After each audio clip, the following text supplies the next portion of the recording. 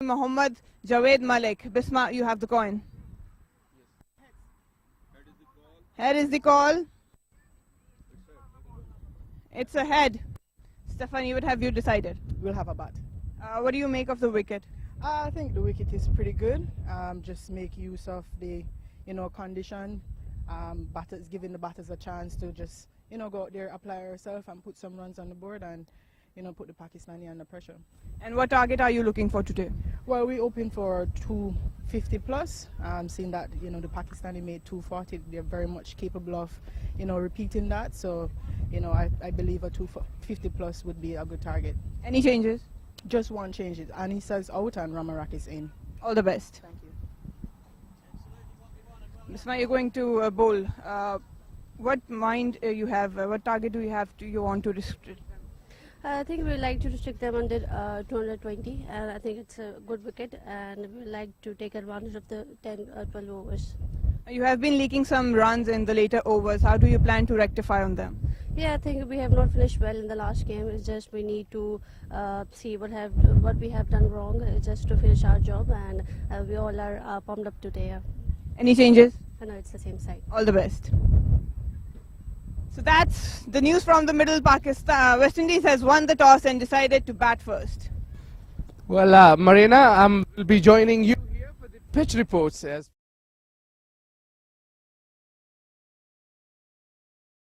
Can you take us through the pitch, how it will react today? The surface, bit of cracks as well? Yeah, it's the same wicket as used in the previous one day, but I was looking at it, a little bit of dew on it, but not much. It will dry out as the sun is out, but I think pretty much the same wicket, a good wicket to bat on. But if you see right here, there are some patches for the lefties. I think that Pakistan bowling first would like to utilize these patches. Not much to offer for the righty, but if talking about I think the hardness of the wicket, it's the same. But we have seen that bounce we were expecting in the last game, it wasn't much there, and I think the case will be the same. But a good track to bat on. Early on, you've seen that it's a little bit windy, yeah. So I think that the fast bowlers would like some swing, and they would like to utilize it by bowling on the proper areas. At that end, I think there's a little bit cracks for the righty, and I think the off spinners or the leg spinners would like to utilize it again. But overall, it seems like a very good track to bat first, as the West Indies has decided. But definitely bowlers need to work a little bit harder on it. So the series is still alive and the game is still on. We have 1-1 between both the sides and little bit cracks, but things looks harder here. I think it is a batting surface, a lot batting surface. But as a bowler, what we saw the last game, Diana and Sanami, what they have done.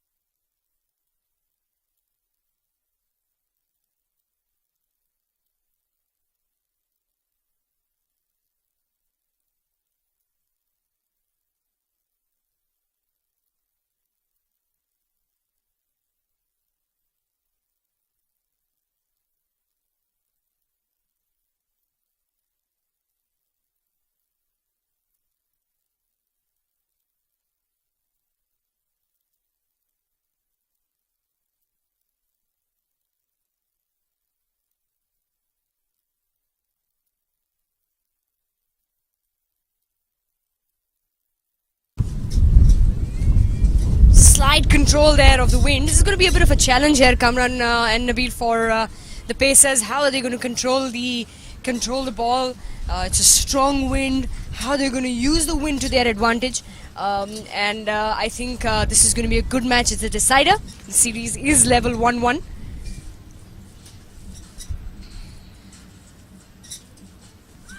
And bowler What a beautiful start. And Diana Baig following up on her brilliant performance in the first innings and utilized the swing perfectly there. Well, what a delivery, what a dream start for Pakistan. They wanted to have a good start given West Indies have decided to bat first, and Kaisia Knight's struggles in this series continues. Yes, Nabil, the ball was moving a little bit away. She's a left-hand, just to be, and the ball was moving away, and she thought that it was going to move away. Well, you see, the wind, we were just talking about how they're going to take advantage of... And Charvi, I think the wide before this delivery. So the wind, there is a strong wind, but it's not consistent enough. It's a start-stop kind of a wind. So on the previous delivery, when she delivered the ball, the wind was not that much there. So it slided down the leg side. And on the next delivery, the wind just helped Diana Baig hit the off stump of Kaisia Knight. And purely very difficult kind of delivery for Kaisia Knight. She can't complain much about that. So the skipper walks in. Stephanie Taylor winning the toss, selecting to bat. They do realize how important this partnership is going to be for the Windies. Both Doughton and Taylor will need to make sure to ensure that they're going to have to be. They have to stick around there. The partnership has to work. They're going to need a strong total on board. This time a fuller delivery, a quick single, throw at the keeper's end, but the dive was in from Doughton. This is the golden pair that Pakistan would be trying to hunt down, because as we know, Doughton can be really dangerous up front, while Stephanie Taylor had this ability to not just build the innings but help a partner from the other end as well. Yeah, that's the kind of a start that Pakistan would have loved to or dreamed about, because it's not only Kaisia Knight who has gone. The end of Doughton, she got a peach of delivery in the last match, so obviously it must be back of her mind as well, facing Diana Baig, and especially when the wicket has gone down in the first over, on the third ball of the first over, she may not be able to assert herself like she does often. It's a 50-over game. We've got plenty of time. It's a longer format match. We all are aware of the same. And, well, what these two will need to do is they will have to take their time. Well, it would be a different challenge given the nature of the match. It's a decider, and finals are always pressure matches. Diana runs in again. This time a fuller delivery and lofted over, long off, and it's a 6. That was a strong shot from Doughton. Simply dispatched, completely disdainful. It was in the slot, and like we were saying that there is wind, but when it's stopped for a while, like it is stopped right now, it becomes easier to bat, and with that splendid shot, that concludes the first over, and it's 8 for 1.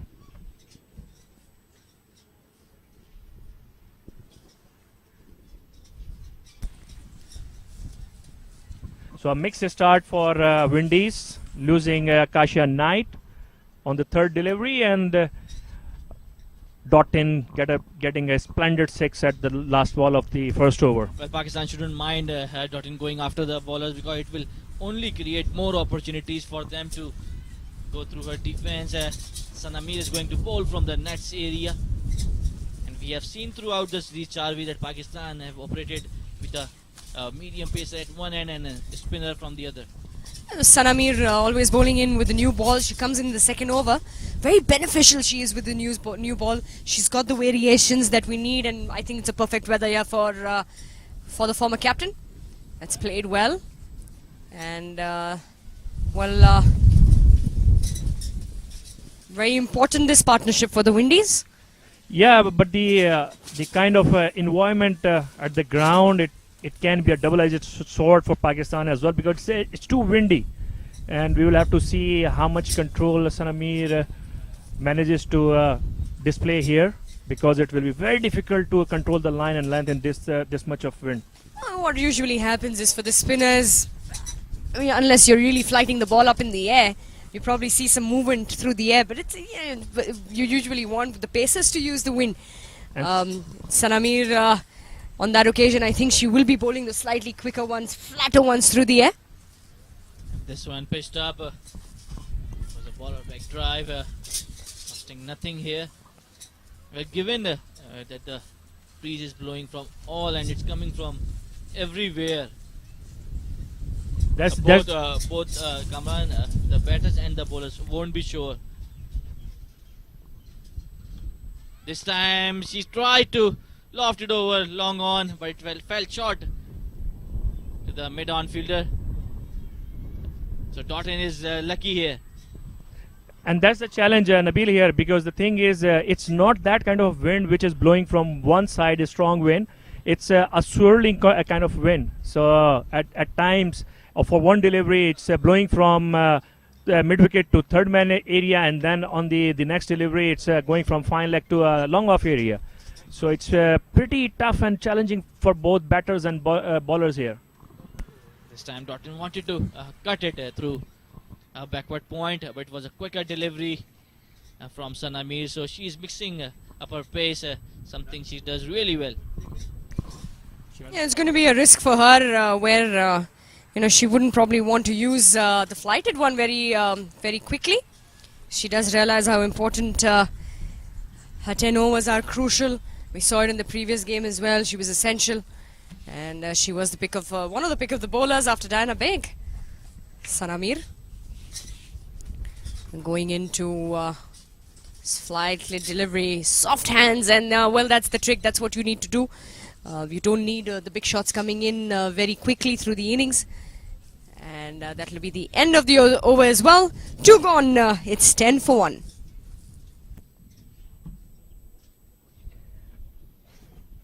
And like Charvi was mentioning, the spell that Diana Baig bowled in the first, the second ODI, in the previous game here. But Sanamir bowled pretty miserly as well. She got 3 for 21 in her 10 overs, and she kept that pressure from the other end and didn't leak the runs early on, which helped Diana Baig to rip through the Windies top order. Well, a fuller delivery and probably not the best of fielding there from Alia Reyes. Totten is going after every ball, and that's how she plays.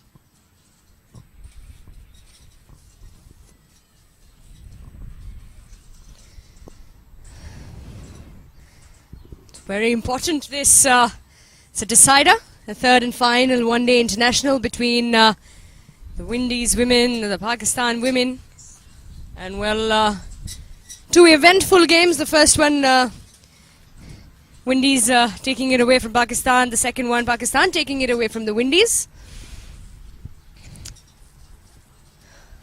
Totten taking her time, just slowing it down.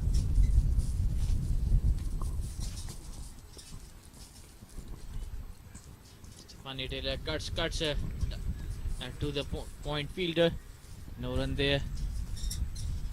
And this is something really unusual. So as we can see, the first ODI, Windies winning it by 146 runs, and the second one, Pakistan winning by 34 runs.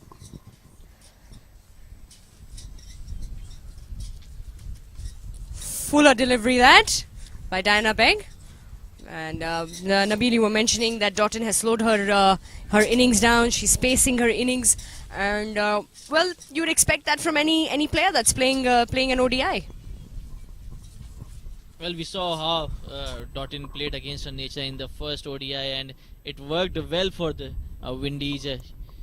She put up a brilliant partnership with Stephanie Taylor, and that is what is required in this match as well. This time, beautiful deliveries, swinging away and then coming back in after pitching. So Diana Baig continues to trouble the Windies batters here. And I think Totten failed only in the last game of all the T20Is and ODIs. And for the first time, she is in under a bit of personal pressure from Diana Baig. So, like she plays, she's trying to dominate her, but it's not that easy.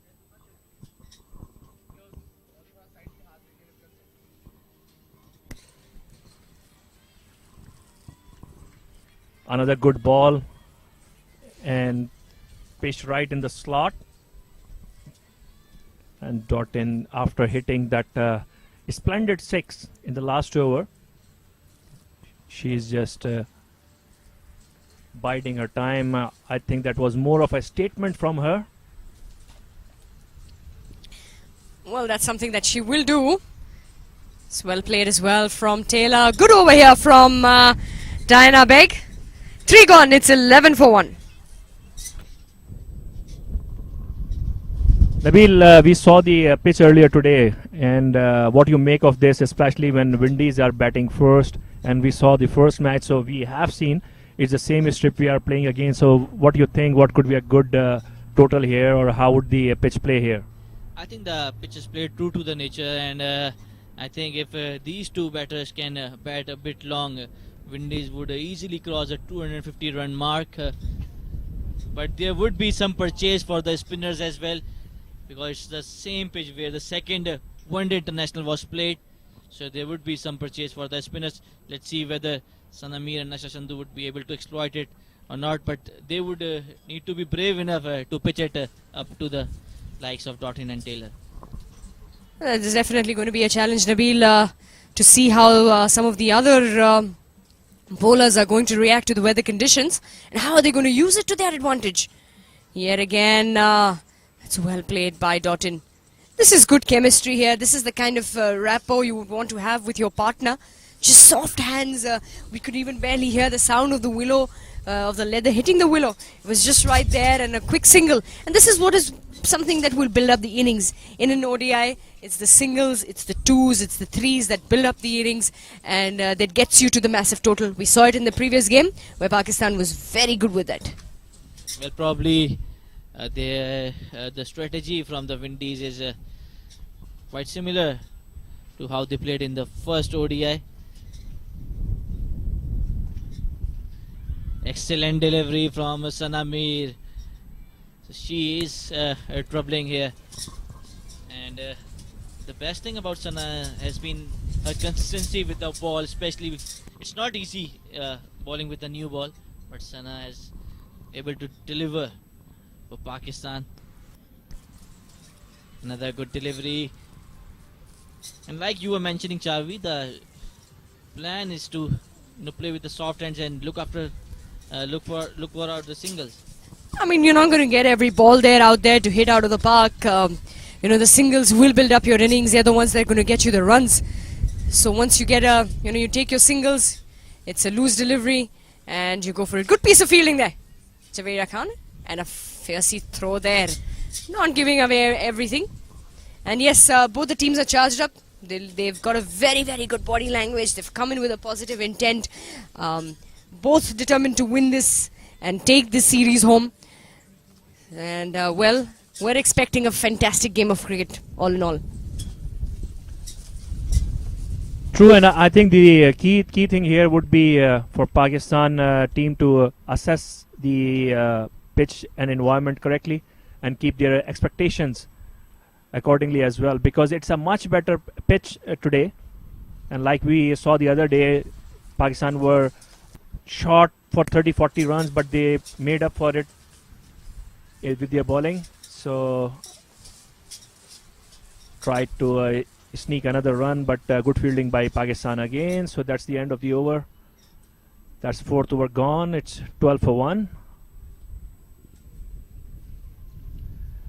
In the first ODI, the pitch had a bit more green tinge on it, and obviously the ground staff knew that there is going to be another match just 2 days after. So that was the kind of pitch today. It's more on the yellowish side, so it's a much better batting strip. So Pakistan women, they should not lose hope if Windies manage to put up a partnership, or especially these two batsmen. So just like the Natasha McLean the other day, she got stuck to the Pakistan bowling. Pakistan will have to keep the expectations realistic, and for sure 300 is a chaseable target over here. Yeah, it's a batting track, barely any dew that we saw. It's a nice dry ground. The outfield is quick and fast. They wouldn't. Nevertheless, they would want to keep the scores just on par. They don't want to go over par. We saw that West Indies fell short of 34 runs in the previous game. So anything around 250 to 60, which should be a very good total for Windies to defend. And I'm sure Pakistan women will be looking to restrict the Windies somewhere below 200 just to make things a little smoother for them. We don't know how the weather is going to change in the second innings, but if it remains this way, then they would want to keep this to the minimal. Probably an inside edge might have saved Taylor here. That was a much better delivery from Diana as compared to the previous delivery. Previous delivery was well short and was wide, allowed Dottin to open up her arms. And like you were mentioning, Chavi, that Pakistan would be looking to restrict Windies below 200. Given what happened in the first ODI, Pakistan were under serious pressure while chasing. So this is something they need to look out for. Definitely so. I'm sure they've come in with a plan. Both the teams have. And that's what you usually would do. 14 on board. Run rate just taking over 3 runs in over. Wouldn't mind that at all, the Windies. And I think Diana Begg, she's on top of her game. She's getting the ball to move. She's a good athlete. And a good shot there. That's played straight, and that's going to go all the way. That's a biggie. It's a maximum here by Dottin. And well, she's going after them.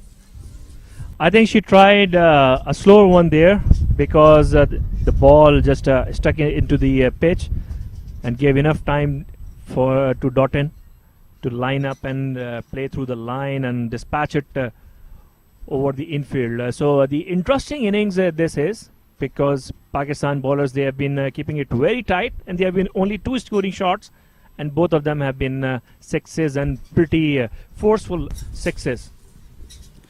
Kamran, just another thing as well, we do realize, looking at the conditions that they've become, you see the clouds are coming in as well. We might expect a little bit of rain. It's a Dubai thing. The only thing that would settle that wind and would settle the sandstorm is a bit of rain. A chance here. We'll have to hurry, Dottin. This time again, we saw Diana rolling her fingers over the ball. So probably she's going for those cutters. But I think the amount of movement she's getting off the air and off the pitch as well, I think Diana should bowl seam up deliveries. Shouldn't be afraid of getting hit for boundaries or a 6. She remains key to Pakistan's cause here. You can see on this delivery as well, she rolled up her fingers. She's trying to get the little bit of a reverse swing as well, trying to pull the pace back from the ball in some cases. Well, that'll be the end of the over as well. 5 gone. It's 21 for 1. Here's a look at the Windies scorecard. Kasia Knight went for duck for the second time in the series. Just faced 3 deliveries, brilliantly bowled by Diana Begg. Jayendra Dottin, the star player from Windies, still there. 17 of 12 deliveries. Hit 2 massive sixes already to Diana Begg. Stephanie Taylor is there on 3 as well. So like we were discussing about the weather, usually when this much of a dust storm and winds came, whenever to Dubai, it's usually preceded with the lovely ball pushed through by Sana. And as we were discussing earlier, Sana is usually likes to flight the ball, but here she is pushing it more, which I didn't realize that she could do with so much control. Well, Sana will bowl once again. This time a much flatted delivery and an easy single here for Dottin. Well, she is pushing the ball through the air. She does realize anything which is flighted or slower might might move away because of the wind, and that's the reason why, just to control the delivery a little bit, she's bowling those flatter and quicker ones. And yet again, that one was a slightly quicker delivery, trying to pull the pace back from the ball. But the only disadvantage is going to be here is going to be that it might go against them, the bowlers, if they will be looking to flight the delivery. It's going to be a bit of a challenge till the weather condition changes. Yeah, and usually it's pretty difficult for any spinner to have control on both. Again, another flighted delivery. Well, they should have been stopped by Javeria Khan. She needs to be on her toes. Pakistan cannot allow to give away those singles, because if they need to, if they want to build the pressure on the Windies batting side, those singles should be cut off. And I think, Nabil, they should learn the script that Stephanie Taylor is following. They need to make Stephanie Taylor go for runs and cut down easy singles for her, because in all 3 innings that we have seen her, that looks to be her protocol, that just go there, steady the innings, and let Dottin and other players collect the runs, and she stay there as a senior partner there. That was a fearsome shot, resulted in no run. It must have hit Bisma's end quite fiercely. And with that, it's the end of the 6th over. Windies are 23 for 1.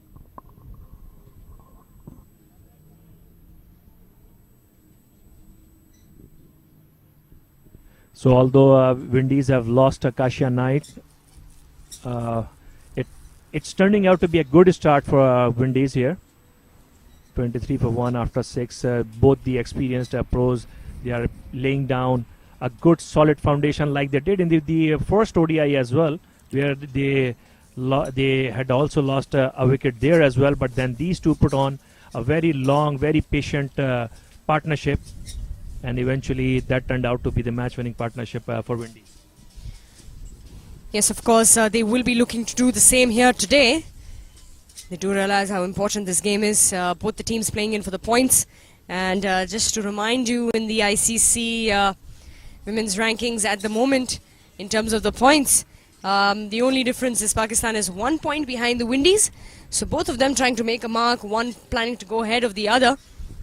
And well, that's the fight here that they are battling it out in this 3rd and final ODI. And Dinah Begg,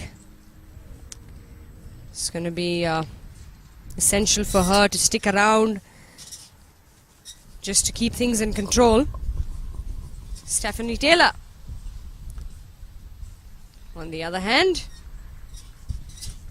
they're very good between the wickets, these two. They run well, they take their chances. We know Dottin is the one who's more of the hitter. Taylor can as well. She's both of them are strong in their areas. But Chavi, I think Pakistan are missing the trick here. They are not following what she's trying to do. She has been on the single spree, I would say, while Dottin likes to get on with the game, hit those boundaries. Stephanie Taylor's game is to build the innings, look out for the singles.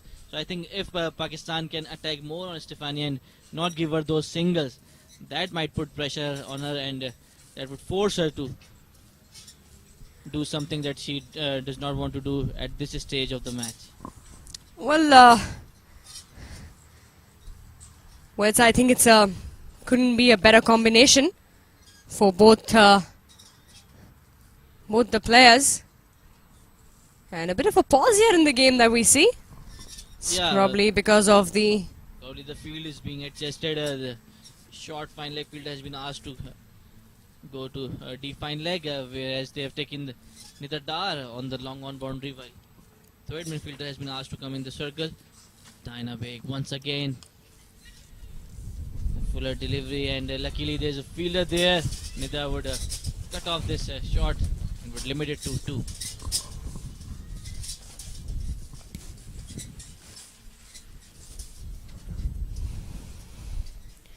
We're talking about Dottin and Taylor. A good combination there. One very good with rotating the strike. The other one is a power hitter. She can clear the ropes with ease. We've seen some 2 fantastic shots of Dottin's willow. Taylor is still on 5, Doughton on 20. Partnership with 25 runs in this innings. Windies winning the toss, selecting to bat. And just a little bit of information for all our viewers who might have just joined us from across the world. We welcome you all in this third and final one-day international between these two teams. Part of the ICC Women's Championship being played here in Dubai at the ICC Academy. This time it was down to the leg and rightly called wide from standing umpire Asif Yaqub. There's been another change in the field this time. The deep fine leg fielder has been put to the deep square leg, while Nahida Khan has been asked to operate with the short fine leg. So there are now 4 fielders on the leg side, while 5 on the off side.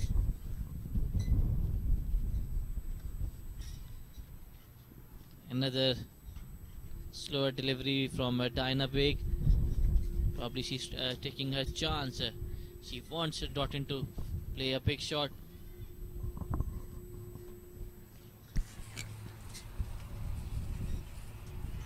Probably trying to create those chances for Doughton.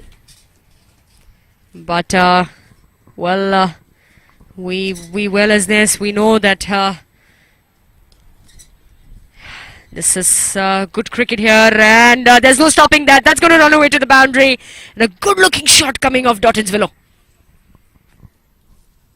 It was a touch fuller from Diana Baig, and Doughton took full advantage of it, middling it really well, and Nidadar had no chance whatsoever at the long on boundary. So she made a good sprint, but it was a too powerful shot from Doughton. Diana needs to get her length right. Compared to the previous one-day international, I think her length has been a bit fuller or a short. And yet another. It was another full toss delivery, and it was helped on a way to another boundary. So Doughton is now dealing in boundaries, and she's getting the flow. That could be dangerous for Pakistan. That'll be the end of the over as well after back-to-back boundaries. 7 gone, 35 for 1. Earlier in the day, Windies captain Stephanie Taylor won the toss and elected to bat first. And here's a look at the bowling. Diana Baig, she has been a bit expensive today, although she picked the wicket of Kasha Knight in the first over. She has gone for 30 runs and has taken 1 wicket. Sanamir, on the other hand, she has been her miserly self, choking the runs and keeping the pressure on the batsman. Uppishly played by the batter, and but safe.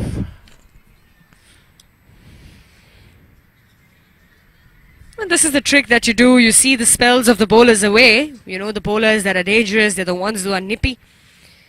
Since Sanamir is quite nippy, soft hands, and there's a chance here. And this is a loss here for the Windies. She was almost halfway through. There was no chance of her getting back. And that's the second blow here, and that's in the form of Doughton. She was just getting her go on. Pakistan couldn't have asked for a better wicket here, and that too in the form of a run out. So Windies losing their wicket against the run off play. What a stroke of luck for Pakistan. Splendid fielding. Have a look at it. A perfect throw, and Sanamir didn't do any mistakes, and she whipped the bails off. What a precious wicket for Pakistan at this juncture of the game, when these two experienced campaigners, Stephanie Taylor and Doughton, they looked like they had gotten over the early jitters. Yeah, Kamran, and given the importance of Doughton to this Windies cause, this could be a match-changing situation here for Pakistan. Pakistan must not allow Windies to get away from here. It's a good throw from Nidadar, straight into the hands of Sanamir. And well, Doughton, to be very honest, she was way far. She had come almost halfway through on the turf, and there was no looking back. A bit of a confusion there. And the new batsman in, Campbell, 26 years of age, comes in with a lot of experience, 63 games in her kitty. 965 runs, good strike rate of 58 and an average of 19. 150 and 100. Well, she's going to have to give some company here to the skipper. Gets the bottom edge there. And a bit of a chase for Dinah Begg, but that's going to be a welcome boundary for the Windies. Sanami shouldn't mind it because that looked a shot more of a desperation. Stefani Taylor won't be happy how they lost the wicket of Doughton. And I think Nabil on this outfield, which is lightning fast, these such boundaries will come here and there, and so the bowlers and the bowling side should not be too much be sad about it. A flighted delivery. Stefani Taylor wanted to cross the mid-on fielder, but will only be one.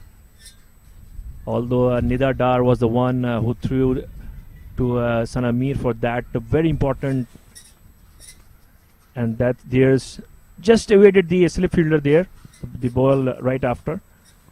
So a lot of credit must be given to Sana Mir as well for keeping it so tight that the batters were forced to go for a run which was not really there. But these are precious situations. This is what gets to you. It's your temperament as well. How do you keep these things in control?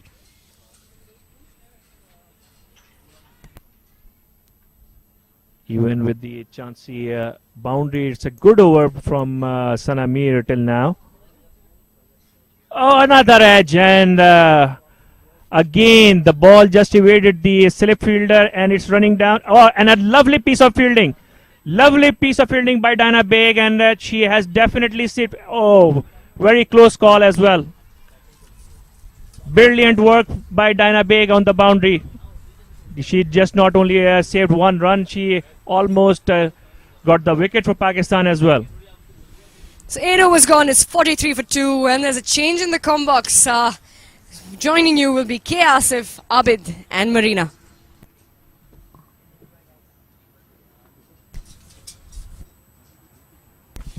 Thank you very much, Avi, for the lovely introduction of the day.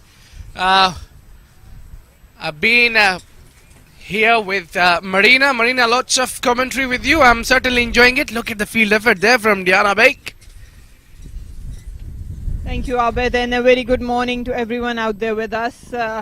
Quite a windy day, and Windies are also on fire, going very hard, and as Taylor mentioned, they want total of 250 plus at the toss, she said.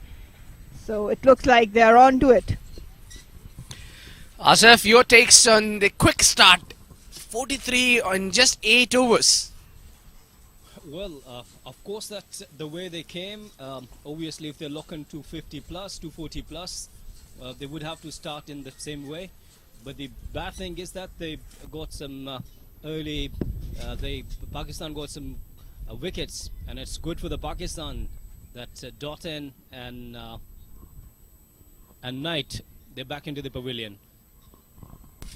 Yeah, two early breakthroughs as well, but I think that's because they wanted to play aggressive, they wanted to play a little hard. This one dragged it on the onside, 4 runs. Joining us in commentary box, the ball. That was a full toss and asking to be hit down to the boundary, and Taylor made sure that she had a good connection, and these are the things that Pakistan needs to watch out, because with the aggressive technique the West Indies have brought into the field, Pakistan needs to consider things that they don't want any loopholes in the bowling or fielding. Well, that's right, and it was a juicy full toss, got the punishment. I don't know what Diana was trying to do on that time. Probably looking for a Yorker but missed the length. She's been brilliant actually with the bowling till now, but they need some good consistent bowling till depth. Yeah, I think, yes, if this way fashion they continue, I think they need to calm their nerves as well in between. So they need to calm their nerves as well. But again, Doughton once again is back to the pavilion, and Pakistani women's must be feeling superb about it. Well, that was a quick run. Yes, no, but in the end, comfortably taken. It's a good running between the wicket. Good call that was. Yeah, I think Diana Baig, they must be eyeing to be careful against with, because she's the one who took them through in the last game, and she's the one who got 4 wickets as well. So she have taken the most important wickets also. So this is what they must be. I think they should let a good deliveries go and strike the loose deliveries if you get any. I'm sure West Indies is aware that Pakistan can bat, and they have batting strength and depth in the lineup. So probably they won't be looking to hang out there with the statement Taylor gave early on. The point for Pakistani bowlers is the right length in this wicket, because it's a really good batting track, and the way the West Indies are playing, they've been exceptional till now, looking to attack, not going easy on any of the deliveries. Once again, an over-pitch delivery straight to the extra cover, ending up this over with the dot delivery. 9 gone. Windies 50 for 2. Yeah, nice time to bring up the 50 runs, because it's just 9 over it took for bringing 50 runs, but then they lost 2 wickets, that to key wickets. Knight and Doughton, both the openers are back to the pavilion. Well, Marina, let me ask you that when you were in the toss and you were talking to both of the captains, how you've seen their confidence, and definitely Stephanie, she was definitely aggressive, isn't it? Oh yeah, she was very angry, and I saw that anger and urge to win today in her eyes. And she mentioned that they're looking to win this game, not taking anything for granted. And straightforwardly, she said that Pakistan has scored 240. We're looking something 250 above as much as we can. And I think that her statement is backed up by the team, and we can see that how they're playing right now. Trying to sweep that shot, sorry, but down the leg side, so an extra for Windies.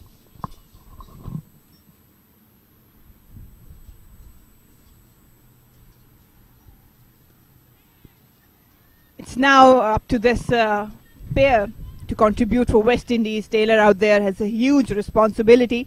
We've seen that she got out on 48 in the last innings, couldn't just take West Indies across the line. But today it's a different game. It's do or die match. So they must have a plan, and I think that Pakistan also needs to think about, yes, the conditions are a little tough out there with the wind, a heavy wind blowing across the pitch, but yet again, this is a professional game and you need to adjust and control the controllables.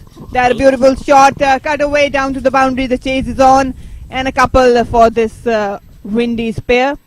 Well, good effort in the fielding by Javeria and Diana, and a couple more added into the total.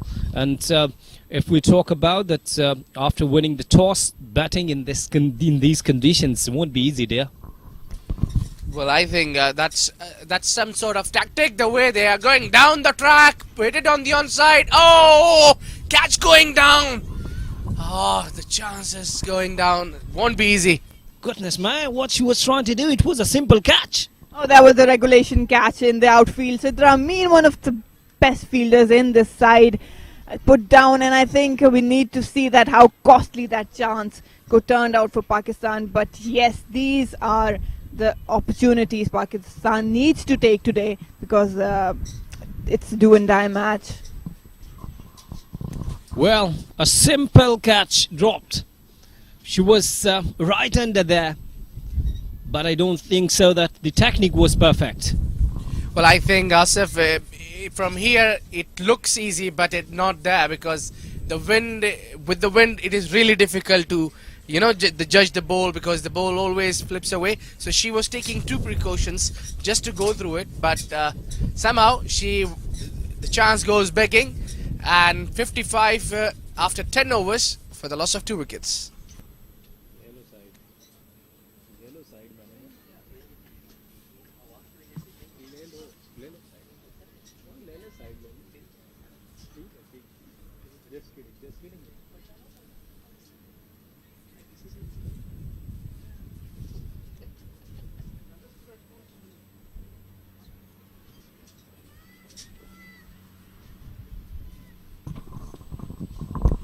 Well, a simple catch dropped by Sidra, and definitely it could be very dangerous for Pakistan.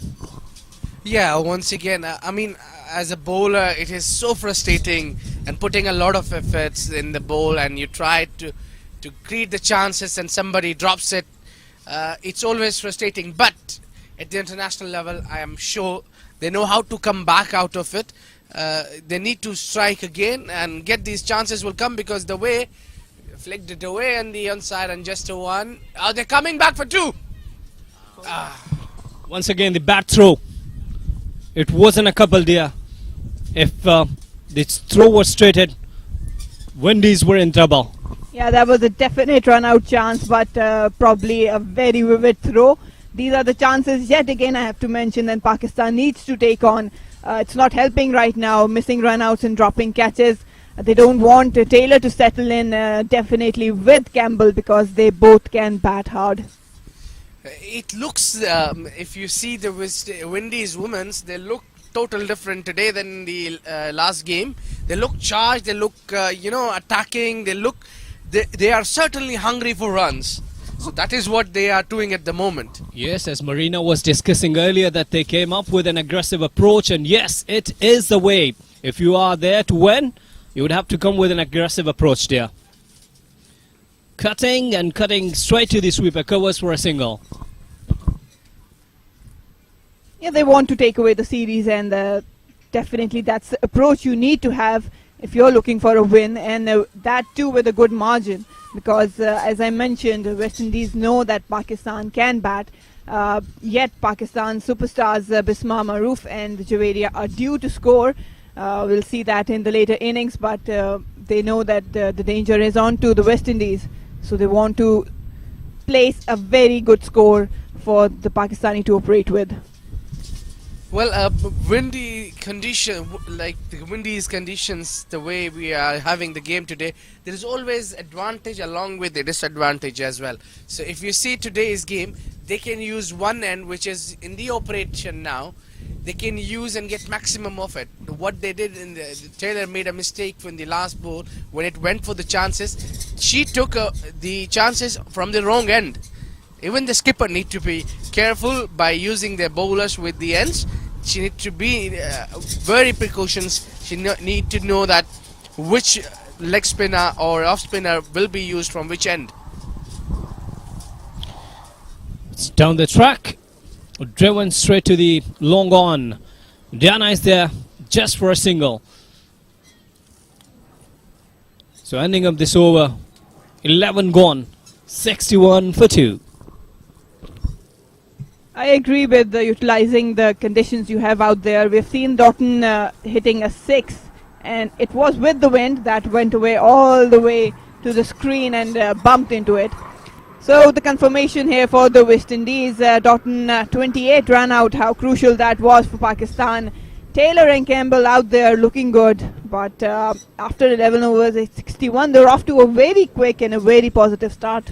Look at the Doughton score here, 28 of 20 deliveries. So it clearly says that she was there, sent there with a message, go and blast, and that's what she did. But this 28 came in just 20 deliveries with these conditions. I mean, surprisingly, but she have done her part well. All that you need is good start. She delivered it. Yes, that's true, but I'm sure that West Indies and even Doughton wanted to take it long and deep into the innings. We've seen that how disappointed she was after getting run out.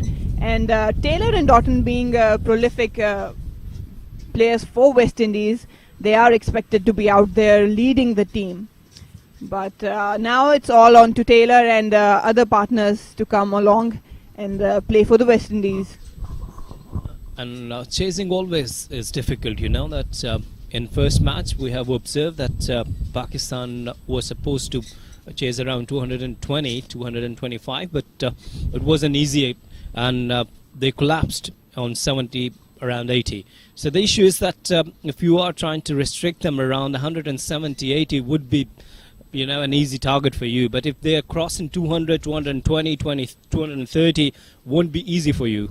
Yeah, I did ask Bisma regarding this concern. I did ask her that they are losing some valuable runs in the later overs, how she has planned to rectify it. She is aware of this concern for Pakistan, but I'm sure they have a very clear plan, and I've seen them sitting down with the coach and discussing the bowling plan for the death overs. So probably another concern for Pakistan yet again, but we'll see how it goes. Yeah, Marina, there is definitely one thing that is in the mind of these players need to understand that even the last game they have won, but the situation they were in, they could have made more score. I think 160 or 70 was easily up there to grab, because the way Nidadar played and Sidra Amin, wonderful knocks.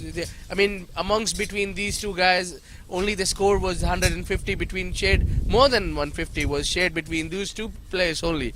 Then the rest also chipping in, but I feel in the end they lost the platform. They could have produced more runs on the board, so they need to work out on that department. Well, players are having drinks, and if we talk about that, if they are scoring, let's say 220 and plus 250, then Pakistan would definitely in trouble. Because I'm telling you that when you are setting a target and when you are chasing a target, a lot of difference there. I agree that chasing is not an easy task, but I think that for me, Pakistan needs to continue that momentum and that approach they had in the previous game, just to go out there and score runs. They don't have any other option while they're chasing a target, and more importantly, they have to make sure that they don't leak runs in the later overs, because we all know that how explosive McLean can go. She played a hell of a knocker in the last match. Yeah, she'll be, if she's carrying that sort of form today, then I would say the Pakistanis will be in big trouble, because it's been the over 5.5 runs per over right now, and yes, there is power play has to play in, but what we have seen in the last game, McLean, the way she played, so they got another batswoman in the down the order as well. So more bad news for Pakistanis. Well, Kamal is so good on her back foot. We have seen a couple of cut shots there. Looks in a very good mood. She's a good batter. I've seen her play, and she has good technique and good temperament. Unlucky that she couldn't kick up till now, and let's see how she goes around today. But yeah, she knows that she has a role to play today. A dot delivery there. Yes, they need to produce a lot of dot deliveries here. They need to bowl a lot on a correct channel. Loose deliveries will be whacked out of the park. That's the Windies are there for this mindset. Well, on the other side, you could see that there is no fielder on the point for the Taylor, and two fielders there. A short third man and extra cover. Very good delivery, asking for the LBW. Oh, that was a close call, and Pakistan would have probably liked if the finger went up. But lucky for Taylor that she escaped, and we'll have to see in the replay as to what element saved Taylor. I think that height was probably the issue. Yes, indeed, it was a height because Taylor, she's tall. It even if it's on the upper part of the pad, it would look way too high. So end of the over. After 12 overs, the score is 62 for the loss of 2 wickets. Good over by Nida Dar. That is what is expected of Pakistani bowlers, especially the experienced ones. You need to contain a very tight line and length on this wicket, and the approach Windies have. So Pakistani bowlers have a very less, minor, I think, margin of error.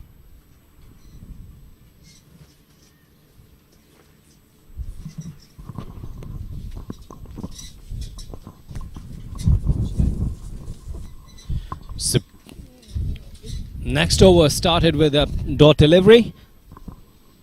Nashra, left arm orthodox bowler.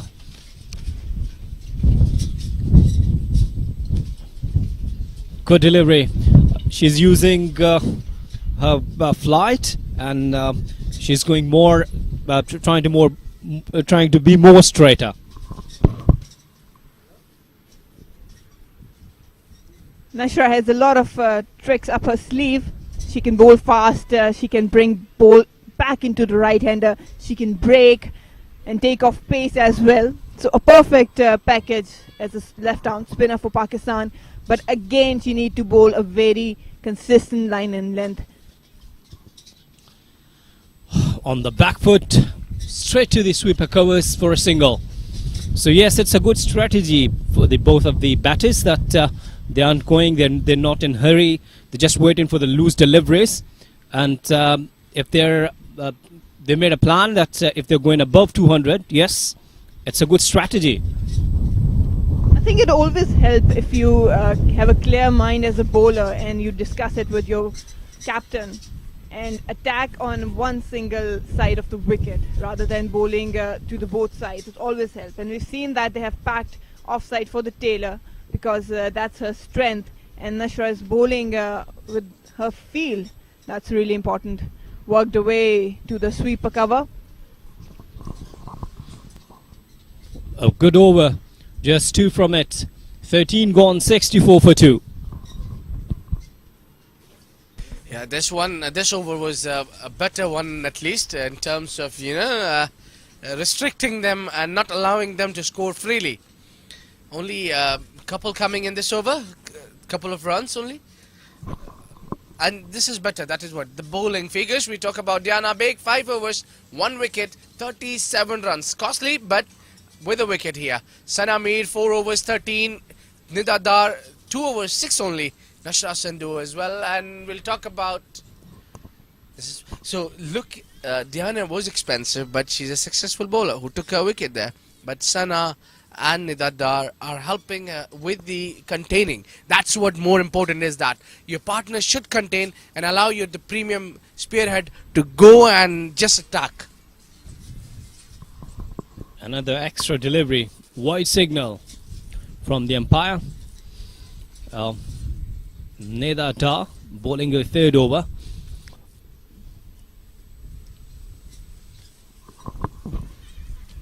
Quick single and very well taken drop and run. I think it's brilliant bowling if we talk about Pakistan, and because they have pulled down the run rate the West Indies were off to, and these are very important overs right now, for both teams, for West Indies and for Pakistan, because West Indies would like to keep the run rate around 4 to 5, taking singles, rotating strike and utilizing the bad balls.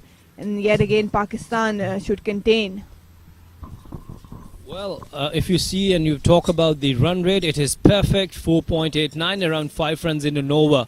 And if you're going with this momentum, definitely will be touching 250.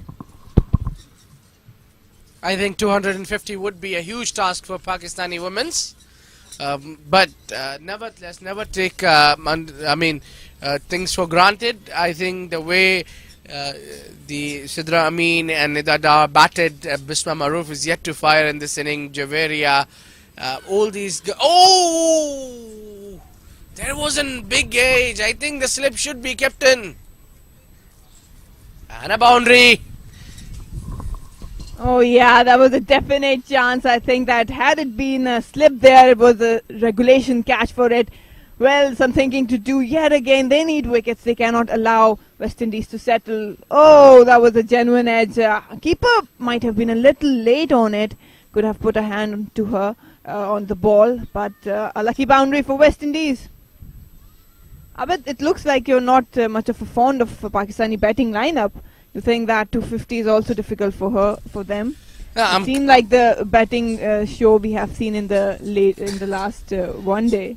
You know, I'm talking about the conditions, because if the conditions are similar, that means your one end is blocked, and the way West Indies has capitalized now, and 250 would be more difficult if the wind continues. So I think 250 should be chaseable, but looking at the conditions, it will be difficult a bit. It can be helpful also if you tend to utilize one end. And mind you, they have taken Anisa Mohammed out of the playing 11 today. She has been a very lethal bowler for the West Indies. Probably, I'll say, a little bit of edge to Pakistan that they can operate freely in the middle overs, where she contained a lot. Well, we have watched an appeal from the point area. Bowler was not interested at all. And the keeper was not as well. Down the track. A fielder is standing there. She was trying to stop that ball. Managed good technique, and I used to, if you could recall that we do have a fielder. We did have a fielder actually, Muhammad Kaf from India. He used to stay on this place, and he stopped hundreds of singles on this position. Well, this position is very important when the spinners are bowling, because if a batter is playing with a straight bat and you're bowling a straighter line, these are the singles you want to cut down. By the way, Muhammad Kaf, fantastic fielder. What a player he was. No doubt about that. He's been exceptional. I think that I'm one of the fans of her fielding. That's flicked away on the onside, and 1 run taken. Let's talk about Jonty. 96 matches he played, 96 ODIs without 100, and he played as a batsman, but he made it 96 matches without scoring 100. So that's what says how much important is field. If I mention they had change in the field, Javeria is now into the short mid-wicket area. Sana has moved on to the extra cover. So they know the importance of the field. So West Indies 72 for 2. 74 for 2 after 15 overs.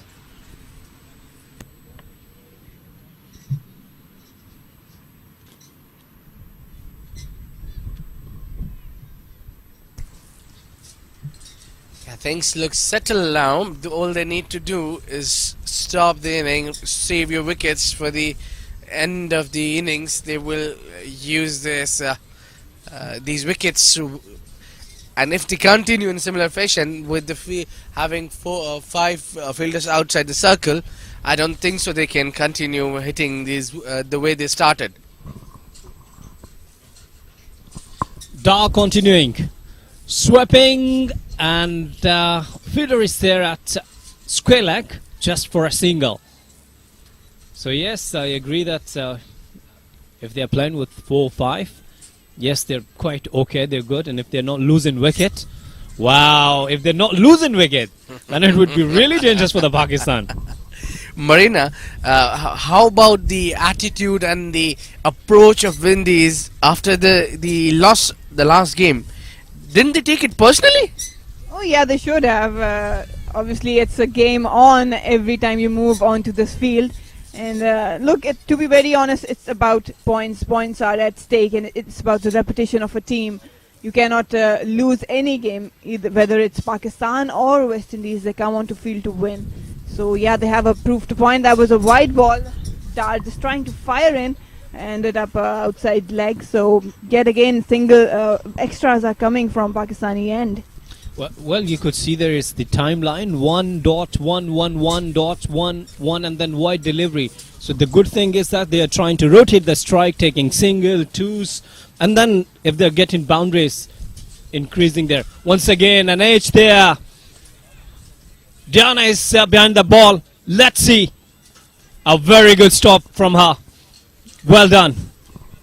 Brilliant fielder Diana. She has been exceptional for Pakistan, but yet again we have seen that ball finding the edge and getting away.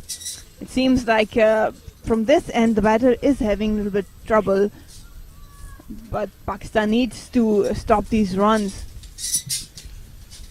Nidada again comes forward and bowls to the skipper. With soft hands, they'll get one. So one more ball to go in this over, and they scored 80 runs already. Well, this delivery must be crucial because it's been a long over, but Good fielding there. A dot to end the over with. Well, Marina, I see Stephanie Taylor now. She's taking her time, and I think so. She must be looking to score big today. Yeah, she's the captain obviously, and lots of responsibility on her shoulders today, because now she is the key. The West Indies wants her to play till the 50th over, probably take on a Pakistani attack in the last 10 overs. But right now what the West Indies are doing, they know that Nida and Nashra are experienced bowlers for Pakistan. They can contain and take wicket. So they are playing very cautiously. The good thing is the rotating strike, and on the Pakistani end, I think these overs are like just passing by fast. So they do have a plan, and with bowling options like Sana coming back, Diana for the second spell, then probably Alia would come, and we can see Kainat Imtiaz also.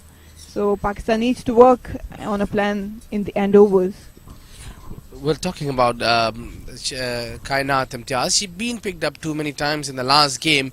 I think she was too eager to take wickets in that game. When you go for that things, you might leak some runs. But today, that should not be the scenario for her. She should be working well to do some containing work as well and try to take a wicket at the same time. Yeah, I think Kainat missed the trick in the last ODI when she was on in the death overs. She missed her length. She was supposed to bowl Yorkers, especially when McLean was on strike, because we've seen that McLean was clearing her left leg, wanted some room and a little bit of length so that she can hit out, and that's exactly what she did. But probably Pakistan has seen and worked on her, and probably also the bowlers have a clear plan now. Yes, that's right. And after 16 overs, the run rate is very good. 5 runs in an over, 80 for 2. With this, the drinks break and process there. A change in commentary box. Kamran and Sabah would entertain you.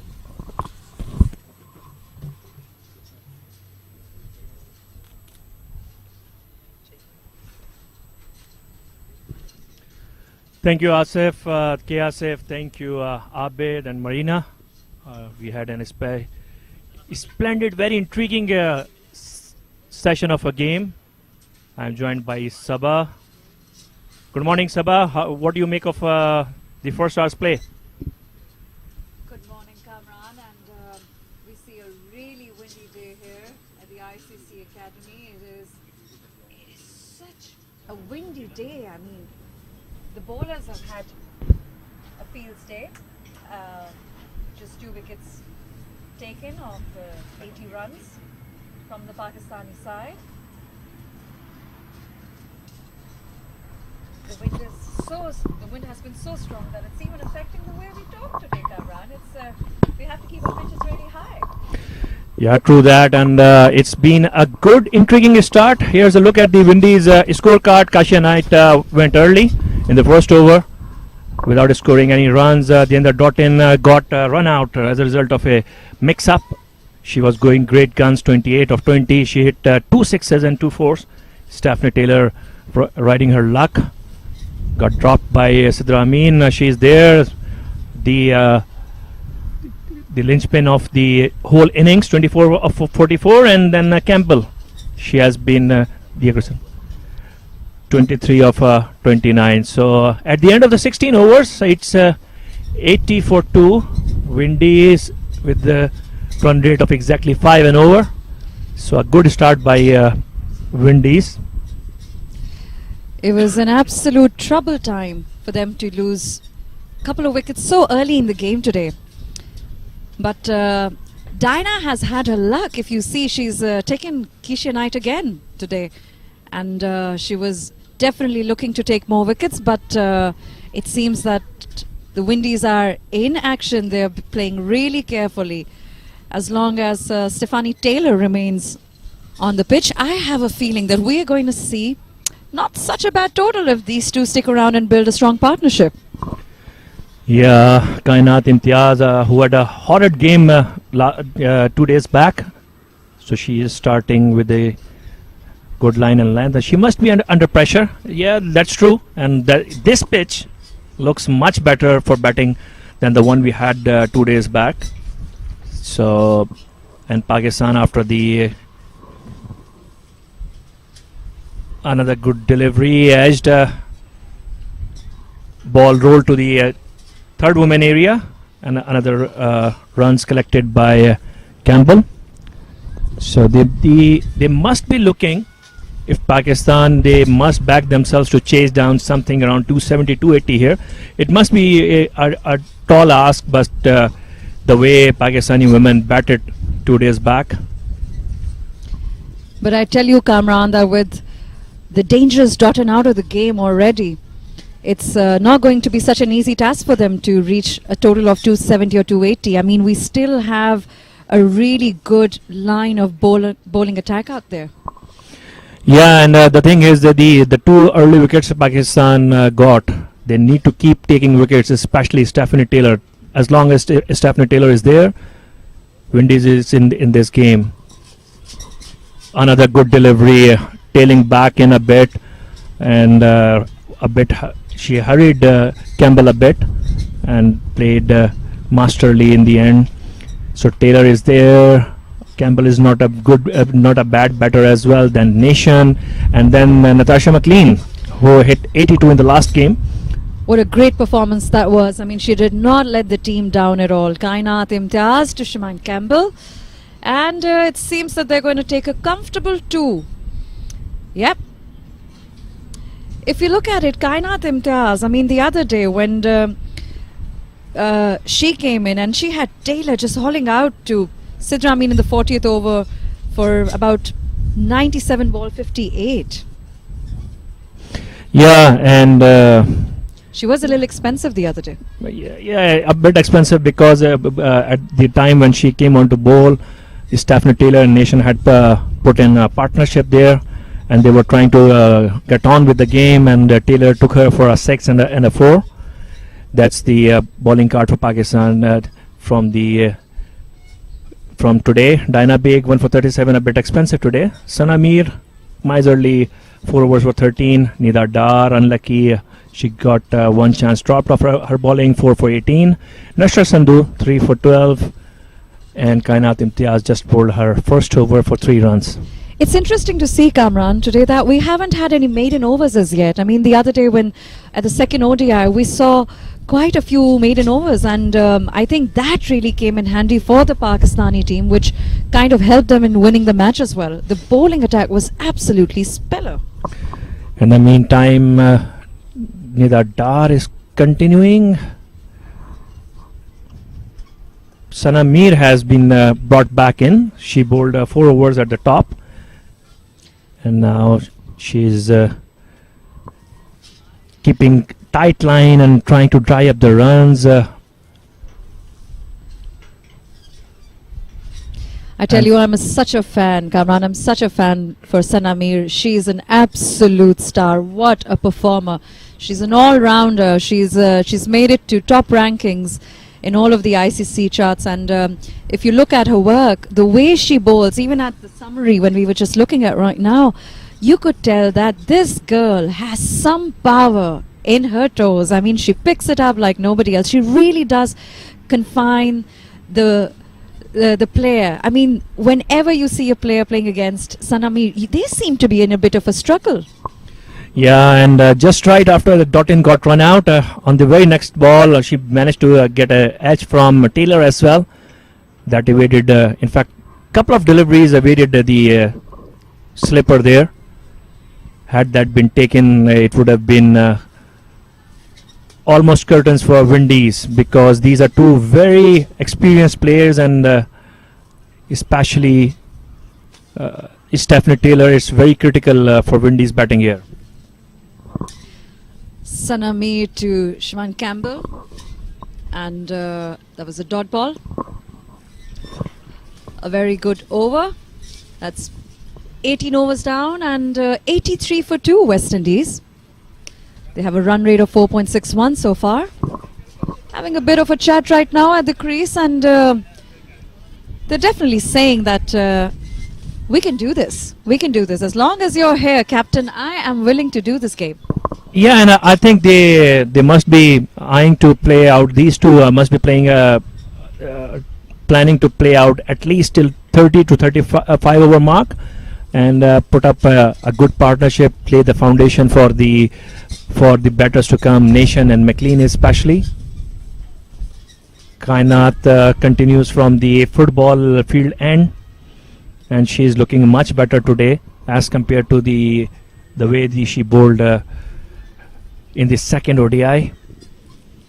Talking about the football field end, it's such a windy day, and towards the football field, it is so beautiful. I mean, there's you can see that the leaves are just falling everywhere on the ground, and it makes quite a picture. If you want to take a few pictures today, Kamran, that's your spot. So true, and meanwhile another run collected by the captain, Stephanie Taylor. And just to give you an idea for the viewers, the wind has not stopped yet, but it has definitely, as compared to how it was blowing an hour ago or at the start of the game, it has subsided a bit, but it's still pretty windy. A comfortable run taken between the two players, and Kainat still bowling. On to Stephanie Taylor now. Well, talking about the wind, it's been so windy that I can't even seem to get a couple of my fingers in my hair today. It seems I will have to get some extra hair for a windy day like today.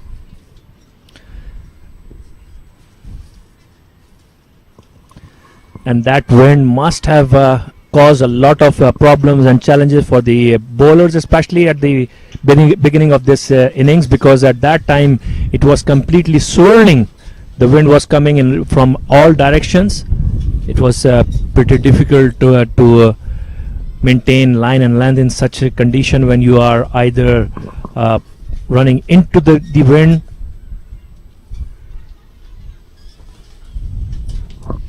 Kainat bowling really easily into this over, and if you look at a line and length right now, I think she's playing by rule, and her discipline is so good right now. She's not letting the players get too comfortable. They've only been managing to take a single here and there, mostly dot balls. That's been the last couple of overs so far.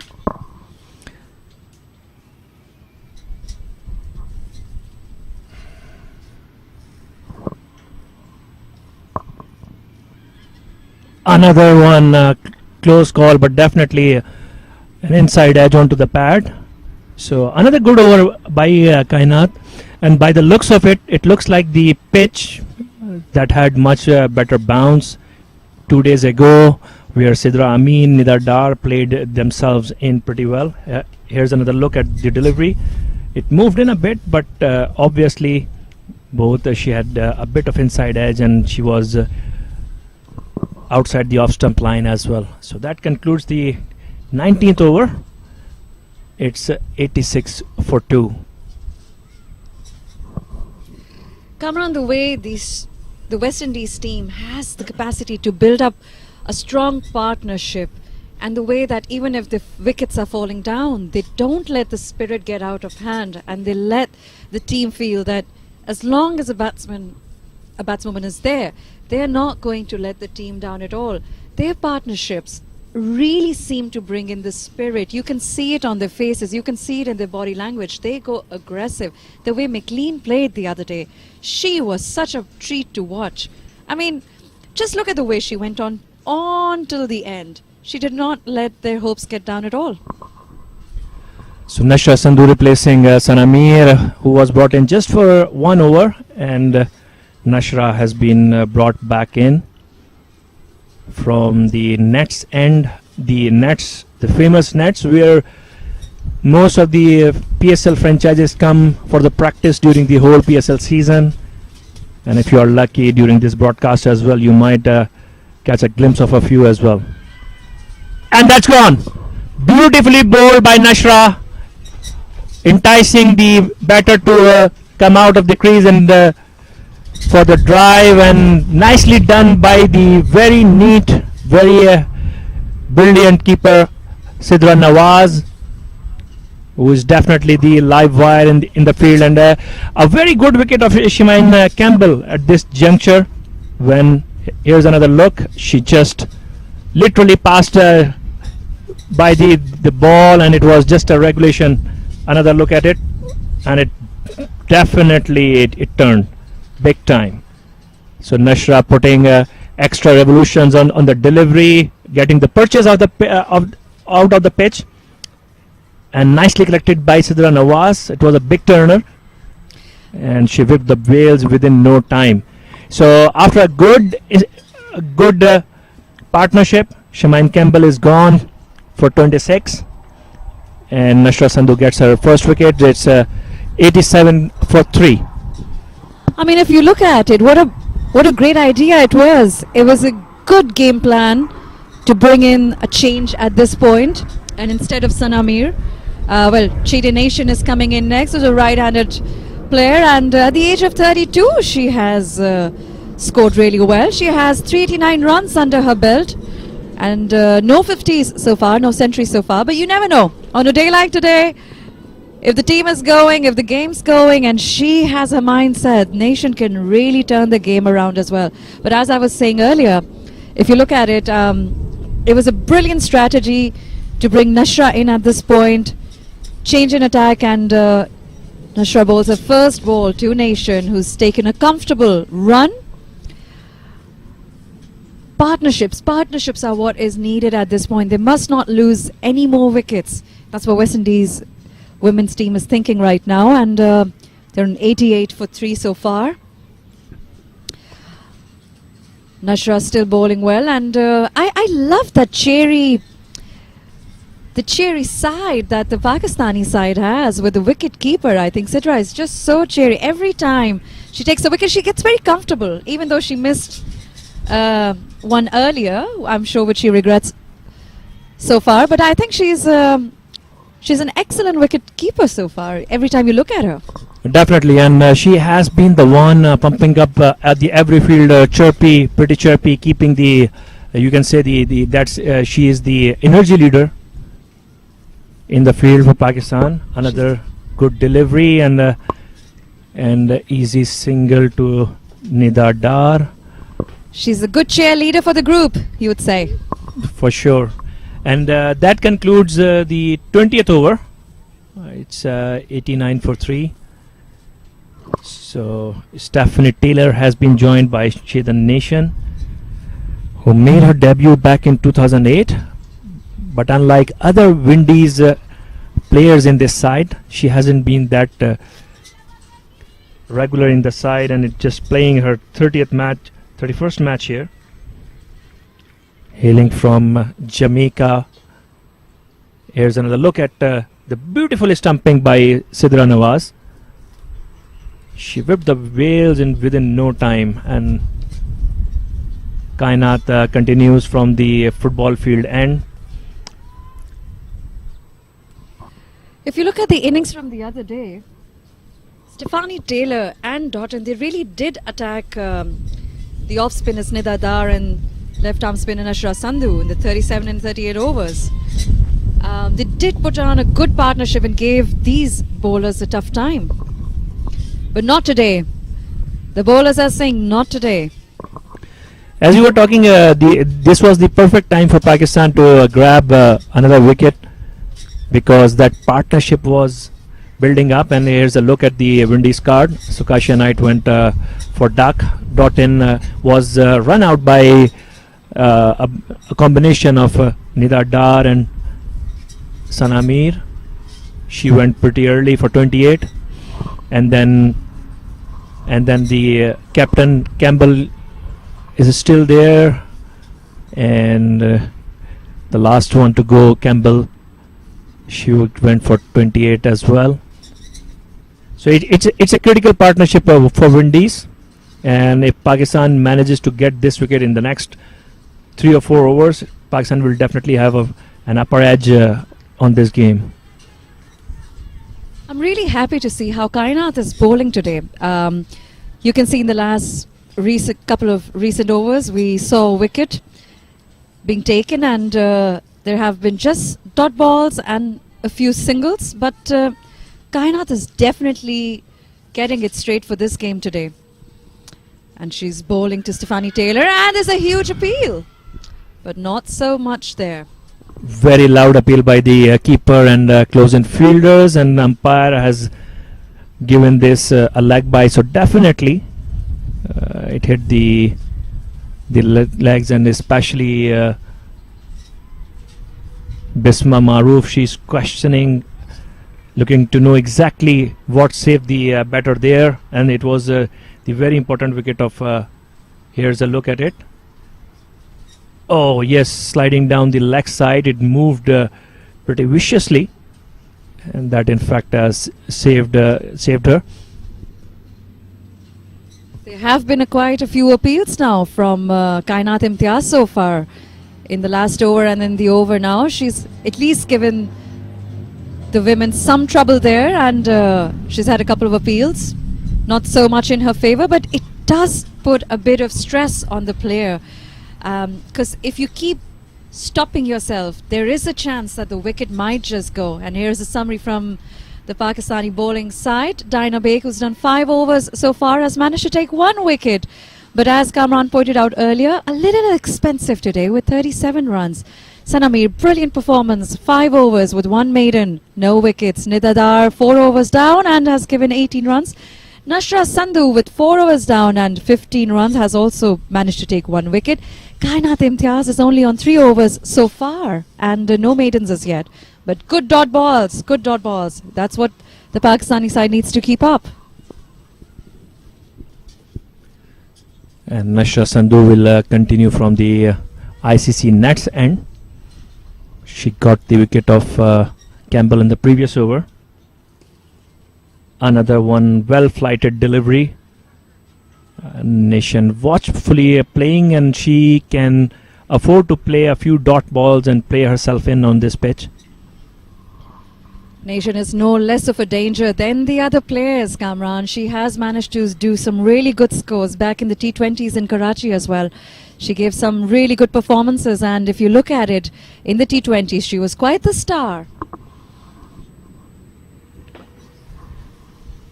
And Sabah, this is the benefit of having a good partnership, a good foundation. So when Campbell and Taylor were together, they were going around 5 and over. So they had accumulated 80 of the 16 overs, and since then that wicket, now the run rate has dropped down to 4.2, almost dropped down 1 run per over. That's what a wicket can do.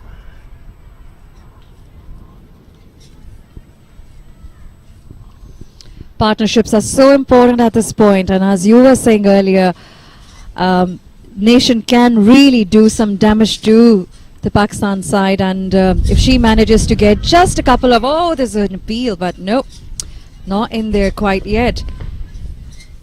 Nashra is still bowling, and Nation is facing her. But a good partnership can really do some damage. They're just itching to get some boundaries here.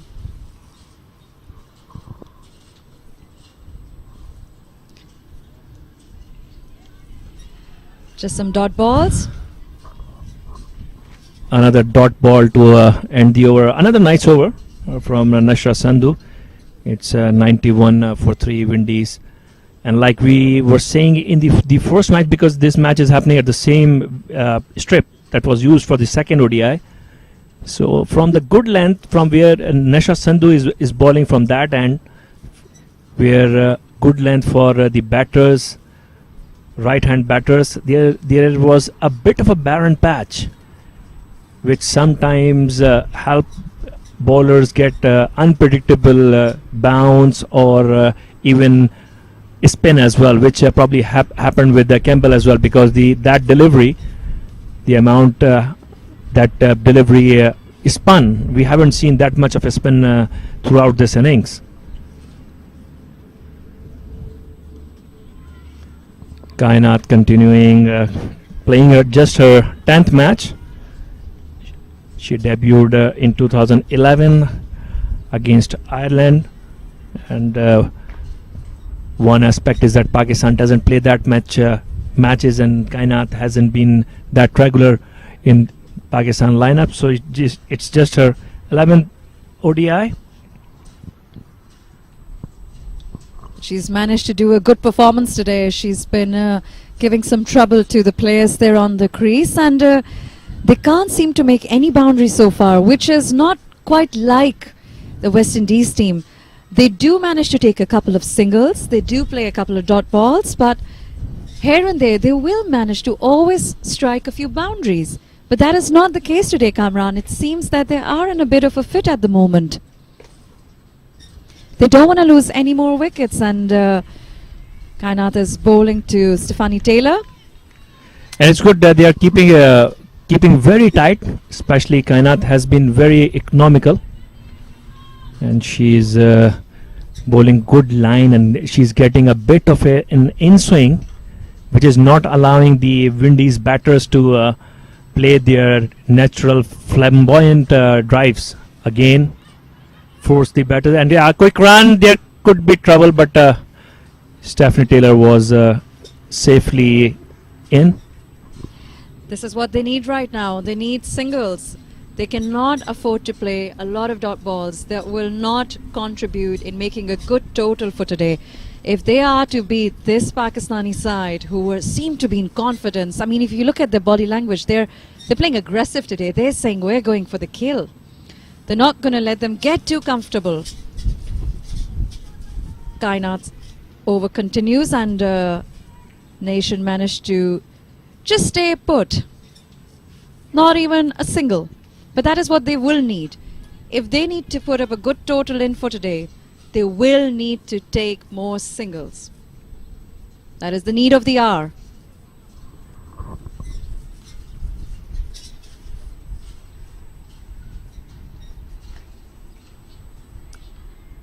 Again, trying to force a drive, but I think inside edge, and it has hit Nation on the ankle. Pretty delicate area to be hit. That concludes 23rd over. It's 92 for 3 for Windies. So Pakistan has definitely brought Windies innings back to an extent.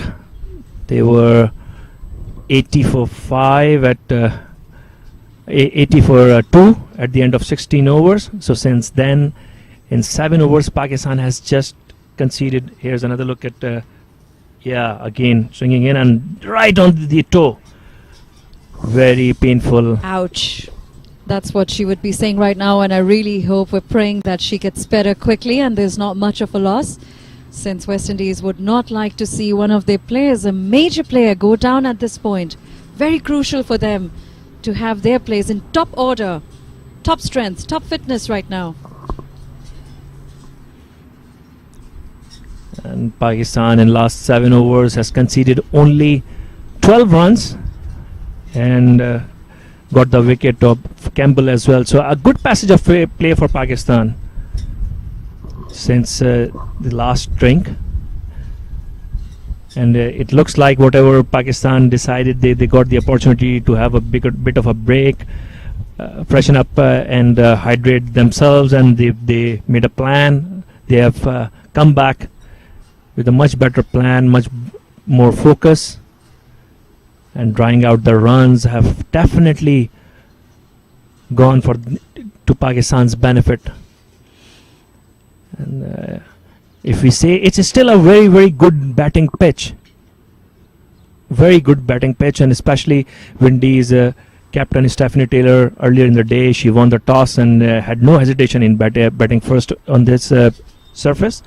And I'm sure she had something around 300 in her mind because the way this pitch played. Here's another look at the incident. Inside edge, big inside edge, and right on her toe.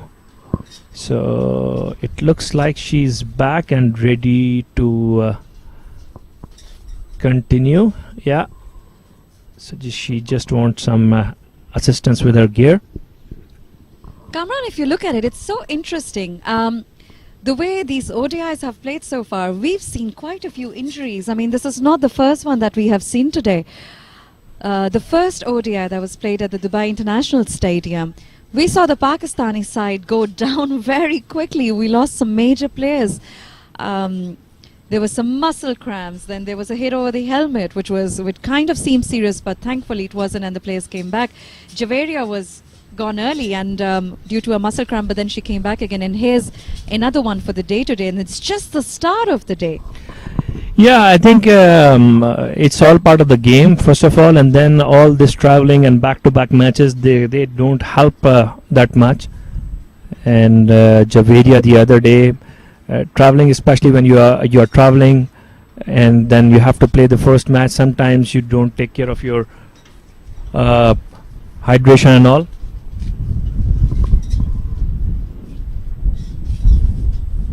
So Nida Dar to continue. Nida Dar replaces Nashra Sandhu. Nida Dar's first ball, and Chetan Nation seems back on her toes again. The wind is just crazy today. I can only assure the viewers that what a day it is here. I'm not sure about Kamran, but I would definitely need a shampoo at this point. It is absolutely hair blowing, not mind blowing. It is hair blowing kind of day today, and everyone who's sitting in the dugouts and us here in the comms box, you can see that we're enjoying the wind. It's not such a bad day to be here in the dugouts, but it does play a role. Yeah, definitely, but I would wait for the day to end and not to come out again in this win, because the cameraman just showed a few shots of the makeshift com box as well. So it's all sides open today. Again, she went back dangerously, and Nation is definitely struggling, especially from this end. For before Nida Dar and Nashra Sandhu both.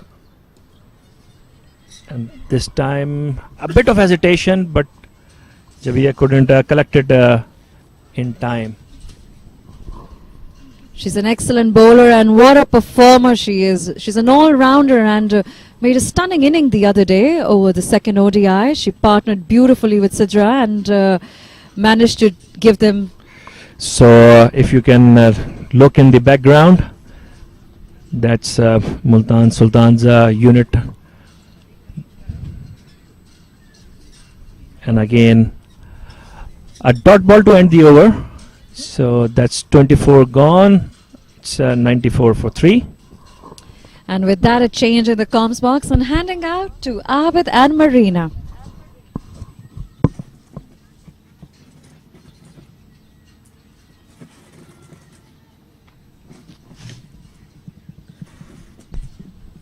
Thank you very much, Sabah, for the lovely introductions. Marina, and alongside with me is Marina, Iqbal and Ahmad Khwaja.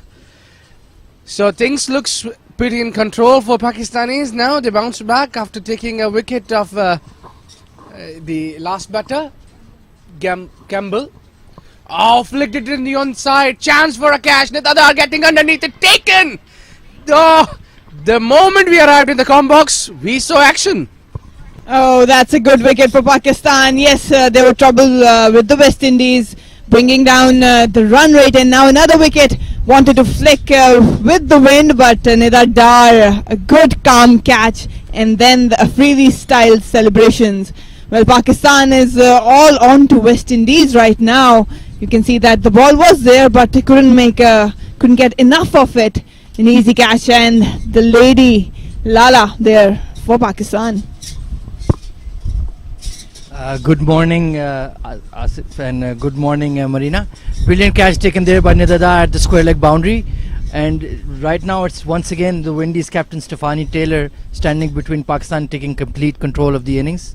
And it was a fantastic catch by Nida Dar, who's proving to be the woman of the series for Pakistan so far with the bat and ball. What a great take it was. She took her time, especially with the wind. The ball was coming. It's always, tricky. The ball keeps on changing its places, and she look at the catch, and with the ease, and there you go, all out. So Natasha Macklin walking to the crease. Your words, Marina. The danger is not over yet for Pakistan with Taylor and McLean out there. Highest 82 the other day. We have seen what a clean hitter she can turn out to be for West Indies. A huge responsibility on this pair, particularly with Taylor leading and then McLean supporting her. This will be a lot of work to do for the Windies. A wicket for Kainat Imtiaz finally, after a lot of struggle from the last game. Yes, today the difference, as I mentioned earlier, was the length. She missed her length in the last ODI, but now with a clear plan and a consistent length, I've always been talking, is important on this wicket. And right now she's delivering for Pakistan. Yes, she needs to. The hunger of a wicket was clearly shown in her. That's just flicked on the. That's the area where Taylor loves to play. Khwaja? Exactly right. This is the very key partnership for the Windies here because both are attacking batsmen. As long as McLean can support Stephanie Taylor out there, they can both take control of the innings. And despite a very tight bowling spell by Kainat here, it will be crucial for Pakistan to get rid of one of them because they can both get on with the scoring and take the game away from Pakistan. It's a very crucial period of the game right now. There you go on the screen. On my right hand side, you can see Marina Iqbal and Khwaja Ahmed. Yes, say hi to our viewers. That's a dot ball. Start with McLean, the 24 years old girl who played wonderful the other day, and today a lot of expectations from her must be there. That's why she's been brought up to the order, and I'm sure if she continues from the last inning she left, Pakistani women's will be in trouble. I think the idea here is to give her a little bit of time to settle in, and then we've seen that how explosive she can be. So probably might be a trick card for West Indies, but right now halfway through the innings, West Indies seems a little bit in trouble with 4 down, but yet again Taylor is still out there. Pakistan yet again dominating this time of the day till now. Marina, you've played all over the world for Pakistan. Could you describe in some details how it is to play in such windy and blustery conditions, how difficult it gets for the bowlers and especially the fielders on how to manage themselves in the field? It's not easy, obviously. With the 25 overs gone, West Indies 95 for 4. The confirmation, Dendra Doughton 28, Taylor still out there 32, and Campbell with a cameo of 26. McLean, the danger girl, is out there. But 95 for 4 West Indies after 25 overs gone. He's talking about the conditions. It's never easy out there with the wind blowing across the ground. For bowlers, you have to control the swing you have, the natural swing, as well as the swing you're getting with the wind. And for the field especially, we have seen that a drop catch by Sidra Amin would have been a tricky catch outside in the outer field. So it's never easy, but yet again, it's a professional game. You have to adjust what conditions have been offered and control the controllables. Yeah, and talking about that catch was of Stephanie Taylor, which will be hunting her till now as long as she is there in middle. And if she goes on and scores big, she will be regretting that catch drop there.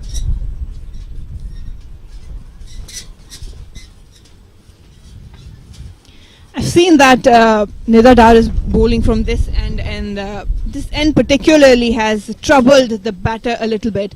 Early on, talking about the wicket, I discussed that there are few patches to be exploited by the bowlers, and I think that Pakistan has gotten hold of them. A little bit of trouble for the batter from this end particularly. Some discussion going on with Nida Bisma Maroof, the captain. Probably do have a plan and want to work out on it. Yes, Marina, as you mentioned, and we saw with Nashra Sandhu, when she switched ends to this end, she immediately took a wicket as well. So this is definitely the end for the spinners to work and operate around those bare patches.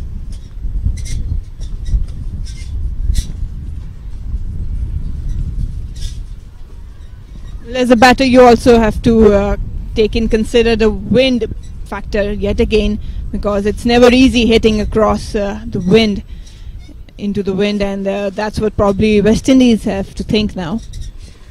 Yeah, and then looking at the Macklin, the way she is playing and even trying to warm up is for big hits. So I know she's been sent there for big hits, but I think that's not the right time to introduce her, because you just lost nation.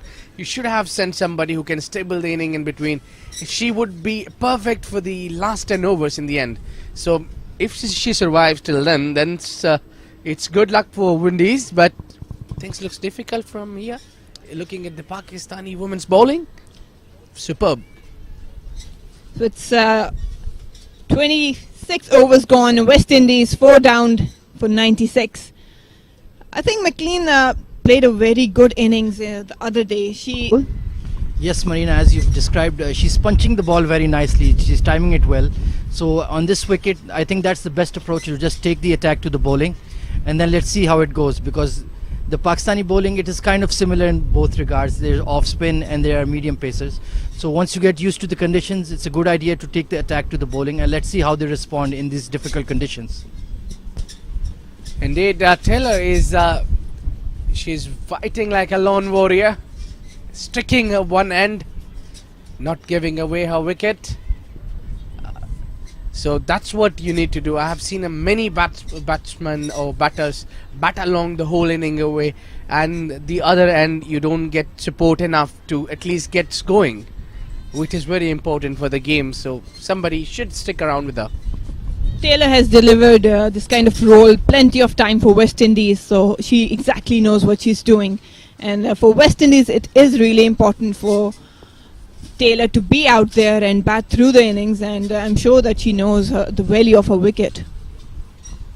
Yeah, she must be taking a bit of extra pressure there, because it's a decider. The finals of the ODI series, it's 1-1 for both the teams, and they know the importance of this game. And the way she was in the morning and the way Windies women's have started, it was completely different sort of a game. But then being too attacking is also a risky, which is, we can see now they're struggling with 4 down, is just because of they have been too much aggressive in the batting.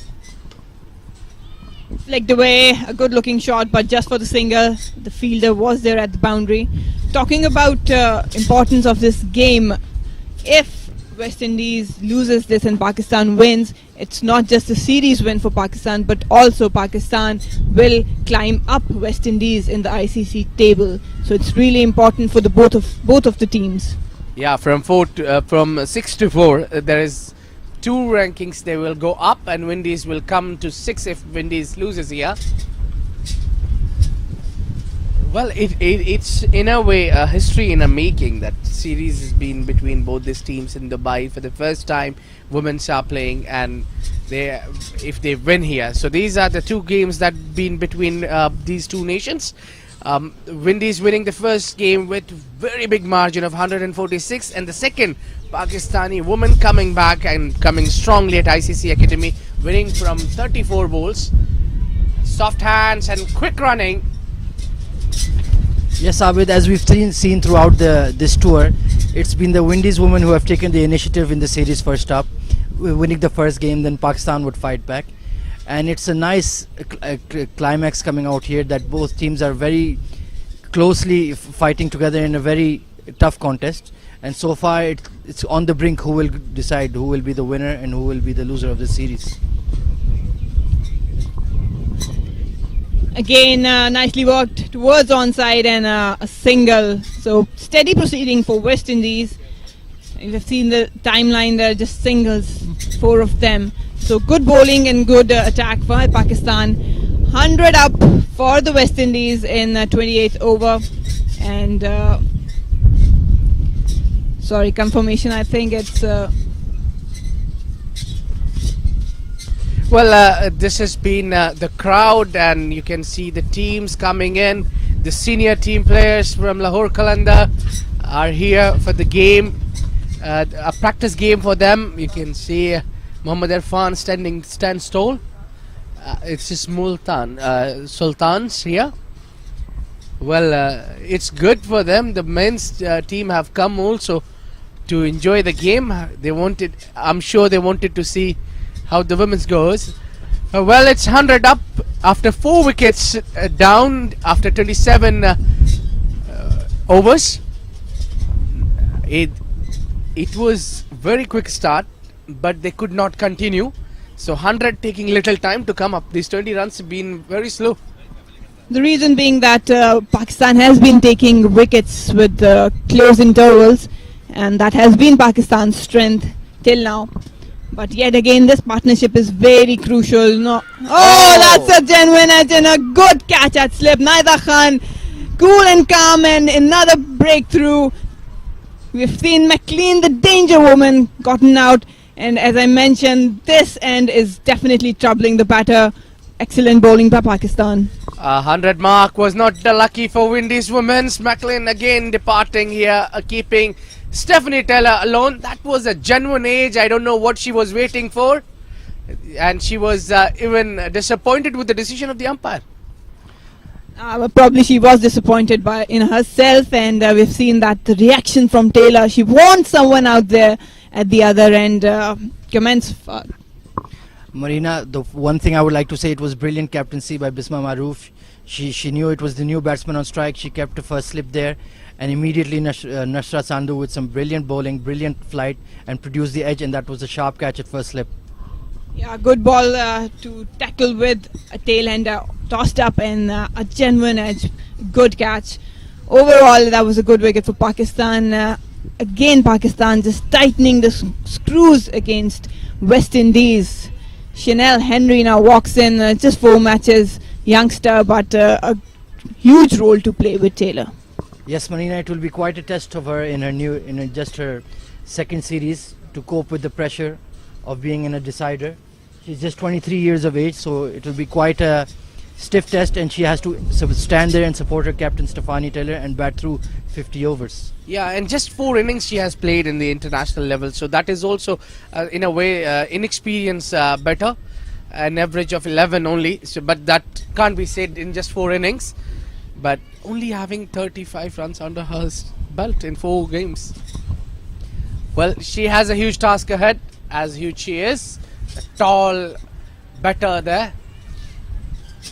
I remember in Dubai Stadium, she hit a big 6 there. So there is a lot of power hitters in the batting lineup, but all they need now is somebody to give a company to the skipper and stick around. No more. They don't need big hits. They don't need boundaries. They need to stick around and play 50 overs. Right now, it's really important for the West Indies, the rotation of strike, especially because Taylor is out there, and we've seen that he needs a partner at the other end. But all credits to Pakistan for superb captaincy by Bisma and fielding, and then a consistent bowling. They know when to change pace, when to attack, and which field to bowl. That's a wide delivery. Not an ideal delivery here, but I think they are trying too many things to get her out quickly because she's new to the crease. Khwaja, they are not crossing 100, just 101, they are stuck there. Yes, it's been quite a struggle the past 5-10 overs for the Windies, as the Pakistani spinners have been all over them. Now the key is to not let the pressure go. As we can see from the captain's corner here, Bisma Maroof and Stephanie, both very experienced. Firm punch to cover, but straight to the fielder. Yeah, looking at the ODIs, she has played only 9 ODIs, and Stephanie Taylor with the 33 ODIs, and the win ratio is a half. With 15 and 7, the losses is 17 have been lost by the Windies under her captaincy, and 2 only for Pakistan. And this says all. No results was 1 game for Windies. So see, look at the captaincy point of view. The Stephanie Taylor has a lot of experience as a captain and even as a player. But Bisma Maroof, the way she's capitalizing things are tremendous. I've always mentioned that Bisma is a very key player, not just as a batter but also captain. She has been brilliant since she took hold of the captaincy, and the one thing I like about her is the aggression. She's an aggressive captain. She's always looking for wickets, not there to hang out. And well, for West Indies, winning the toss and deciding to bat first, not good scenes right now with 101 wickets, 5 down. But this woman that's Henry. The non-striker end is Taylor. No, that's Taylor on the strike. So probably she's the main key now.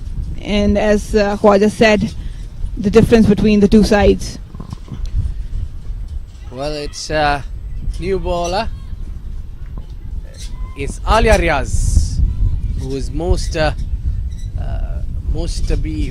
we are waiting for her performance, either with the ball or the bat.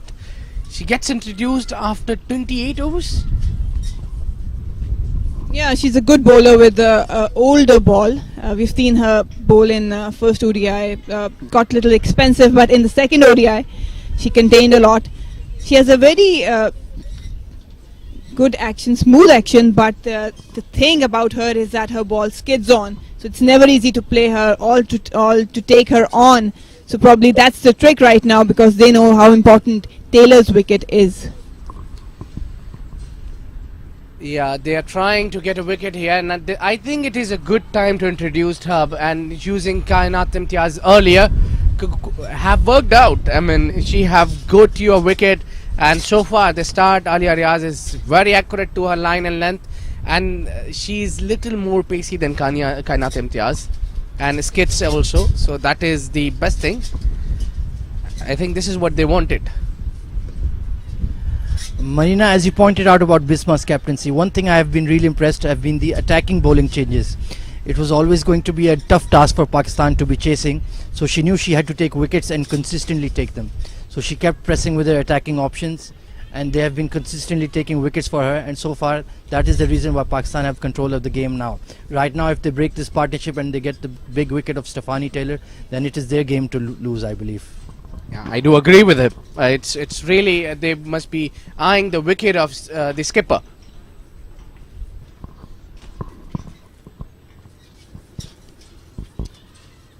Again worked away towards fine leg, but there's a short fine leg placed there exactly for that shot.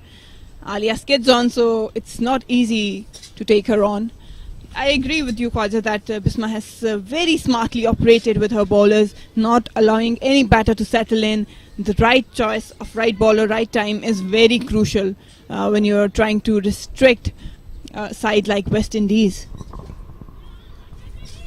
Walked away again towards the square leg, just a single.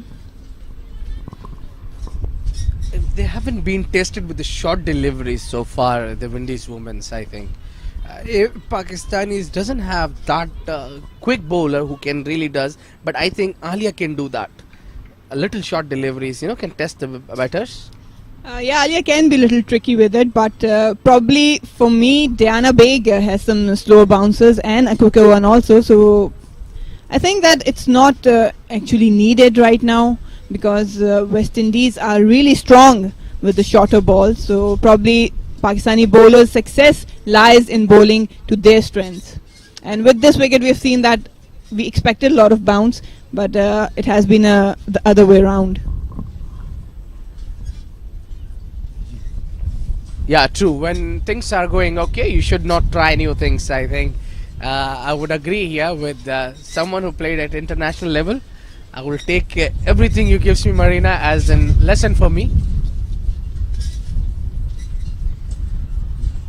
Good delivery there. Marina, one thing I would like to perhaps think about is bringing Sana Mir back into the attack, because in the previous game she was the one who got Stefani Taylor shuffling across and caught in front. So that would be one idea I would be looking to implement to get her out. I do agree, but probably few overs to go and then she'll be back for her second spell. Right now, with lesser pace Nashra is offering, it's also very helpful with tossing up and bringing that slip fielder in. That's the idea with the tail-handers for Pakistan. Yes, I've really been impressed with Nashra's variations, the arm ball, the way she's getting it to turn, and the use of flight is absolutely beautiful. And you can see she's a match-winning bowler for Pakistan. What a wicket that was. Similar delivery here, and Stephanie gets one. We can see how Pakistan have beautifully choked the Windies batting innings. They were going at around 4.5, 5 runs in over, and now it is just at 3.5. So it's been some very accurate and very consistent bowling that's constantly troubled them. So we've got Lahore Qalandars and Multan Sultan in backing up the girls in green. So really good scenes and good support by the boys. Back to the bowler. Yes, I think we saw on Twitter the owner of Multan Sultans, Mr. Ali Tareen. He tweeted that the squad would be here in support of the women's team in this crucial decider ODI. So good signs to see them out here and supporting women's cricket. End of the over. 30 overs gone.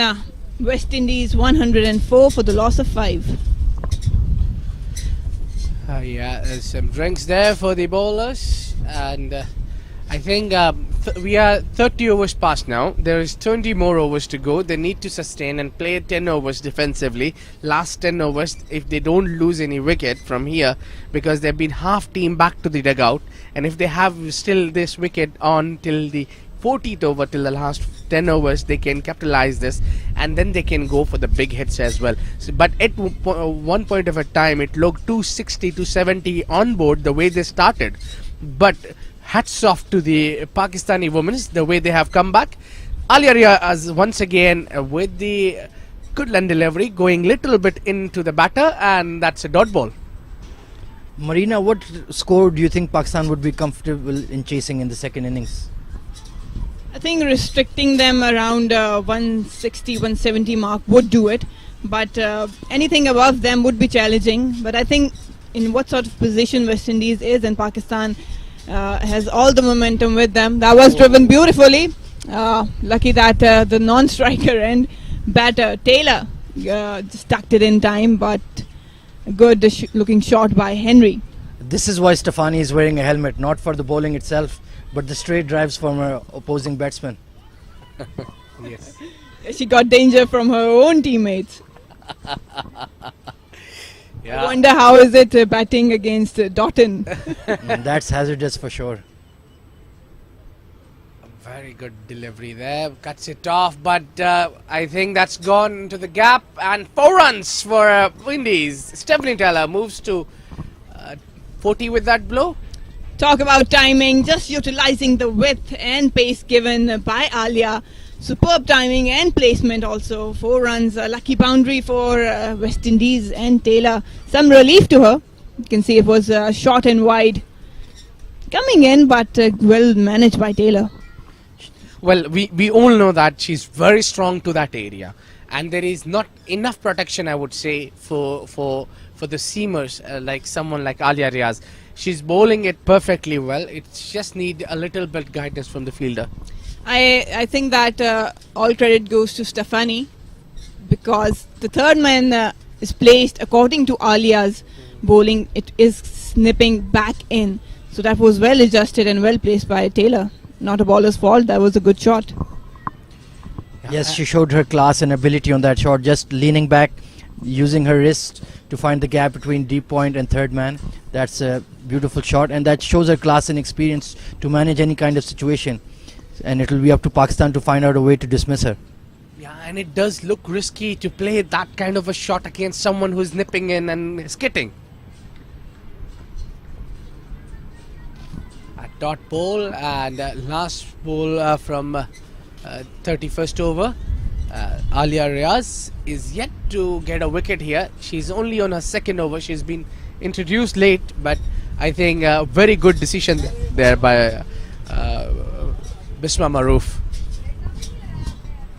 Yes, a very smart choice, because he can contain and it's not easy to attack Alia. So a good choice by Bisma.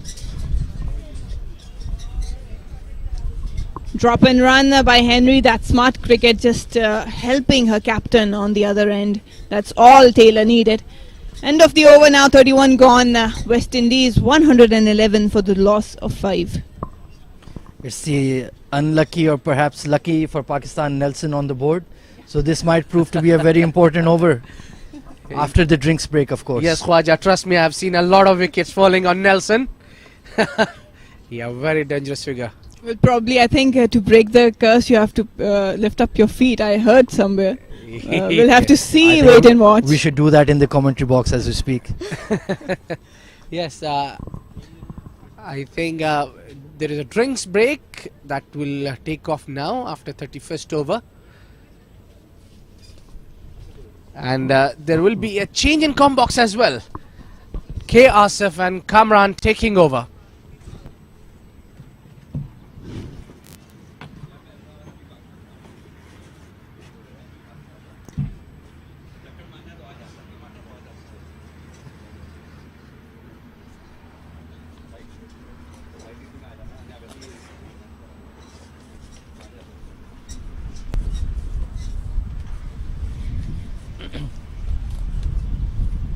Thank you very much, Abed, Marina and Ahmed.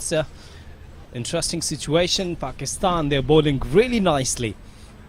Once in 16 overs, they were playing with an average of 580 runs in 16 overs. And after that, if you could see there, in next 15 overs, they bowled really nicely. And now 111 for 5. And I've been joined by Kamran. Kamran. Yeah, hello again, K. Asif, and a lovely hour for Pakistan, like how K. Asif was mentioning. At the end of the first hour of play, Windies were 80 for 2 in 16 overs, and since then, they in the last hour, 15 overs were bowled. In those 15 overs, Windies scored 31 runs and lost 3 wickets. Well, Kamran, I must tell you that credit must goes to the captaincy of Pakistan, the Bisma Maroof. Nice captaincy. The way she was using her bowlers, it's tremendous. And Nida Da, she was bowling nicely. Kainat, yes. And Alia Riaz, look at that. I mean, tremendous effort. Without a doubt, and credit must be given to keeping the bowlers fresh. And she has been.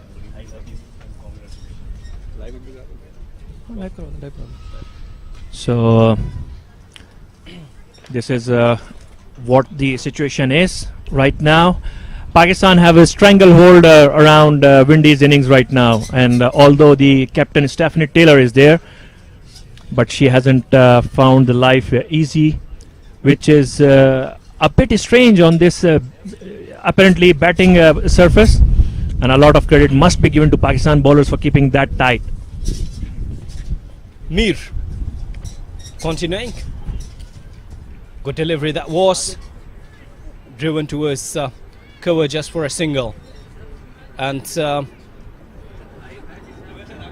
Nelson gone now. It was Nelson. So no harm done for Windies. Stephanie Taylor, she's not on 41, and Henry is on 5.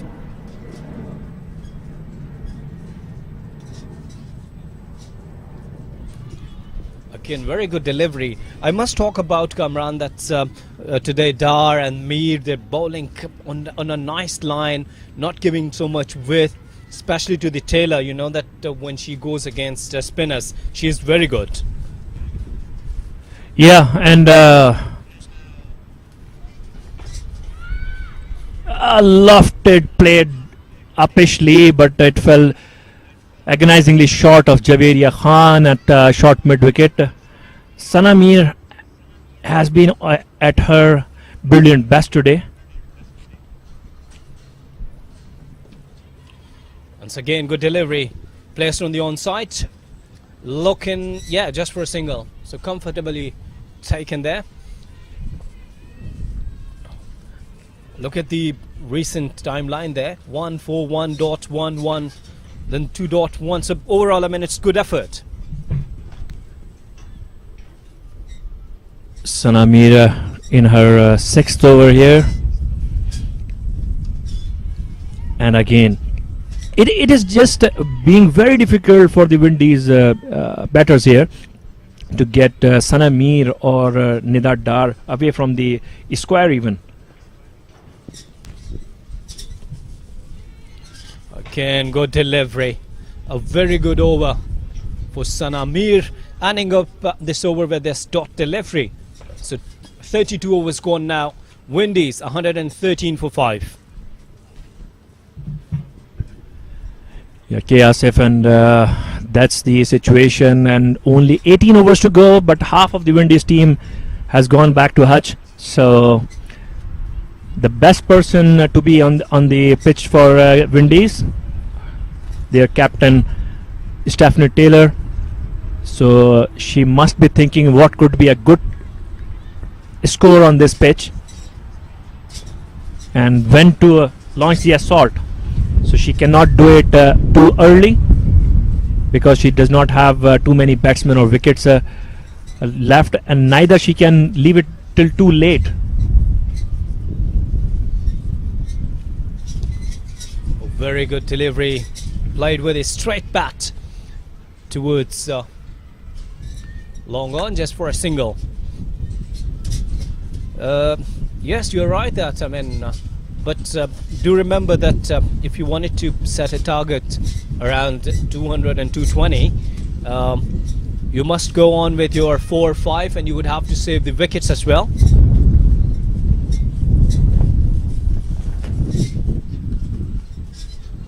An expensive drive. The ball was right there in the slot, but found the fielder. Well, that's right, and it was the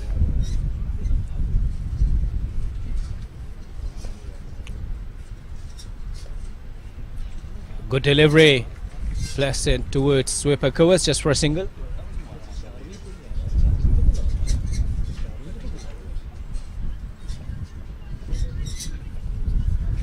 So Alia Riaz in her third over, keeping it tight.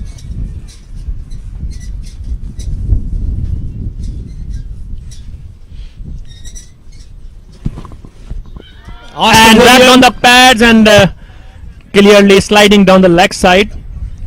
So no harm for the Windies there. Ball angling in. Yes, that's right. And meanwhile, we have been joined by Chavi as well. Welcome, Chavi. We were missing you in the combox. Thank you, Asif. Thank you for having me here. 116 for 5. Well, what has this turned out to be here? The 5 wickets falling for the Windies. Yet again, another shout. And yes, the finger goes up this time, hitting us straight on the pad, right in the front. And this is 6 down for the Windies. Pakistan on top of their game. Yes, Pakistan is on fire. That's right. It was a good delivery. And she went across the line. It was plumb. Good call. Another loss for Windies. 116 for 6. Well, look at that. Yes. Good shout. And up goes the finger. And what a performance by Pakistan ladies here. And 6 wicket gone. Shinela Henry gone for 6. 116 for 6. It's a brilliant position for Pakistan to be in this decisive in a match. And outwalk Effie Fletcher, who is known more for her bowling rather than batting. At the age of 31, she has played 31 innings, 189 runs, an average of 7.87, no 50s or 100s, best of 36. Nothing really to talk about her batting. Yes, you're right that she's a bowler, but today an innings required from her, and if she's going to anchor with Taylor, would definitely helping towards Windies. What the Windies need right now here is the skipper has been out there for 87 deliveries. They need somebody to support the skipper.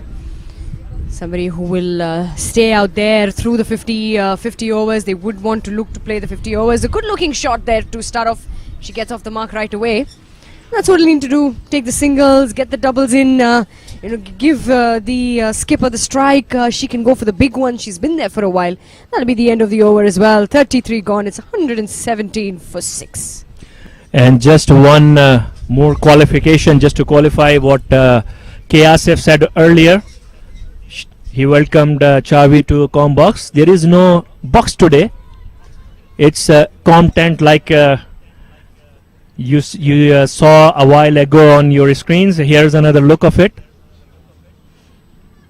So, but it's a pleasant day because in the morning it was too windy. You must say it's a tent box, dear. And you could see that Marina, Nabil and Ali Tareen. The owner of Multan Sultan's Pakistan PSL franchise. He has been kind enough to support the women's cricket in all earnest. Dar bowling a 7th over. Ah, it was a beautiful delivery. Wow. Chavi. And look at that. Ali Tareen shouting for her team. And he made his way. Again a close one. So talking about the PSL franchise owner Ali Tareen, he came all the way to support the Pakistan women in green. Very good over so far. 4 dot deliveries here. And Chavi, look at the bowling stun. She's been doing well. She's had a wonderful series. Fuller delivery that just at that tricky length there. We saw some rough patches during the pitch report as well. Just the over pitch area on the turf. A couple of rough patches, a few cracks for the and yet again a better delivery that from Nida. And also the end of the over. It's 34 gone. It's 117 for 6. So Mr. Ali Tareen is there right at the boundary side to support the women's cricket.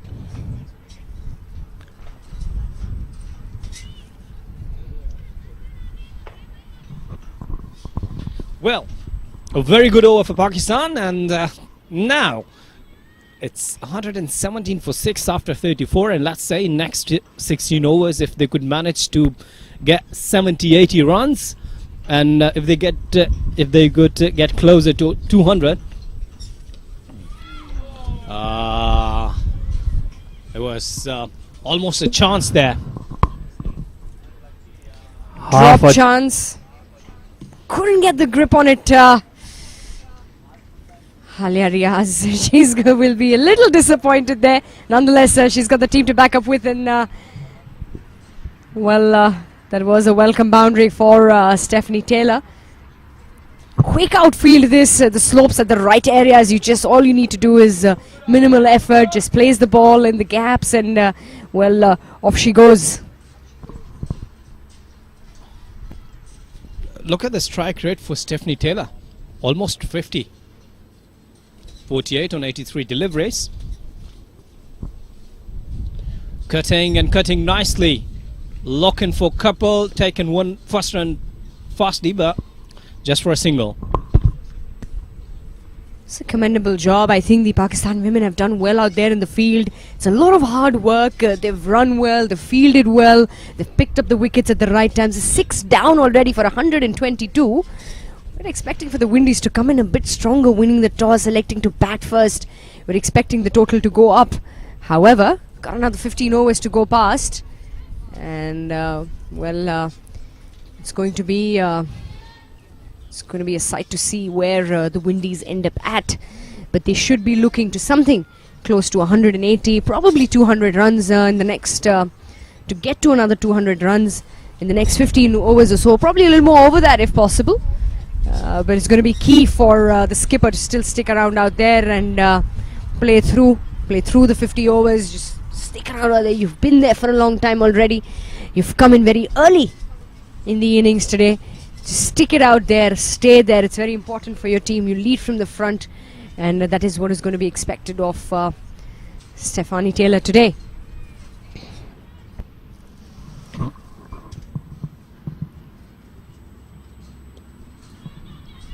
A quick single and safely reached to the crease. Yeah, I think Stephanie Taylor holds the key to the Windies innings, and her length of her stay will decide the fate of this match. And if she stays till the end, Windies might reach to 200, 220. Otherwise, if she falls now, they might bundle out for 160 or 70. Well, that's right. This time, cutting towards sweeper covers just for a single. And brings up the 50 for the skipper. Stephanie Taylor, what an important time to bring her half century. A very, very important and valuable knock from the skipper, and the applause from her teammates. And she still knows, she realizes the job is only half done. She still has a long, long way to go, and all the way through to the 50th over. Well, interesting scenes here at the ICC Academy. We've got the team that has come in. The PSL will be starting in from 14th of Feb, from Thursday onwards. It's going to be kicking off one of the most sought forward events in the year, cricketing in Dubai. Yes, that's right. And Lahore Qalandars and Multan Sultans are here, and they're supporting both of the teams, and especially to Pakistan women team, of course. And it's the third ODI, sort of final, you could say there.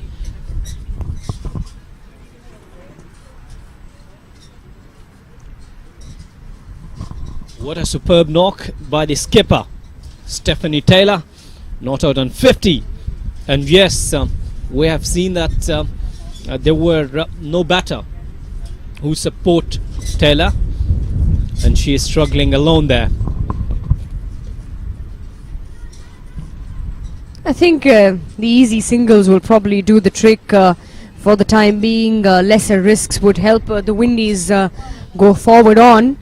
We'll just have to see. Affie Fletcher will have to hold on slightly longer. A bit of a field change here for the new batsman who's just walked in. The cover comes up onto the 30-yard circle. Yes, the plan is there is no single for the new batter.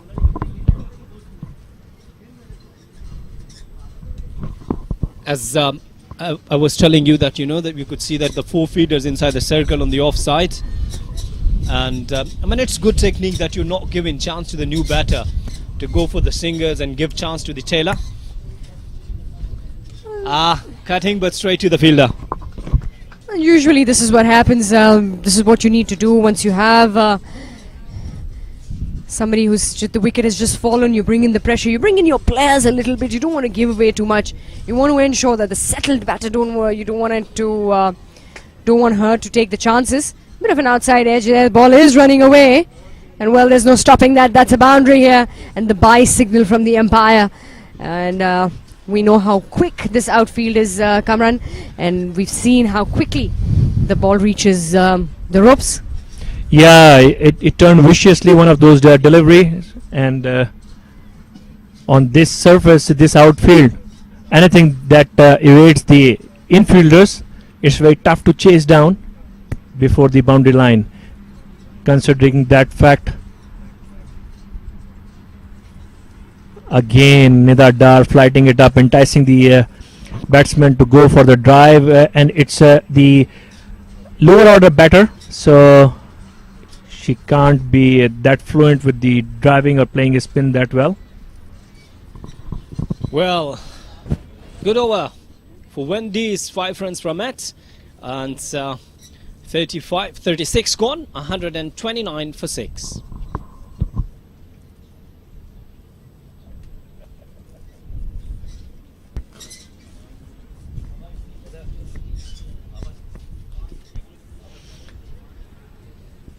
So 129 for 6 after 36. 14 overs to go, and the run rate dropping we haven't watched, small partnerships today. If you are making partnership 30, 40, 30, 40, even 50 runs, would be helping a lot for a long total. Yeah, partnerships are key in long format games. Everybody, it's a 50 over match, a one-day international. You want to build up your innings on partnerships. Dynabig brought back into the attack. And in her bowled, I think she brilliantly bowled the first spell.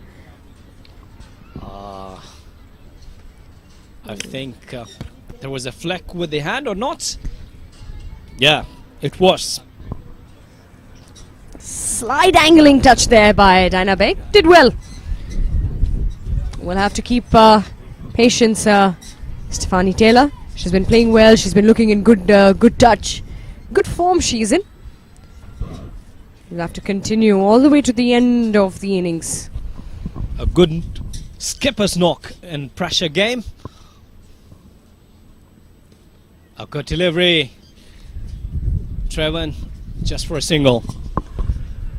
Dynabig, star of the previous ODI. She went a bit expensive today, although she bowled a peach of a delivery to get Kasia Knight bowled neck and crop in the first over, just on the third delivery of the day. But then Doughton got stuck to her, hit her for 2 sixes, and those were boundaries mainly. So it looked like at one point the Windies team, they had come up with the plan not to let her build on the confidence she got from the performance in the second innings. There's a bit of a hold up here. Bisma Maroof bringing one more fielder inside the ring.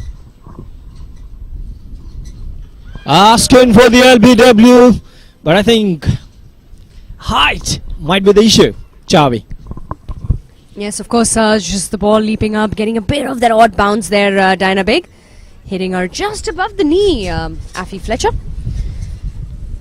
But Chavi, the amount of time till the umpire stayed motionless, it looked like he is giving a good long look at the appeal. Yes, of course, umpires these days, it's a very responsible, it's an accountable task, it's a thankless job. They stand there for hours and hours. Their concentration levels are beyond imagination. And I think we should thank the ICC and the cricket boards across the world for providing such fantastic facilities to the women who are playing, allowing them, giving them so much exposure, giving them the number of games, and definitely the best of umpires, the best of scorers, just to ensure the game is being played fairly and it's been judged fairly. Yes, and in this era when you are using the DRS system and the third umpire and the referrals, so lots of responsibility on the ground umpire and the pressure as well. True that, and Dynabig. That's up in the air. There's a chance for cotton ball and neatly taken by Dynabig. A well-deserved wicket. Pitched in short and hurried on to the experienced Stefanie Taylor, who had been on the pitch for a long enough time to have good measure of the pitch in this pitch, and still she tried to pull her from on the front foot, but managed only a top edge and a gift of a catch to Dynabig. Well, once again, credit to the captaincy that there's a fielder inside the circle, and Taylor, she was trying to pull that ball. Good and simple catch, a simple dismissal, and she departs on 52. Unfortunate dismissal that for Stefanie Taylor. Let's look at that replay as well. It's a good edgy delivery, getting the short ball, not getting enough the bat on it. Stefanie Taylor, and a good simple catch there for Dynabig. It's 37 gone. It's a 1-3-1 for 7. And what a wicket! What a wicket to take Diana Baig on first over upon her return. First she took Kasia Knight to set up the innings, and then this precious wicket of Stephanie Taylor. So Shakira Salman comes to bat, age 29. She has 175 runs in 33 innings, an average of 11.66 with the best of only 22 runs. So it's safe to say now that it's going to be formalities and kind of a procession, and Pakistan should not let the Windies innings or the tail enders repeat the same kind of performance that they allowed Natasha McLean to do in the previous match. Interested to look, Sana Mir continuing, and interested to look that if they could go for the to play full overs, might be they could manage to get 40-50 runs. If look at that once again, she was trying to pull that ball, and I'm telling you, Taylor might be not happy, cutting and just for a single. Yes, truly so. They would be looking to complete the 50 overs mark. They want to make sure that they play through the overs. That is probably the plan, and that would be the message that is sent in from the dugout as well. However, it's going to be Pakistan's domination here, just to see how quickly they're going to be able to. Sabah, our colleague commentator. Again, good delivery. So Sana Mir bowling nicely. Both the batters are new. All the pressure on the Windies. Pakistani women, they're doing brilliantly. The first hour belonged to Windies to an extent where they scored 80 of 16 overs at the loss of only 2 wickets, and since then it's all Pakistan. They have kept on again a booming drive, but no success. And Sana Mir rushing her overs through. Again, good delivery. Ending up this over with a stock delivery. 38 gone. Windies 132 for 7.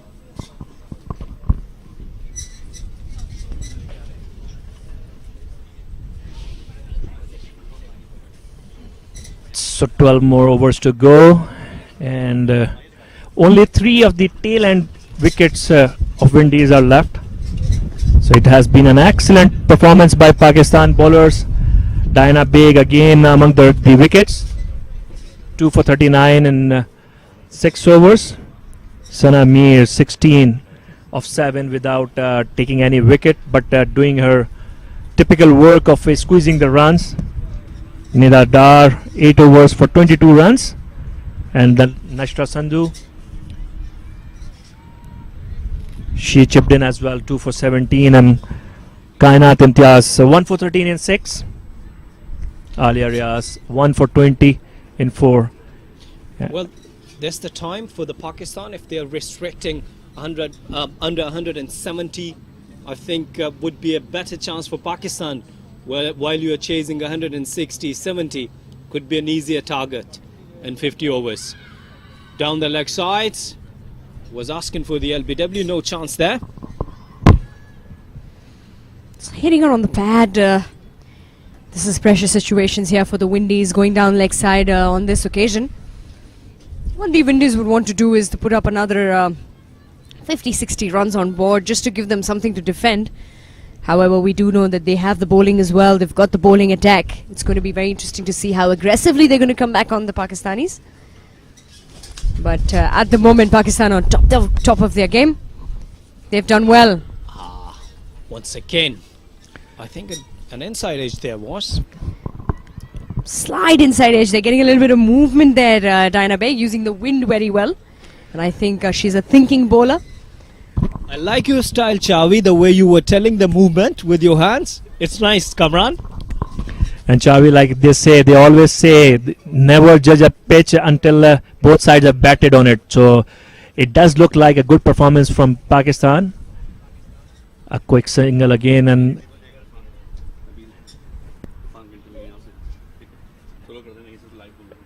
a bit of we can say that it's been a below par performance by Windies, but cricket is a game of glorious uncertainties, and sometimes you can only see the real value of an innings once both teams have batted.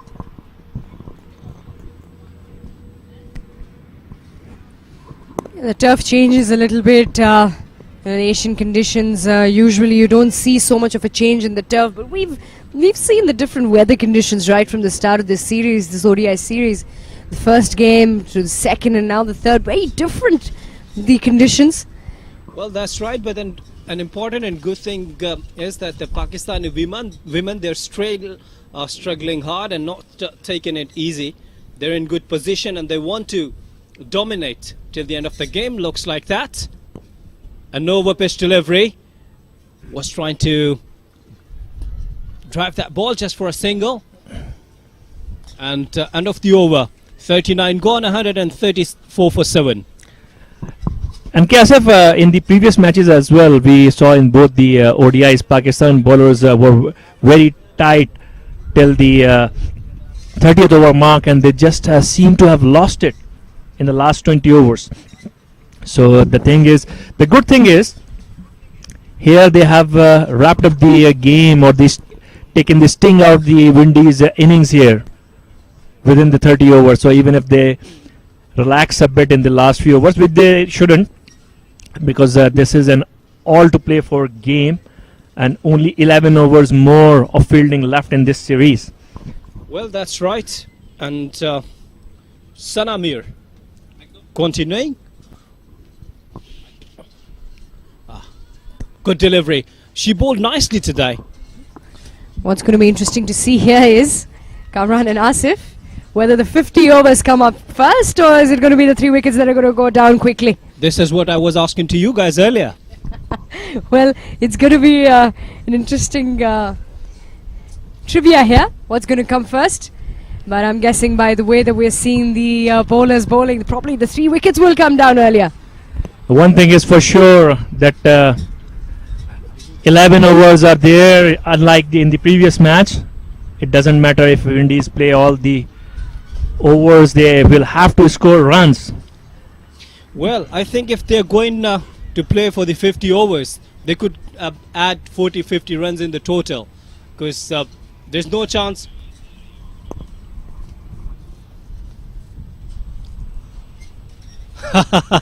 Look at that, it wasn't a good delivery. It was, to be very honest, pitched a short pitching area, but you know that the batters, they are not confident. Either they're going for the hit or just so now colleague commentator Nabil Hashmi standing there in the ground with the star fast bowler Irfan and Hamad Azam. Over to Nabil. Thank you so much कि आसिफ इस वक्त मोहम्मद इरफान और हम्माद आजम मेरे साथ हैं और आज बड़ा ज़बरदस्त जेस्चर शो किया है मुल्तान सुल्तान ने कि आके इस फाइनल इस डिसाइडर को जो है सपोर्ट कर रहे हैं। इरफान, कैसा फील हो रहा है कि पाकिस्तान टीम आज आप लोग आए हैं और बिल्कुल छाई हुई है वेस्ट इंडीज़ के ऊपर? नहीं, जिस तरह हमारी टीम खेल रही है, बड़ा अच्छा परफॉर्म कर रही है, तो हमारी पूरी मुल्तान सुल्तान की टीम आई है अपनी टीम को सपोर्ट करने, तो काफ़ी अच्छा लग रहा है, तो हम सपोर्ट के लिए आए हैं। अच्छा, बताइएगा कि पाकिस्तान में हमने देखा कि कोशिशें की जा रही हैं क्रिकेट वापस लाई जाए, वेस्ट इंडीज़ की टीम का आना, पूरी T20 सीरीज़ खेलना और ना सिर्फ ग्राउंड तक महदूद रहना बल्कि बाहर भी गए, क्या समझते कितना स्ट्रॉन्ग मैसेज जाएगा दुनिया को? नहीं, ये बड़ा अच्छा है। सबसे पहले शुक्रिया अदा करता हूँ वेस्ट इंडीज़ की पूरी टीम का कि वो आके पाकिस्तान खेले, और इसका बड़ा अच्छा मैसेज आएगा पूरे वर्ल्ड में जितने भी प्लेयर आना चाह रहे हैं, तो उनके लिए बड़ा अच्छा है कि हमारी कंट्री बहुत सेफ है, आप आएँ इधर खेलें और एंजॉय करें हर चीज़ को। साथ ही साथ हम्माद आजम से भी बात करेंगे। Hammad, it has been a very good season for you और आप कम बैक कर रहे हैं। बड़ा मुश्किल होता है किसी प्लेयर के लिए दोबारा से लाइमलाइट में आना, तो क्या तवक्कुआत लेकर आए हैं PSL में? जी बिल्कुल, सीज़न काफ़ी अच्छा गया मेरा, तो कोशिश इंशाल्लाह यही है कि इसको अवेल करूं, अब जब चांस जब भी मिले तो उसको अवेल करूं और टीम में दोबारा कम बैक करने की कोशिश करूँगा। पाकिस्तान विमेन टीम को आप लोग गाए बगाए देखते रहते हैं, लेकिन आज लाइव मैच में देख रहे हैं, सपोर्ट कर रहे हैं, कितना अच्छा फील हो रहा है, क्योंकि अब तक टीम बहुत ज़बरदस्त लड़ती हुई नजर आई है। जी बिल्कुल, जैसे T20 भी ये लोग काफ़ी अच्छा खेले, काफ़ी क्लोज मैचेस हुए थे और अभी भी सीरीज़ 1-1 से बराबर है और मैच बड़ा अच्छा चल रहा है, तो उम्मीद है कि ये 2-1 से सीरीज़ इंशाल्लाह जीतेंगे। लास्टली इरफान, आपसे पूछेंगे, जैसे कि हम बड़े होपफुल हैं कि 2-1 इंशाल्लाह पाकिस्तान जो ये सीरीज जीतेगा, आप क्या समझते हैं? जो इस वक्त है 135 पे 7 आउट है वेस्ट इंडीज के, डू यू थिंक कि Pakistan can win this match and the series as well? नहीं, इंशाल्लाह जिस तरह खेल रही है हमारी वुमेन टीम तो बड़ा अच्छा परफॉर्म कर रही है। उम्मीद है इंशाल्लाह सीरीज पाकिस्तान टीम जीते। फिर भी क्रिकेट है, जितना अच्छा परफॉर्म करेंगे उतना टीम के लिए अच्छा होगा। Well, thank you so much ji. ये थे मोहम्मद इरफान और हम्माद आजम, जो कि दोनों बड़े ही पुर उम्मीद है कि पाकिस्तान टीम जो है ना सिर्फ ये मैच जीतेगी बल्कि सीरीज भी जीतेगी। एक ज़बरदस्त जेस्चर मुल्तान सुल्तान की जानिब से। ये थे इरफान और हम्माद आजम। अब चलेंगे कमेंट्री बॉक्स की जानिब। Thank you very much, Nabil Hashmi. And he was talking to Irfan and Ahmad Azam from Multan Sultans, and they were showing gestures, and they're here to support Pakistan women and Indian women. They're playing their third ODI, and right now it's 135-7. And meanwhile, changing the com box as well, Marina and Nabil Hashmi.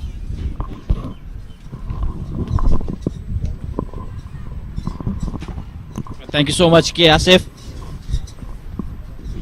Pakistan are truly in the dominating situation, and Windies were on the toss and decided to bat first, a decision that has gone against them, Marina.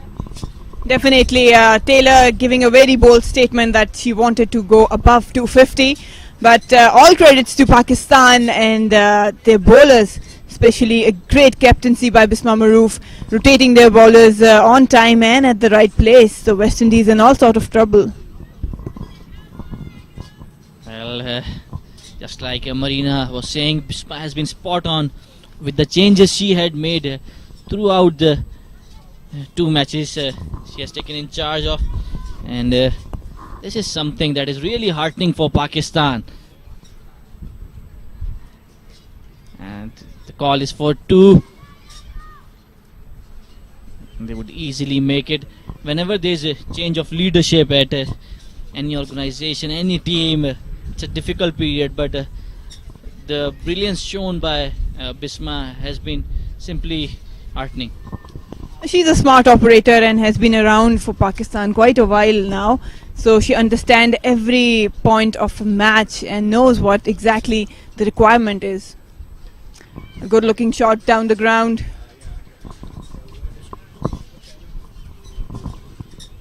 Well, right now the concern for me, Nabil, is that Pakistan should not lose any grip, because they want to end up and wrap it as soon as they can under the 150 mark for them.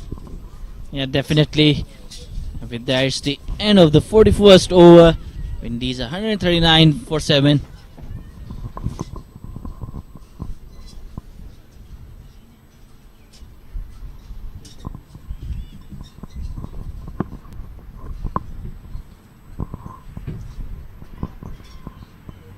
Well, like Marina said, it's imperative for Pakistan that they ensure that the game does not slip away from this situation. Probably this is the best chance Pakistan will have in this series. This is the decider, and they have restricted Windies so far to 139-7.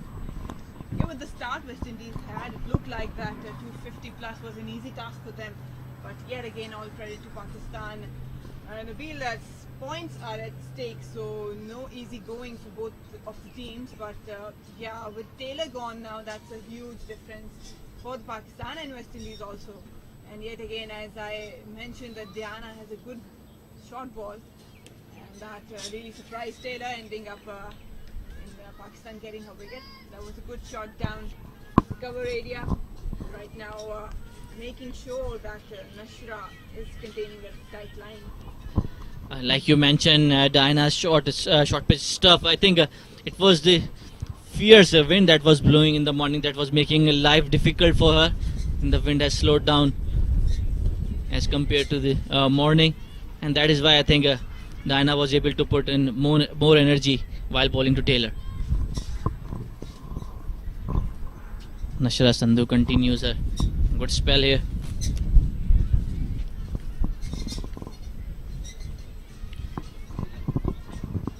It's good to see how Pakistan team is evolving day by day.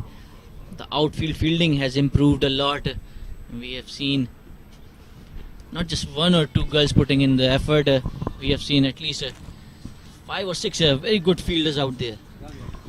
All credit to the PCB bringing in the sports staff that was necessary with Mark, Andy and Jamal and the trainer. It's a lot to mention about him, that he has improved and worked rightly so in the right areas for the Pakistan team's fitness, and that truly has shown on the field the difference that has brought up with the Pakistan. Another good delivery. It's surprising to see that Pakistan are not operating with the slip here, given Windies are 7 down. We'll continue with that. It's the end of the 42nd over. Windies 144-7. I agree with you, Nabil. They have to put slip in for the tailenders, and also as they're looking for wickets, they should not be going to contain it. They want to end it as soon as they can, so that it would be a comfortable total for Pakistan. Not to forget that West Indies have a very good bowling attack, so they want to make sure that things don't get out of hands for Pakistan. Yeah, definitely. When Windies bowling attack showed it in the first ODI, when they bowled out Pakistan cheaply, and the short pitch stuff did the trick there. And with the sort of bounce Diana Baig was getting in previous overs. Good delivery here. Pakistan should be wary of the likes of Totten, Cornell, Salomon. They can bowl at pace and certainly can run up to the crease. Right now, good batting by the West Indies, just rotating strike, making sure that they use the full overs that are left. Probably not want to give up the wickets and end up early by the 50 over mark. Well, yet another good delivery by Kainat Imtiaz. Marina, speaking of your experience, like you said, that the culture has changed in the Pakistan side as well. They are putting more effort in the training sessions. What do you reckon in terms of the competitiveness? We saw how Pakistan gave a tough time to New Zealand, and even they won. This could be a run-out opportunity. Oh, that was really, really close, Sanami, by the throw. Had it been a direct hit, I think that would have been curtains for Salman. A dive put in, lucky that she got away with it. That's Fletcher on the danger end. Yeah, both the batters speaking to each other. Obviously, they want to see out the 7.3 overs that are remaining. I was asking, what do you think Pakistan will be able to, what time frame do you think that Pakistan will be able to compete with the likes of England, Australia and New Zealand? That's a good looking shot towards the extra cover area. Cut down, should have been cut down, but good effort by Sidra Amin. But with often, and Salman made sure that he utilizes it. Talking about Pakistan's progression as a team, I think that credit goes to ICC for arranging the championship all around the year, because this has literally lifted up the standard of cricket between the women's teams, and you have seen that playing with Australia, England, even New Zealand, that has really improved the game itself and as players. So probably I think that as much as exposure and international matches Pakistan team get, they will be improving, and this is what we have seen in later years. Well, we'll continue with the commentary, and a special guest would be joining us in the comm box. He is the owner of the Multan Sultans, Ali Tareen. Welcome, Ali, to the commentary box. Thank you, Nabil. Good to be here. Good to see you guys. A franchise coming out and supporting the girls here. A great initiative, Ali. Thanks, sir. I've been a big advocate of women's cricket in Pakistan for years now. So when we got the team, obviously we had to come out and support the girls. And the players are very happy to come. The local players as well as the foreign players were very happy to come and see a good game of cricket. Obviously the weather's nice, the sun's out, the wind is blowing. So this is a great day to come out, watch the girls, support the girls. and we have a practice match against Islamabad later today also. Well, that's the spirit that they have. The match tonight, a practice match tonight. They will support the girls, go back to hotel and then come back again. Maya, that is something you want to see from the PSL franchise owners as well. Come out, support the girls, make them ambassadors as well, show them that they are part of such a big league as well. You have to give respect to women's cricket, yeah. You have to give respect to domestic cricket and women's cricket. And inshallah, over the next few years, this is going to be our goal, to give the maximum respect to women's cricket in Pakistan and domestic cricket in Pakistan. Acha, side more. Definitely a great initiative by the Multan Sultans, and I've been in touch with Ali. Ali, you have been working on women cricket. You want to build up a structure for them. That is a great initiative for the Pakistani women cricket team. Tell us about it. First of all, Marina, it's not that we've been in touch. I've always been a big fan of you and your power hitting ways in cricket, and I've tried to emulate you as much as I can in my own game. That's my pleasure. So recently we've been trying to understand the issues for the past 2 years of women's cricket. The same issues that domestic people have is the same issues in women's cricket. Much more apparent in women's cricket because of the lack of funding and the lack of development in women's cricket. So as soon as we got the team, the first request we made to PCB was the formation of one domestic league, domestic PSL, where only emerging talent category and silver category players get to play. Because abhi there are 21 kids in the squad. How many will get to play in the PSL? 15, maybe 16 of them. Bakiyon ko mauka nahi milega. We have to have a tournament in Pakistan where they all get a chance to showcase their talent. Abhi they have coaches, they have international coaches with them, international players with them, they're being groomed, they're doing nets with them, coaching sessions, and that's great. But if they can't showcase their talent, then what's the point? So we need to have a local tournament in Pakistan, played in home and away matches. So because there'll be lower security issues, we can have a match in Multan, we can have a match in Islamabad, we can have a match in... Oh, what a ball, yaar! Nashra angling into the right-hander, and that is all curtains for Salman. What a brilliant length ball delivery, beating the batter. Nashra Sandhu continues to be the silent assassin she is, and what a fighter cricketer she is. A good athlete in the field and bowls a good left arm spin as well. So Pakistan continue their dominance over Windies here. Marina, where's Nashra from? Nashra is from Lahore. Acha, which college? Lahore College. Acha, Lahore College. There's a big rivalry back home between Lahore College and Canade College. Oh yes, I think that that's the beauty of the game, because you have to be competitive on field, and when you have two good colleges competing against each other, that's when the game develops. Absolutely, it's like a Cambridge-Oxford situation going on there. Oh yes, definitely. Very competitive matches, both have very good players. Diana Baig, one of my favorite fast bowlers, is from Lahore College. Alias from Canade, who did really well today. I think it's like 2 wickets now. Yes, he has taken 2 wickets. So talking about the women cricket, you have seen the standard now. What would be your initiative, and what areas you would like to work on when you go back and support women cricket in domestic? So what I've been advocating for within PCB is that every region, once they're empowered, should be mandated to have a women's team. Every region should be given 1 year, and in that year they have to develop a women's team of their own, and 80% local girls from that region. When you mandate a team region, they will have to develop grounds, they will have to develop academies for girls, they will have to get more girls playing in the region if they want to win their own tournament. So I hope that the PCB mandates them, and ideally if I can play any role in that in my own region of South Punjab, I'd be happy to do it. That's brilliant initiative. Ali, it's really good to see the sort of energy that you bring, and we were watching you shouting, backing the girls. So a lot of these girls are my friends. I've been supporting them at the matches. We've done some nets together as well. I've taught Sana and Diana a few things, so it's good to see them using the skills they learned from me on the field. Yeah, Ali. Sana's going to kill me after this. Yeah, Ali can bowl a really good bouncer. So Ali, talking about support for the women cricket, you already tweeted good luck to Pakistan women's cricket team, and you promised to be there in the ground, and you have lived up to the expectations. So all hats off to you and the Multan team for supporting women cricket. And standing in front of us is one of my favorite players, Nida Dar, who is also known as Lady Lala. So she is the female Shahid Afridi. She has been a lioness throughout the series. She was outstanding in the T20 series. You must have seen that half century she scored in the third T20. Good, yeah, what a great power hitter. It's a flatted delivery from Nida Dar. And Marina, as we were speaking, that it's surprising to see no close-in fielders there, no slip catching there with West Indies 8 down now.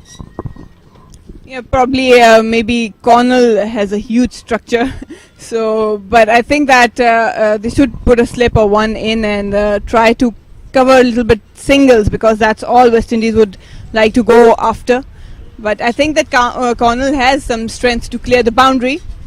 Definitely Pakistan has in mind, and it's never easy to hit out Sanamir. I can bet on that any given day. मैंने मारा छक्का उसको. Ali, given how young you are, can we see you play for Multan Sultans? You tweeted last night that your trainer asked you for screening as well. That was a big compliment. I was very happy that our physio Andrew Leapers thought I was one of the players. Sanamir with a brilliant ball coming round the wicket to Cornell now. Just trying to cut down that angle and room, not giving any room for her to maneuver. This has been hit to the mid-wicket boundary where Nida Dar is there. That's a good return from her. So Ali, what are the expectations personally asking from you as an owner from Multan Sultans? पहले मुझे बताओ हम इतनी अंग्रेजी क्यों बोल रहे हैं? Because this is what we are supposed to do here. Pakistan में देख रहे हैं मैचेस यार. अच्छा वेस्ट इंडीज वाली भी देख रहे होंगे. थोड़ी सी उर्दू बोल सकते हैं यार Marina. Yeah, we cannot. Yeah. चलो आप लोग अंग्रेजी बोलो, फिर मैं उर्दू इंग्लिश मिक्स करता रहूँगा, ठीक है? Thank you. कम ऑन सना, यही चांस है.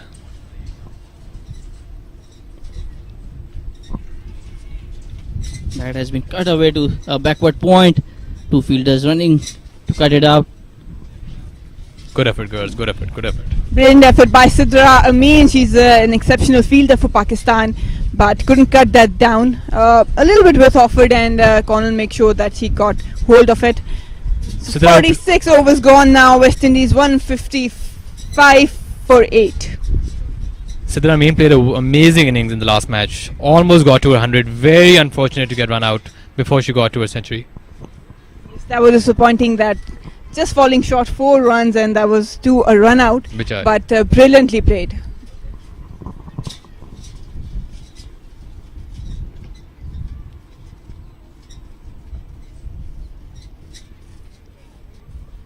I'll ask you one thing, Ali, that you've seen that PSL has played a huge impact in development of men's game. How important would it be if we could arrange a PSL for women also? It is so important for there to be a women's PSL in Pakistan. So it takes a long time to develop a domestic structure, especially one that doesn't exist for women. It existed a few years ago, but it didn't last very long. There wasn't much interest, wasn't any funds really weren't available for that. If you suddenly decide that you're going to make a women's PSL and you sell the teams to either the existing owners or new owners, and you tell them you have 1 year and you're going to have a tournament and you need 80% girls from Pakistan, they will be mandated to practically to develop the game, to find the cricketers, to develop them, to bring them from all over Pakistan, to put them in the team, because everyone wants to win, everyone wants to do well. When they have an incentive that they've bought a team and they're about to stake their reputation on the line, because their own personal reputation will be linked to the team, and they will make sure that they put in the maximum effort, use their own funds to develop women's cricket, and when they make the teams, I think that's going to be a big boost and a very quick sudden boost for women's cricket. So I would love to have a women's PSL team, and hopefully PCB is listening right now, and they will start this. They will get the work started. That's brilliant, and I think the right way to go around for development of women cricket in Pakistan. Marina, will you be my coach? Well, that's the offer here. You should take it. Yeah, why not? How about you can come in for some power hitting sessions? Oh, I can. Okay, can definitely. Done. I'm going to hold you to that. Maybe you can come and watch. I would certainly love to do so. Given the passion Ali has for the game, you need such owners. Many of the other PSL team owners are very passionate. Yeah, we have seen Rana Saab, we have seen Absolutely, Nadeem Umar, Javed Afridi, Ali Naqvi, Salman Iqbal. So it's really good that all these PSL franchise owners are really passionate about the game of cricket. Right now, Nashra is keeping a very tight line, just angling into the right-hander, not giving any room once again. So that's brilliant bowling by by Nashra and Sana, offering no runs to maneuver. I think we've kept the girls have kept it very tight throughout the innings. It's very good to see. Given the small boundary, I was very worried, and the fast outfield because of the slope, I thought it'd be a huge total on today. But the girls have kept it very tight, very good fielding, putting in their maximum effort. So this is very good to see. Diana Baig will continue from the football ground end. Oh, good effort from Diana. That was athletic good, effort by Diana Baig. Almost got hold of it, but once again just banging in short, and Connell was in no shape to play. But what a brilliant effort by Diana. Well, Diana is a double national for Pakistan. She has represented Pakistan football team as well. It's good to see multi-sports athletes coming into the game.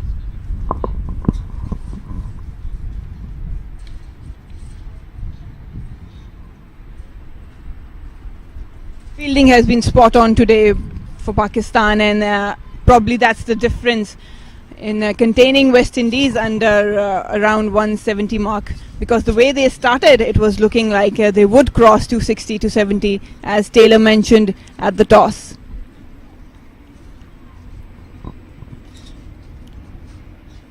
Diana runs in the game. This time it was in the block hole, but sliding down the leg side.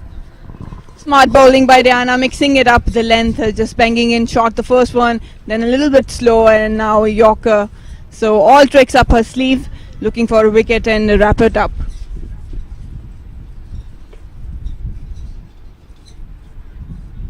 No wickets today from Diana, but she got 4 in the last match.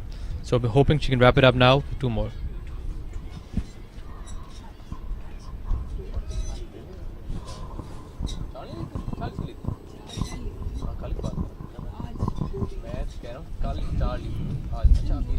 Short delivery pulled, and a brilliant catch by Sanamir. जैसे मैंने कहा था कि wicket लेगी, उसने wicket ले लिया. मान जाओ तुम लोग. Yeah, you were right. You said that she hasn't taken a wicket in this spell. She took 2 wickets today, भाईजान. Today spell में अभी तक नहीं ली थी. Yeah. You were pretty right, Ali. यही मैं कह रहा था. Yeah. 2 wickets early on, and now her 3rd wicket. So 7 wickets, Marina, in 2 matches, and she was sitting out for the T20 leg of and the first ODI को as तो well. Cot ने bold किया था यार. बोल के तुम Nabeel match देखा करो यार गौर से. Well, Diana Baig yet again with the shorter delivery, as I mentioned earlier that she has the trick and she can do it for Pakistan. Yet again the West Indies missing out the trick, and again a good bowling by Diana, mixing it up, and the rewards for Pakistan team.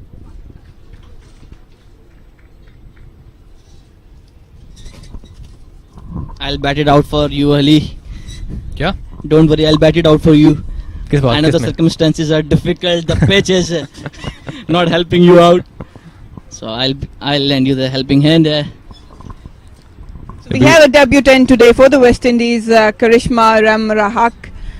She's debuting today, and really not an ideal situation for her to walk in, but probably I think that she'll do a lot with the ball.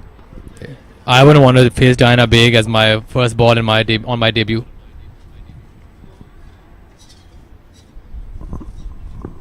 Well, let's see whether Diana could repeat the same feat she achieved, the 4-wicket haul in the last match. She already has got 3. Some adjustments to the field. I would like to see a slip for lefty if Diana is bowling.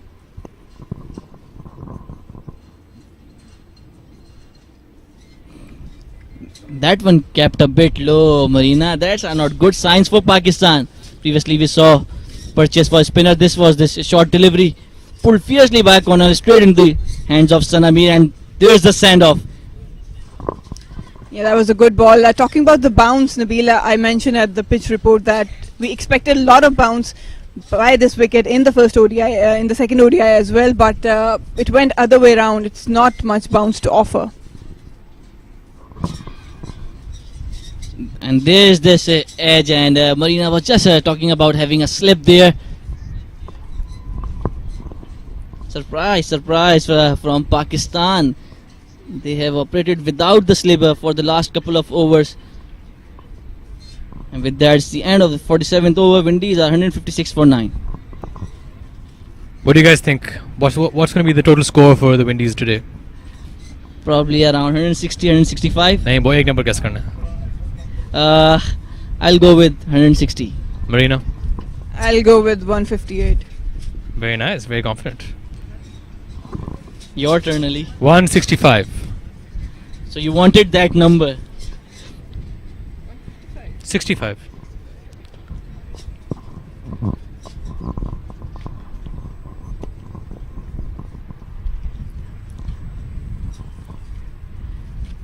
Finally, the slip has been brought in. Yeah, for Sanami, that's a Come must. on, Sana, if finish it up, lefties finish it on. up. Come on, Sana.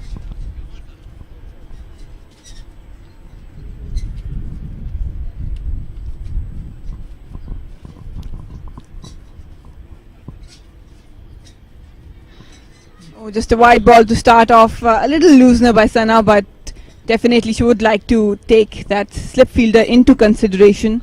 And a bit Want to sloppy from Sidra Nawaz. She's an outstanding wicket keeper. Yeah, Sana just setting her up. Don't worry, guys. It's all part of the plan. You know what? 158 has been scored. So Marina is now out of equation. 156 हुए हैं boy.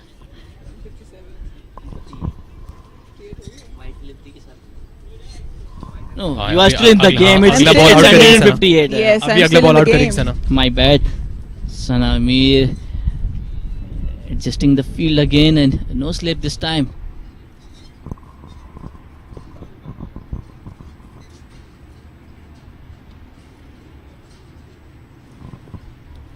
Now it's your call, guys. 160 for me and 165 for Ali. Ali, talking about Multan Sultan, you have a very balanced team, and what will be your main areas to focus as a team in this tournament? We have a very good group of pacers, and we're hoping they can deliver the results for us during the tournament. Depending on the pitch, depending on whether we're in Sharjah or Dubai, but I think our pacers are going to make the difference. And we have one very interesting left-arm spinner, and we saw him in the nets. Did really well, kept it very tight, very deceptive. So maybe he can be a surprise package during the tournament. Oh, what a ball! मैंने कहा था कि सना out करेगी और खत्म करेगी game को. कहा था नहीं कहा मैंने बताओ. Well, I कहा want था नहीं to कहा bet. था. I'm the most. I'm the closest. लेकिन मैंने of कहा all. था नहीं कहा था कि सना खत्म Marina, करेगी टूर्नामेंट ये match. I said 160, so it's a close call between you and me. Ball मैंने ही कहा था सना इसमें आउट करेगी खत्म करेगी. Well, और thank खत्म you कर so देगी. much, She's Ali. wrapped it up. Thank you so much.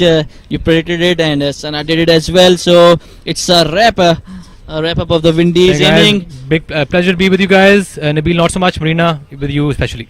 Thank you so much, Ali. Thank you so much, Ali, for your lovely time here and the special gesture of supporting the girls out there. Marina, Pakistan now need 160, and I think it's a gettable. You can see it from the body language of the girls as well. Oh, yes, that's a good total to bat on to. I think it would be very comfortable for Pakistan, and all credit goes to Bisma and the team for containing West Indies. The way they started, it was looking scary, but yes, the bowling fielding was spot on, and especially the captaincy. And West Indies will have to do a lot hard work in the bowling session, and I think the Pakistan should keep their calm and play on their strengths. It wouldn't be a hard total to chase down. Pakistan have this series in their own hands now. The destiny is now in their own hands. They need one or two good innings like they had from Sidra Amin and Nirada in the previous match, and you can see how they are receiving the claps and the applause from everyone out there who are now supporting the girls. Well, these are lovely scenes, boys supporting the girls. That's all you need to boost up the women cricket, and especially Pakistan team. They would love that they have the support of the boys team on their back. Multan Sultan there, as Litareen mentioned, that he has a huge support as a team and owner for Pakistan's women cricket team. Well, that's the batting scorecard of the Windies. Kaisia Knight's trouble continues in the series. She was not able to open her account. Deandra Doughton was run out on 20. That was crucial to Pakistan's cause. Stephanie Taylor cotton bowled by Diana Begum 52. Shemaine Campbell scored 26 and Effie Fletcher scored 21 down the order. And those were the notable contributions. Yeah, the usual suspects, Taylor and Doughton just getting off the mark with a little bit of contribution by Campbell. But other than these three, nobody just kicked off. But again, amazing bowling and brilliant plan to work out for Pakistan. 11 extras are a little bit concerning, but it's all good for Pakistan with this target. Well, you can see Pakistan women team shaking hands with the Multan Sultans and their owner Ali Tareen. Obviously a special gesture from them to come out there, support the girls, sit out there, wait for them to come back and then applaud them. Yes, that is brilliant and fabulous gesture by the men's team of Multan Sultan. It's a huge boost up when you have people like Ali Tareen supporting the women cricket, and that's all you need as a team, as a women team, the exposure they get and some of advice, I guess, from the brilliant players they are in Multan Sultan. Yeah, definitely stars like Mohammad Irfan are out there to support them. Shan Masudu was brilliant in the test series against South Africa. He is out here as well to support the girl. Hamad Azam, former international player. So these are really good scenes for Pakistan women cricket, that they are now being backed up by the boys as well. Bisma introducing girls to the Multan Sultan's team. Positive signs for development of overall cricket in Pakistan, whether we talk about men's or women's, and it's a good interaction, very learning mode for women's also, and a booster for them. You know what's more important is the fact that the videos and the pictures that will now go global from it, that would send a pretty positive message, and that will certainly boost up the morale of the upcoming budding women cricketers, that they can also take up the game and they would be equally backed by the men's as well. Yes, definitely, I agree with you, and this is all we need as a Pakistani nation to come together in the field of game, whether it's men's or women's. You can see Sana Mir having a good chat around with the boys, and we all know that she has been an icon for Pakistan cricket all over Pakistan, and it's brilliant scene coming out from the ICC Cricket Academy. Just one thing that Pakistan need to remind themselves, that the job is only half done yet. They haven't won the match, so yes, you celebrated, yes, you enjoy the moment, you relish the backing of the boys in the Multan Sultan's team, but they need to regather their focus, because everything is depending on how they will, reply when they come out to bat. Well, Nabil, the bowlers have done their job. Now it's up to the batters. You can see that Diana Beg Sana Mir exceptional once again up the order. 3 wickets for Diana. Wow, what a series she's having. Nida. We welcome you all the way from Dubai International Cricket Council's Academy, and as the third ODI, Pakistan versus West Indies, a final sort of match.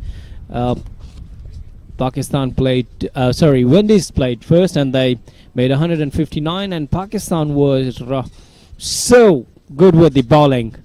And in combox with me, Marina and Abid. Welcome, guys. Thank you, Asif. Well, not a perfect target that West Indies was eyeing, but nonetheless, all the credit goes to Pakistan, the way they had pulled down West Indies with a great start and restricted them on 159. So now it's up to the batters of Pakistan. This pair, the openers need to click. Sidra Amin, the star of the second ODI with a brilliant knock, has to repeat what she did in the previous match. Yeah, it's very important for her to click today as well, because a lot of expectations will be along with her from the team, from the coaches, staff, spectators. Everyone will be watching her closely because of the last game. What she played, it was tremendous, and what she did in the last game, that she tried to play with a straight bat as much as possible. Hope she'll continue that. This is what we were expecting. Back push to the ball, and it goes dot ball to start with. It's not a big target to chase down, but we have seen many times that smaller targets have created problems for the chasing team. Let's hope that it's not the case today for Pakistan. Salman on the way. Outside the off-stump delivery, and left by the batter, a slip and a gurley for the catching position earlier, and then there's point, covers and mid off. So good fielding placement from the captain, Stephanie Taylor. She was excellent with her bat today. Well, credit must be given to both the teams, the way they came along, the strategies, and both the teams, what they're doing is that they are quick learners. They know what their opponents is good at, and even they are targeting the areas where Sidra Amin is strong. They have just seen her for a couple of games now, but they know in and out of her now. What a match that was for Sidra. The way she played, it was an excellent knock, and we're expecting and looking forward, all the spectators, the same performance today as well. Good luck. Yeah, and the thing is now, the seniors have not fired in this series for Pakistan so far, and these players are doing a great job. So it is kind of a disturbing for West Indians, so that whom to target. Marina, a little bit movement earlier on. Yes, definitely an outswing movement. Salman has a very nagging length, you can say, and taking it away from the right-hander. It's always tricky with the batter, but I said that Sidra Amin is pretty confident leaving a good ball. That is also very crucial as a batter, as an opening batter. You should know what ball to leave and what to play. Well, if you do remember that in the mid-break we were discussing about that, it's a very simple total. Just go for your natural game. Do not worry about anything. Just wait for the loose deliveries. Play positive cricket, and I think it's a very easy total. I agree. Again, a good-looking shot. Talking about the target, it's way under Pakistan's reach. So that's a maiden over to start. Pakistan yet to get off the mark. Nahida Khan alongside Sidra Amir, and Nahida Khan will be on strike for the second over. Well, what I think is at the moment, Pakistan are least bothered about the target, and what they need to do is to build the innings, forget about the power plays, forget about the 10 overs beginning, forget about anything else, just concentrate, spend your time on a wicket. The target is very set, very low, it can come, but being a decider in a finals match is always a low scoring games, mind you that, so it can be tricky. Pressure can play a huge role in. Definitely. My only concern is that with a low total on board, teams usually tend to get a little relaxed and maybe more cautious, and that tends to be blocking down. So probably Pakistan wouldn't want that. They should be rotating straight and playing on merit. That's the best thing to do go around. Yes, that's right. And as we have observed in first innings, that Windies, they were lacking for the partnerships. So yes, Abed, I agree that if they concentrate just on the partnerships, would be fine. See, Asif, what happened there that Stephanie Taylor played alone, one single-handedly that inning. Nobody was there to give her part and chip in a bit in that. But in Pakistan, even you're chasing a small total, you need to play as a unit. You need to play as a team. So now the seniors, the responsibility is more on the seniors and the pressure as well, because they haven't clicked in the series so far. This has pushed it on the offside, and that's the first runs coming off the bat for Pakistan. Yes, that's right. And the fielder is that sweeper covers off the mark with his single. Talking about Connell, she has been exceptional in this series. Unlucky that a few chances of bowling were put down, but despite that, she's been bowling a very brilliant line. Yes, that's right. Especially if you talk about the first match, she was so perfect with the line, with the pace, and if you could talk about that, it's a very good chance for the Pakistan to win first series against Windies. Sidra Amin, 392 runs in 25 innings. Best of 96. That's missed by keeper. That would be buys, I believe. Wide and buys. There is free runs, freebies. I'm sure Pakistanis would love it. Yes, West Indies are not defending a big total here, so they have to be very spot on with their fielding efforts and their bowling plan, because it's a pretty reasonable total if you talk about being in a one-day format. Right on the length, Shamila Kunal. She's tall. She is. She always tries to generate the pace, and especially in the earlier over. If you see them, this is Nahida Khan's record: 46 innings, 988 runs. With this time on the scale leg area, looking for the second. Outfield is pretty much fast and got the boundary now. Yeah, a bit of wrist work there, just Connell tracking it down the leg side, and all Naida had to do was make a connection, and it raced away to the boundary. Well, that was the first boundary of the game for Pakistan in second innings. End of the over, number 2, 7 runs on the board for none, and the score rate is 3.5, which if that goes on, Pakistan is very much a favorite in this game to win. But one more thing I want to say that I really want to see Connell coming from the pavilion end, because he has not been used from this end so far, and even in the last game I think Stephanie have not used her properly. Using her from the pavilion end would be good. Salman, good shot this time on the onside, looking for a couple. Nice timing, a fielder behind there. Stopped well. No, it's a boundary. So well done. Very good shot. Superb timing by Sidra Amin. She has been in a sublime form.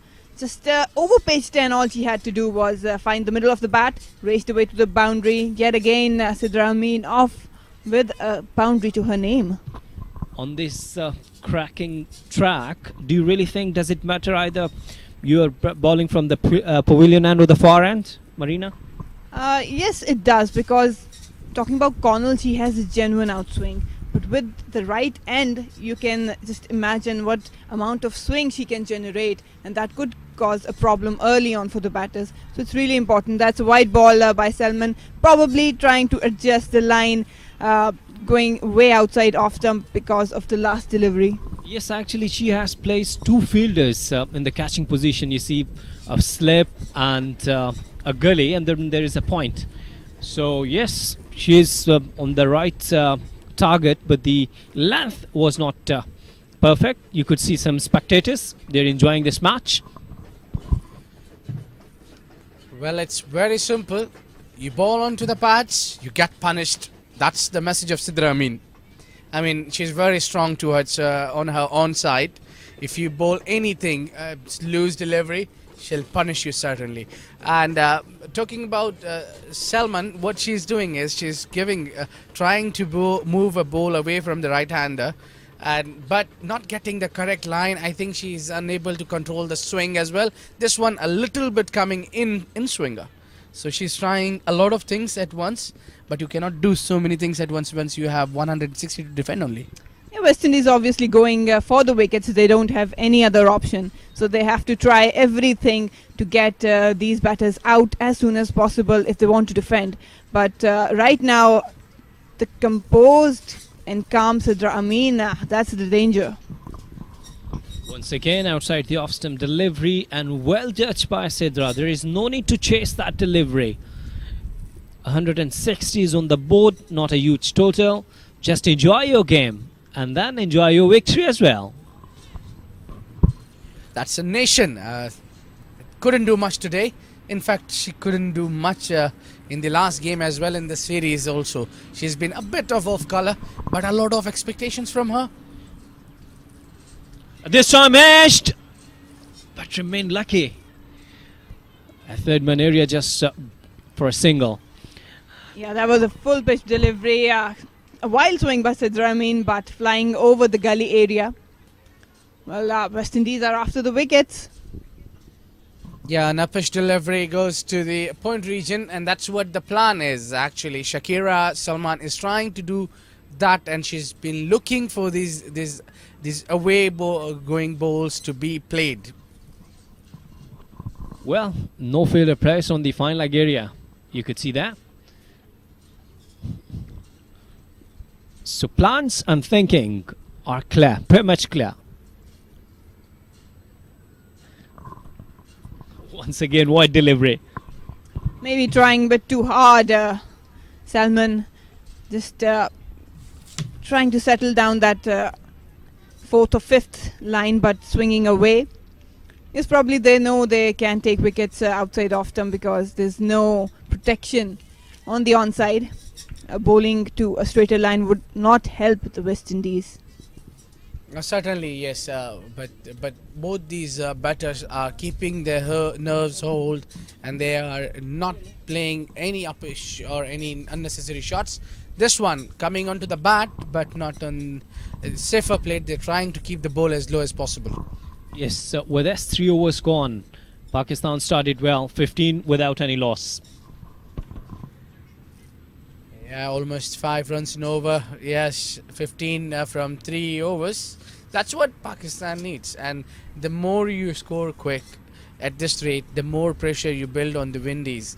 And we can start to see that what they are doing is they are trying too many things altogether. It could be costly. Not to forget, West Indies started off very quickly, but then they collapsed. So it's important to take the pace along the innings, not hurrying into the power play and then just throwing wickets or building up pressure. So it's more probably to go have a clear mind and just play along. Yeah, at least Pakistani batters, one of the batters need to play a long inning no matter...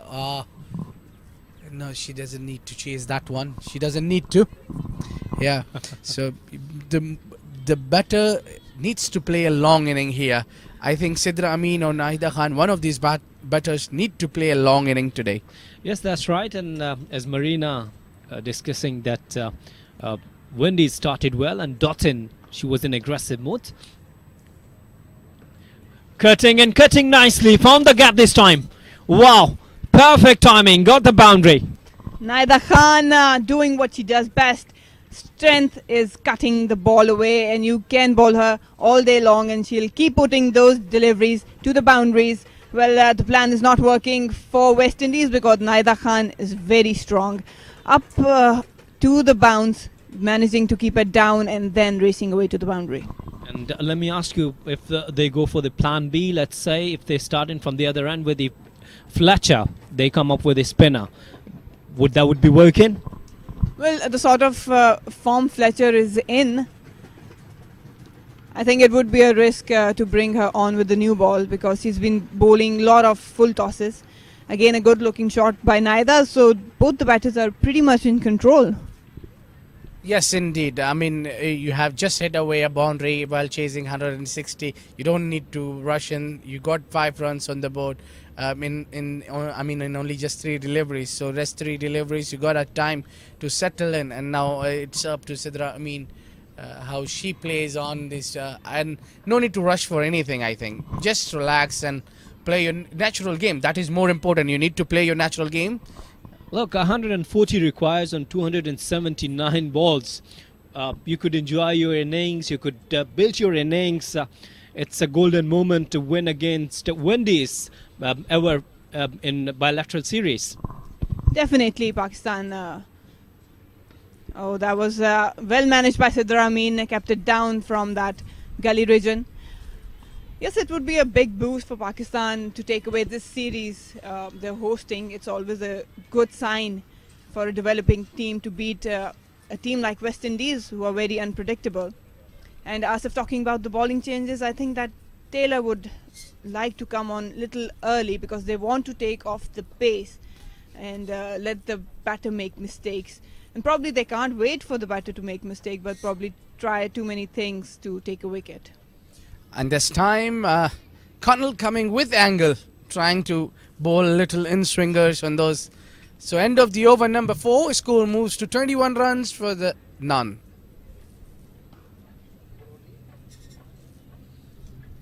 That's the dugout, a relaxed dugout of Pakistani women's. They are chill out at the moment. This is what we have not seen in the series, runs coming from the openers.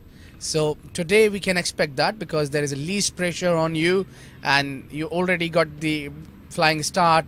So I think it's a perfect example and perfect day for them to put on a good partnership as an opening pair as well. This time she was trying to pull that ball. Length was not for the pull shot, and she went little early as well. Yeah, definitely, I think. And talking about the short balls, I feel that with Diana bowling few in that she got out the wickets, probably that the shorter ball is little bit sticking to the surface, not coming onto the bat as a batter would liked it. Oh, yes. Aggression straight away from Salman. You can see that Windies are onto it. They're not coming easy. You could understand the depression as well, dear. Yeah, and we saw the dismissal there, a Shotland delivery from Alia Riaz or Kainat Imtiaz, I think. Diana Beg, yes, I beg your pardon. The Shotland delivery that I was talking was not tested so far in this game, and there when she did that, and she got a wicket off, I think, Connell. Well, that was this well-settled batsman, Stephanie Teller, and she went for the pull shot over the mid-wicket region, but it was an edge. It wasn't a delivery for the pull shot, and she missed time, and Diana got a wicket. That was a golden wicket there.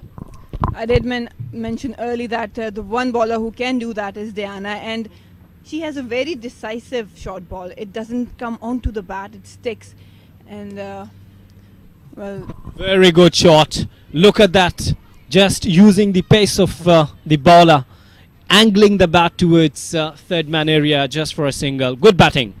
Yeah, talk about control here. Nasidra Amin looks totally into control. Just managing again, keeping it down and through the infield. So yes, talking about short balls, I do feel that it's sticking to the surface, not just coming up with the pace. So they have to be very careful while playing the pull shot. That's right. And the idea is to spend some time on the track, just try to understand that what bowlers are trying to do, and definitely when you're coming up with the aggressive approach, your field placement shows that yes, what you're looking for wickets. Apesh once again remained lucky, didn't carry to the gully position, so 5 overs gone now, 22 for none.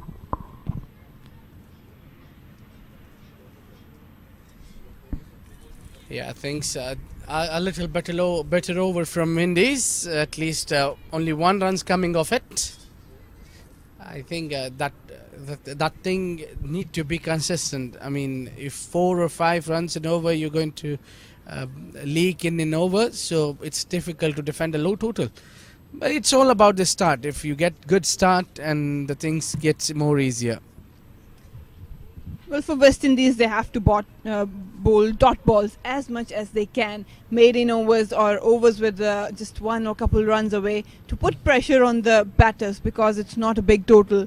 And what the pressure does, that if a batter is playing too much dot balls, the batter tries to go after a big shot, and that might result in a wicket for West Indies. But they have to have a very clear plan.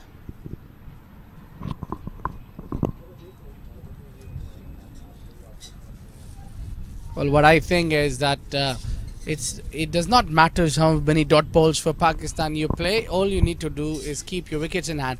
But let me tell you, whatever they try, they cannot stop Pakistanis from winning if they don't go after wickets. If Pakistani women's doesn't lose their wickets, they can chase this down easily. Well, I think that's the debutant for West Indies today. Brought into the attack with the new ball, probably to get some wickets. Karishma Ramrahak. It was a loose delivery, got the punishment towards mid-wicket area. Well, so she's welcoming in a danger mood there. Sidra, you cannot ball at this ball to Sidra. Means she'll put away right away with the blink of eye, and she does that. A half tracker, and Sidra just pounced on it. Look at that delivery. It was not onto the pads, but she pulled it so hard that it looks so easy to play on. I think lack of pace on that ball. Too much time for Sidra. A quick single there. Very good cricket, a boundary and a single. Mature cricket, look at the awareness. And I'm amazed that Sidra didn't go for the 6 on that delivery. Well, we haven't seen her hitting big so far, and she doesn't like to hit the ball big. She likes to play sweep shots. She likes to play on the onside, and that's a little shout. Umpire declining it. Well, that was a beauty by Krishna, I reckon. A perfect length, and just turning away from Naida Khan. Wanted to go for probably drive, but that was beaten.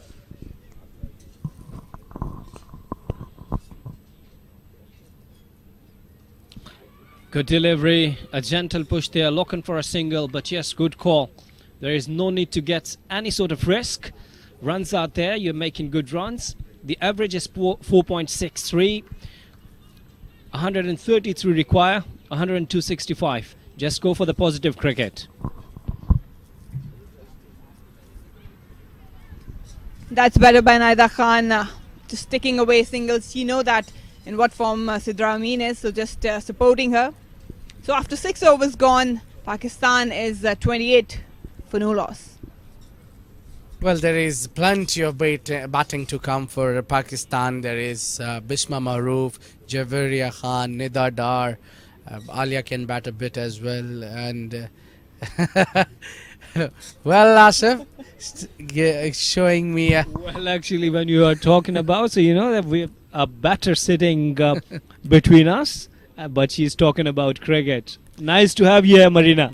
Well, it's my pleasure to be here, really, and to be part of this amazing commentary team.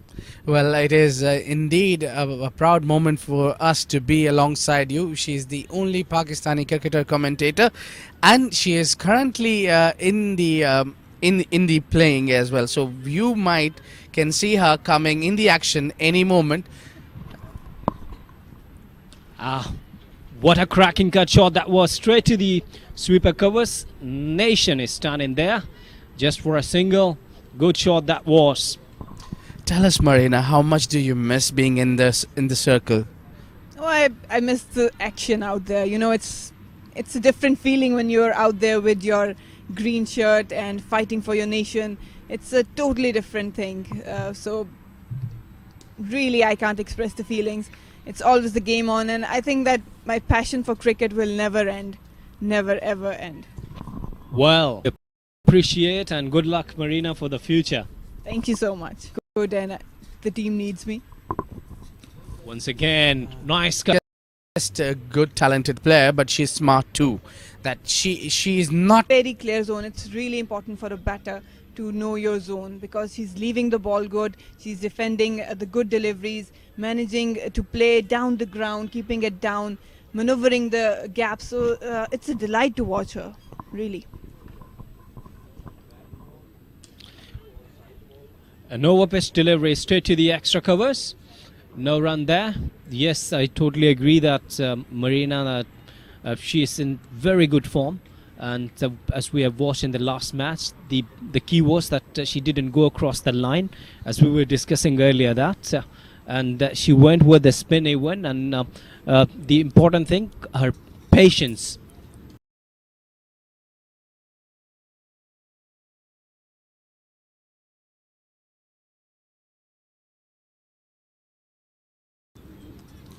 Oh, lovely delivery there. A brilliant delivery going away from the right-hander. But lucky didn't lucky for Pakistani, and Nahida Khan didn't get any wood on it. Didn't go through the air, but it was a good delivery to end the over with. After 7 overs, she scored 31 for none. Well, some disappointment shown by Salman. I'm not sure about what. Probably just runs leaking from that gully and point and slip area. Oh, well, for me, Marina, what I see is that both the bowlers for the Windies have been disappointed. They're trying too hard to go for a wicket. Even Colonel looked frustrated. Now we saw Shakira also frustrated because they are not getting the wicket. And what Pakistani batters need to do is that do not give them a wicket here. If they get a good wicket here, or good something good happen for them, they can come up strongly. I think they must have gone with 2 slips. I don't know why captain isn't thinking about that. It's a new over, and good start once again. An edge. Single there. Yeah, the debutant here for West Indies. A genuine edge. Lucky enough for Naida, it went in the vacant area. I believe that West Indies are missing the trick here. They need to bowl a consistent length. That's the success of getting wickets on this track. Probably they're trying too hard, changing their lines and lengths, and maybe giving too much effort into the bowling, that they're not getting the results. They're missing the trick. A consistent bowling is always dangerous and also helpful for the bowling side. It is more important for Karishma to hold her nerves as well, because she is debuting today. It's her first game. Karishma got a chance, and that to a decider. I think a bit of gamble played by the Windies. Well, I think yes, but it's a tough game, pressure game. She started her career. So she started her career in a pressure game, but today she has a chance. If she could do something special for her team, for nation, she could be the victorious for the entire career. Well, I think I think that it's a very tough call to take if you replace a debutant with someone like Anisa Mohammed. Yeah, I think that dropping Anisa, I'm not sure what West Indies had in mind, because she's been exceptional. And talking about Karishma, I think probably because Taylor is not delivering with the bowling, so they might have opted to give the new ball to the debutant. Well, ending up this over with the dot delivery, and 8 overs gone, 32 for none, and changing the com box as well. Nabil Hashmi, Ahmad and Charvi. Well, thank you, Asif. Pakistan going 4 runs per over, and they have nothing to worry as far as required run rate is concerned. Welcome, Ahmad. Yes, thank you, Nabil. A steady start for Pakistan so far, going at a very decent clip as far as the target is concerned. Building a nice partnership here between Naida and Sidra Amin. Hi, Charvi. Hello, gentlemen. Wonderful afternoon here. What beautiful scenes here in Dubai at the ICC Academy. The clouds hovering over. We had strong winds early this morning, and I think we should be thankful that the wind has died down a little bit. Yeah, there was just a strong breeze blowing across the ICC Academy, and those have slowed down. And the weather here is really lovely. Windies on the attack, operating with a gully in a slip. I think running could be much better from Pakistan, Charvi. We have seen in last 2-3 overs that there have been singles on offer, but the opportunities have been declined. Yes, Nabil, a couple of they will have to. I think they're taking probably a slightly slower start. They're taking a seat back, considering the fact that they just have another 128 runs to win this game. They're on par when it comes to the run rate.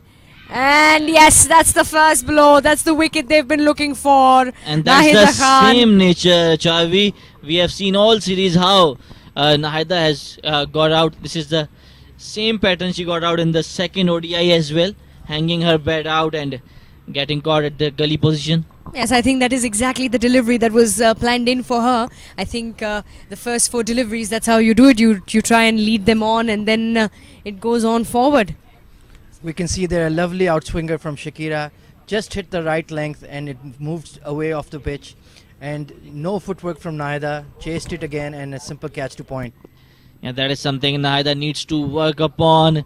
There's a clear deficiency, something the opposition has worked on really well, and in comes Pakistan star batter Javeria Khan. Here's this the footage and that trigger movement, no feet movement here from Nahida, and that's Javeria's record.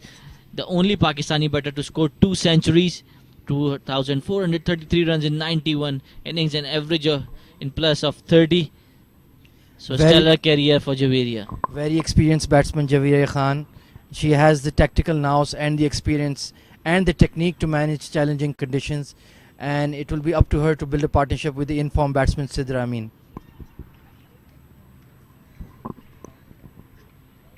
Well, Javeria needs to raise her hand up because that's a glorious opportunity for Pakistan to beat West Indies in an ODI series. If we can talk about the balance of the game, it's still a 60-40 in favor of Pakistan, but all that could change quickly. Fuller delivery left alone by Javeria. The pressure should be mounting on the Windies. I think that was the wicket that they were looking for of Nahida Khan. But nonetheless, that was a partnership, Nabil and Ahmed, that was looking to me something that would work out for Pakistan in the favour. It's not a very big, high-scoring game. It's a smaller total, not such a big total posted by Windies. But the game can go each way. We play a funny game called cricket. It's a funny game. You never know till the last ball is bowled and the last run is run. Yes, Charvi, and there's a tendency in these low-scoring games to go right down to the wire. It becomes a nervy run chase, especially Pakistan historically are not very good chasers of ODI totals. So That it will remains the definitely be a problem close with the game. boys as well, Ahmed. I think it goes across all genders, men or women. We have a trouble batting second. So hopefully the women do it much better than the guys. You see, we always say that chasing is always a pressure. And let me tell you an interesting fact. The reason why we had a coach back in the day, and she was very knowledgeable. She comes with a very strong background, very experienced cricketer from her time, and she always told us one thing: why is chasing always a difficulty? Why is it such a pressure situation? And we used to have these healthy discussions, and we said that when the team is batting first, they've posted a total on the board. They have some numbers there on the board, which is already the other team that is starting is always starting from zero. So there's always going to be a pressure mentally as well. And we'll come back to that discussion. The end of the over, 9 gone, 32 for 1. Yes, Charvi, you're absolutely right. Scoreboard pressure is a very real thing. And in the case of Pakistan, they feel it much more than any other. But hopefully the girls have this well in control and will manage it relatively safely. Well, the informed Sidra Amin, who scored that brilliant 96 in the previous matches, is still out there with Javeria Khan.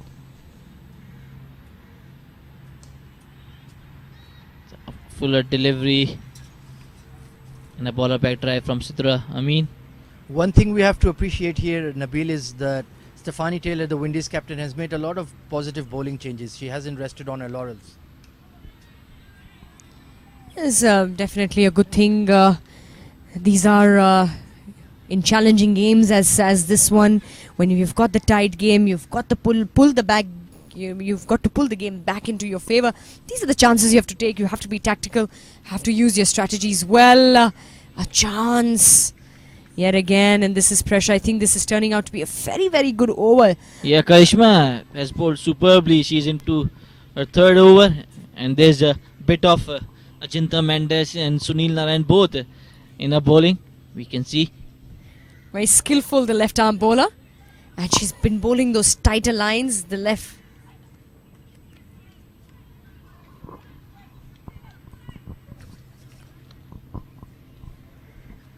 She's not giving any room to Sidra Amin to free her arms.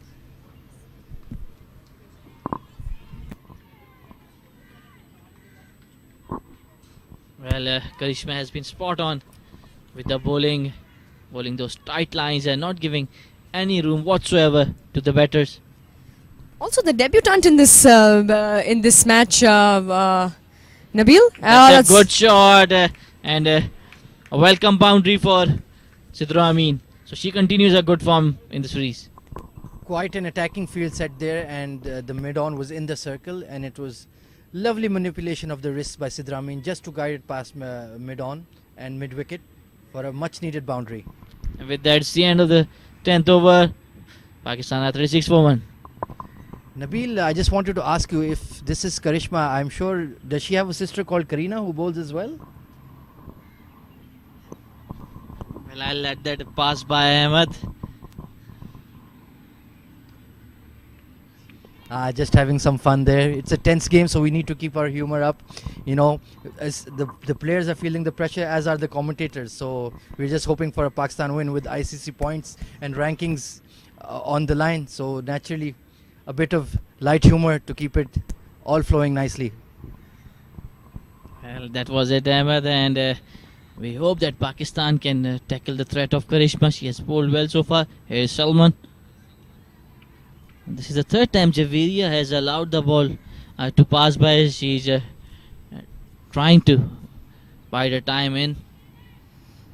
Obviously, it's not has been a series according to the standards of Javeria. Charvi, she often scores really well for Pakistan. Bisma and Javeria, the two star batters. Yes, Nabil, I think she does have it back in the mind that they've got an attacking field set, and that's close delivery. That's the reason why she's been letting it go. They've got the first slip, almost second, 1.5, that's what we call it. She's got the gully in place, and they've got the point in place. She knows it's that backward area on her offside that is completely packed. Anything, And the ball moving away as well from the away from her slightly. Charvi, while we speak, the new MD of the Pakistan Cricket Board, Wasim Khan, and the chairman, Ahsan Mani, have joined us at the ICC Academy to watch this match. Obviously, that will be a big boost for the girls as well.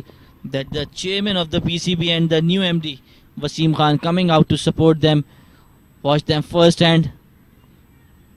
Chairman Ahsan Mani speaking to the Aisha Usher, who has been a former manager and is looking after Pakistan Cricket Women Wing for years.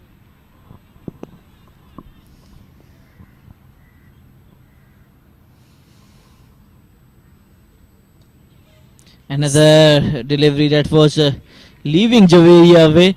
So Windies bowlers have their plan and they have stick to it. That is really good. You can see, Nabil, that she's really testing Javeria outside that off stump in that corridor of uncertainty, getting consistent outswing, and it's proving to be quite a challenge for both Pakistani batswomen out there. Definitely, that's something that we've been talking about. That delivery not carrying as much, and Selman constantly trying to move the ball away from the right-hander, trying to get that outside edge, let it go on the top, straight into the hands. The easy catch that was earlier of Nahida Khan to the skipper Stephanie Taylor, and that's exactly what they're trying to do, time and again.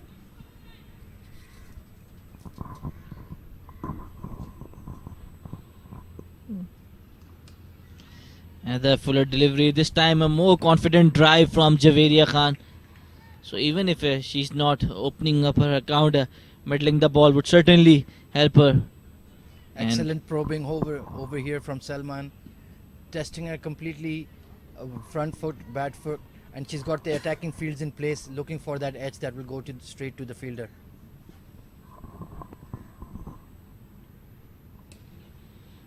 And this time Javeria will open her account, so that will get her confidence going.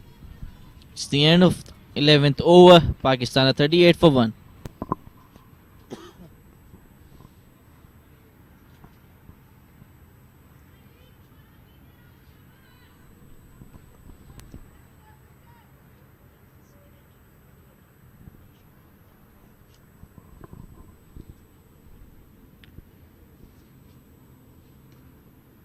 .38 for 2 after 11 overs. Karishma once again continuing in the attack. Charvi, what do you think? What should be the next strategy for Stephanie Taylor? How to pick another wicket and break this crucial partnership for the Windies? Well, Selman, no doubt she's been bowling this good line. She's getting that movement of the air as well. What they could do is probably continue with her from the other end. But she might want to bring in the spinners. Maybe Fletcher could be a good inclusion at this point. Just to bowl in the bowling partnership. The pressure has been built on a little bit. The run rate has fallen slightly below the required, which was there earlier. However, still the current run rate is above the required, so they will need to bring in some fielders probably coming into the circle, racking field. And probably some mind games as well from Karishma going up in her mind. Yeah, well, cricket is also a lot of mental strength.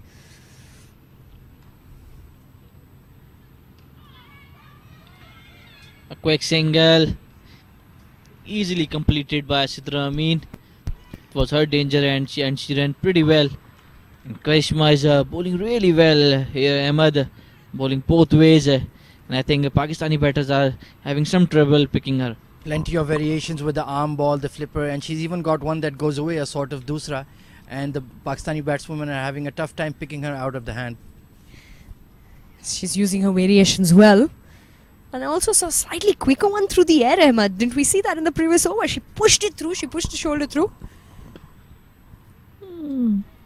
This time a more flighted conventional off spinner from Karishma and respected by Sidra. So far the Pakistani batters are showing great temperament here. They're not playing across the line. They're playing the ball on merit, and that will be the key against Karishma. That's usually the tactic that most batsmen use. When you know you've got plenty of time through the innings to chase the total that you have. You know it's not such a big total. That would be also the message that has been sent. That see through the overs, go through the overs. Even if a couple of maiden overs shouldn't cost the match to us, but anything on a loose end would probably take the game away. And the wide signal from the umpire, that's the one that you were talking about, Ahmed, the one that moves away from the batter and probably going in for a wide. Another fuller delivery, this time left alone by Sidra Amin, so she's showing some confidence, probably sending out a message that I'm reading you well off the hand. It's the end of 12th over, Pakistan 40 for 1.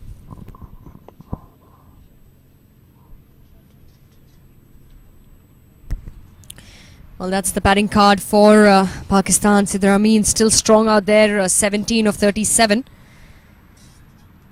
Just the one wicket to fall was off Nahida Khan, 15 of 22. And Javeria Khan has been out there for 13 deliveries. Well, that's the chairman PCB, Ahsan Mani, as we were speaking about him as well. That not only him, the new MD of the PCB, Wasim Khan, is also out here to support the girls, to see the match first hand, and it's always a delight. First we saw Multan Sultan's side turning up in number and supporting the girls, and now the chairman himself. Yes, Nabil, a very welcome sign to see the senior most management of the Pakistan Cricket Board out here supporting the girls, and we hope to see much more of him around and further promoting women's cricket. It's always good to see the big hand supports coming in for the women's game. And Afi Fletcher, she's been brought into the attack. I think a good decision here from the skipper. Throughout the series, we have seen Afi Fletcher has troubled Pakistani batters with her immaculate line and length. The best thing about her is that she does not give away many freebies.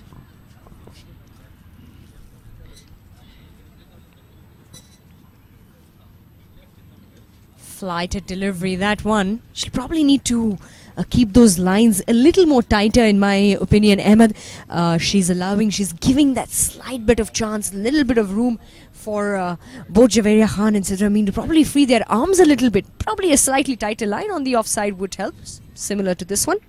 Yes, it will take her a few deliveries to get settled into her rhythm and her line and length, but it's crucial for her to keep the run flow at a minimum and keep building pressure from one end, while Karishma with all her varieties will keep further troubling the Pakistan batswomen. Decent over so far, just a few early deliveries off length, but so far she seems to be hitting that spot very nicely now. Well, Pakistan shouldn't panic around because they have the games in their hand, and even if West Indies can jot down a few tight overs, that shouldn't worry them. Yes, they have the absolutely, firepower to come. They just need to bat the 50 overs, and the score is very easily manageable. Just need one long partnership to just settle the nerves right now.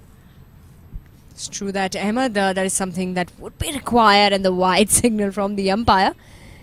Bit of edgy there. I thought I heard something. Yeah, he might have just clipped one of the thigh pads or something like that. There was a sound there. Slide sound. Just a very little one there too. This Played, time, Chavi Afi is tempting the Pakistani batters to go after her, but that has not been the case. Obviously, Javeria is new to the crease. Sidra Amin would like to continue the form she showed in the last match. Yes, truly so. We'll come back to that thought. That'll be the end of the over as well. 13 gone. It's 42 for 1. Now we see Stephanie Taylor making another change, bringing in their main strike weapon Deandra Doughton into the attack. Interesting move here because Karishma was in a very nice rhythm from this end, but seems like she's really looking hard for wickets. So Deandra Doughton might go for runs, but she might get a wicket too. Yeah, a bit of a surprise here, to be very honest, Ahmed, because as you were speaking, Karishma was bowling really well, and she and Effie bowling in tandem could have certainly troubled the Pakistani batters. But now Deandra Doughton will bowl from the football ground end, and Doughton is not a less threat by any means. We just saw a glance there of Chairman PCB Ehsan Mani having words with our co-commentator Marina. Definitely giving him pointers on how to run the women's game, what they need, all the support they require, and all the grassroots level situation. So a very welcome sign.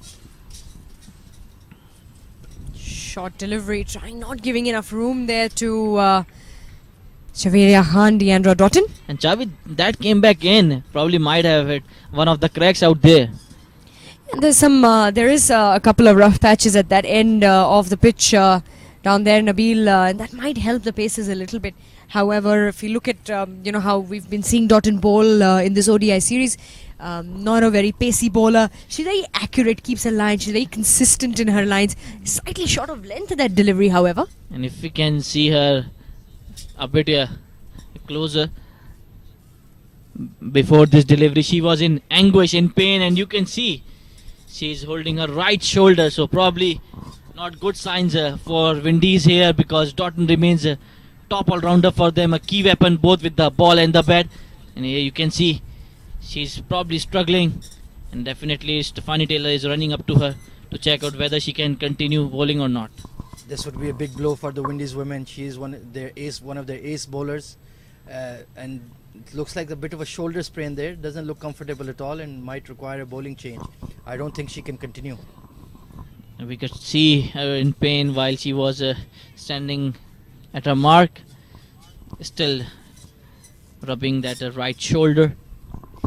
Well, some medical assistance has been called in. The physio, well, is ready there. He will be running in very quickly to put in some spray, just so that it can calm the nerves in the shoulder area. Yeah, you can see there, Charvi, the ball is not reaching the keeper at all. Big wide there. Seems to be struggling, and I'm not sure why Stephanie is continuing to give her the over. Might as well change the bowling now before the injury gets any worse. Well, it's an over. Every player would want to complete the over. Unlike, sometimes. But then again, Chavi's sense should prevail, because Doughton remains a key bowler for them, and if she can get the medical attention and come back strong and bowl a good fierce spell, that would help the Windies cause rather than bowling like that. And truly so, it's probably something that could be considered. However, she has chosen to continue 3 more deliveries for her to be bowled in this 14th over. Another 116 runs required in the remaining 36.3 overs for Pakistan. I think they've been brilliant out there in the field today, coming into bowl first. They bowled their lines, picked up some very good early wickets. Dalton just going through her over right now. Seems to be doing a bit slightly better. And the one thing is the Pakistani batswomen have failed to capitalize on taking runs off her in this weakened state. But so far it looks fairly steady for them. Maybe try to attack her, put the pressure back on the Windies, but maybe they're just planning to see the over out. Well, they do realize that she might not come in back to bowl, depending on the assistance that she's provided and how she feels. So they don't want to take any chances. They'll probably go after it. Like we mentioned earlier, plenty of time the Pakistani women have got. They've got nothing to hurry about. The required rate is just a little bit above 3 runs an over, which they've been able to get easily. What would be a challenge here for Pakistan is if a couple of wickets fall very quickly, then there might be a challenging situation. That was a good seam-up delivery, came in sharply, but Javeria Khan managed it really well, and that's the end of the 14th over. Pakistan are 45 for 1, and certainly Doughton is running off the field to get the medical treatment. This could be a big loss for Windies if she doesn't come back, while Pakistani batters would be happy to see off the field. Most definitely she's an impact player for the Windies with the ball and the bat, and her going off the field is definitely a major danger sign for Windies that they're losing one of their prime bowlers. There you can see her go off and straight into the dressing room, so she looks to be in some distress. I'm sure she'll be out in no time. She'll get the required attention. The slip in place. If we can compare the scoring rate, Pakistan were 32 for 1 after 8 overs, and in the last 6 overs only 13 runs have come by. And here's that edge that is running to the point boundary, cut off by Stephanie Taylor. Javeria wanted a third, but Sidra Amin was not interested. Quite interesting there. Wise decision there, Nabil. That could have been another yes-no maybe situation, and run out at this stage would be disastrous for Pakistan. Just need to play cautious and calculated cricket. No need to take any risks. Just manage the bowling and play out the overs. You've got these tighter bowlers who you just want to just look through them, see through them. Don't take too many risks. You don't want to do anything so hasty. You've got plenty of time. One day international, you got 50 overs. This time it was down the leg, and it has been flicked to the fine leg boundary. The outfield is lightning quick, and a welcome boundary for Pakistan. Lovely shot there, just a slight use of the wrist, just deflected past fine leg, and once it beat the inner ring fielder, there was no chance. Very welcome boundary for Pakistan, and that's the 50 up in the 15th over. Going great guns so far, looking very steady. They're looking in good touch, both the batters. Partnership worth 19 runs. And was just deflecting. There was a nice glance off the pads there. She missed out on a full toss in the second delivery of the over, and when the opportunity came by again, Sidra ensured that she made full use of it. One thing that has been really impressive in this series is Sidra Amin's batting against spin. She looks very comfortable. She knows how to work the angles in the fine leg and the point areas, gets boundaries off there, and she's looked very assured against the spin bowling, against quality spin bowling of Windies women. Well, that'll be the end of the 15th over as well. It's a 51 for 1 for Pakistan, chasing just a very small total. They require another 109 runs and 35 overs remaining.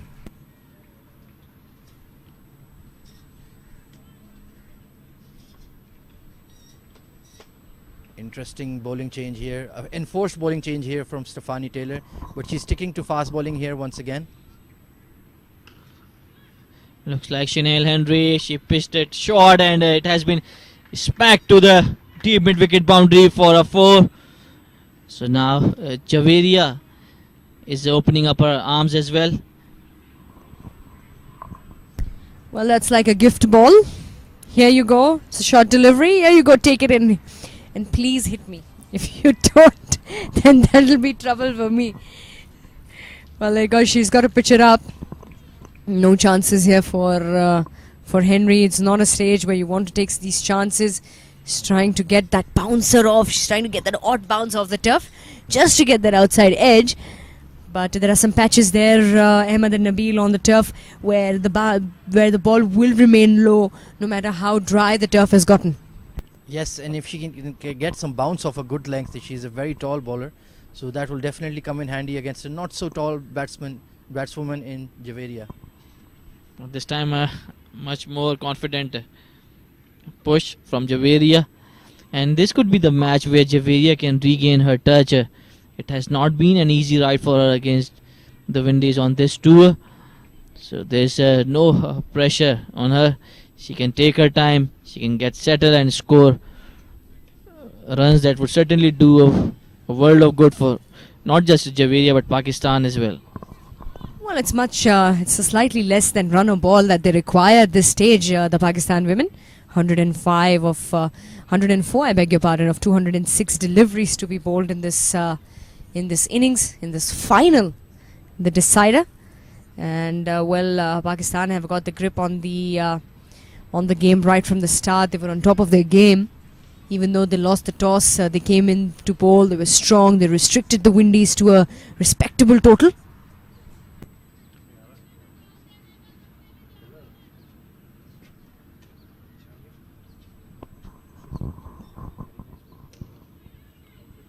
Confident looking drive there once again from Javeria, but straight to the fielder.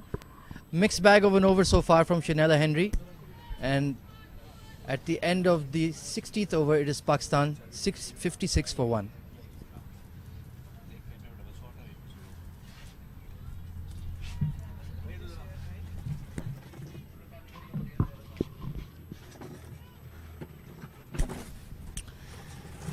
"16 overs have gone by, 56 for 1, and a bit of a change there in the combox. Joining me is Kamran and Abid.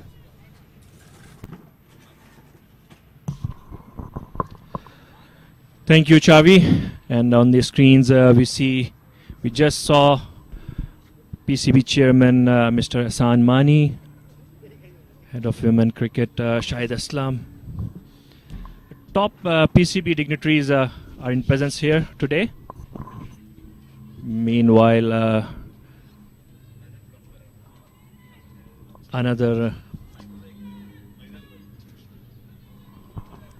Yeah, that's what it says. The importance of this game and the series has an interesting turn point here. If Pakistani women's win here, they climb on a ICC ranking to number 4, whereas West Indies is standing. And if West Indies wins this, they will remain at number 4 in ICC ranking. So it's about ranking qualifications as well for the upcoming events. Well, it's interesting part. A bit of hesitation, and in the end made it safely. So a bit of yes-no from Javeria and Sidra Amin. Sidra was not fully committed to that quick single, but in the end just responded to the risky run. Well, I still believe the dropping Anisa Muhammad is still hunting West Indians.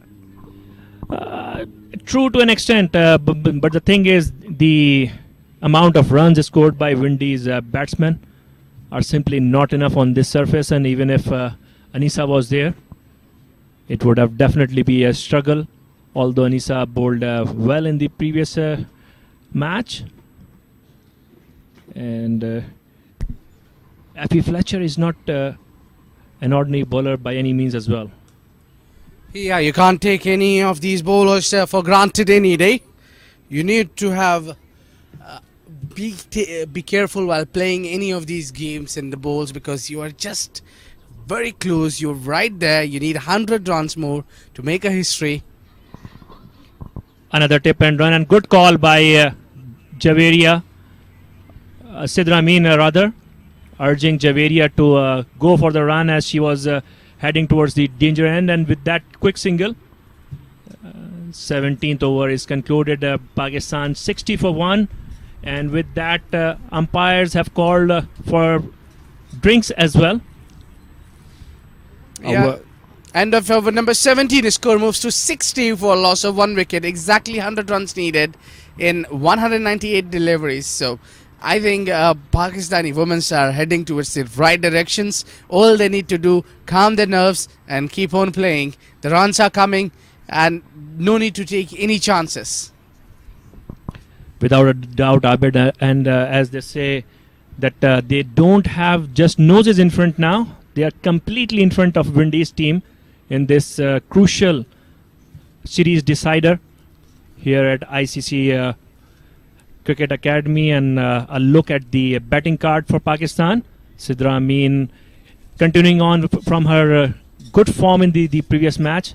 She is 26 with some classical shots on 57. Naida Khan glided one of the Shakira Salman deliveries straight to Stephanie Taylor in Gully region. She got out 15 of 22, and Javeria Khan 11 of 23, just trying to find her feet after two rather very horrible games from her standard. She's one of the leading Pakistani batters in this squad. Well, what I feel about the dismissal of Nahida Khan, what she made a mistake. She put on a boundary earlier before getting dismissed.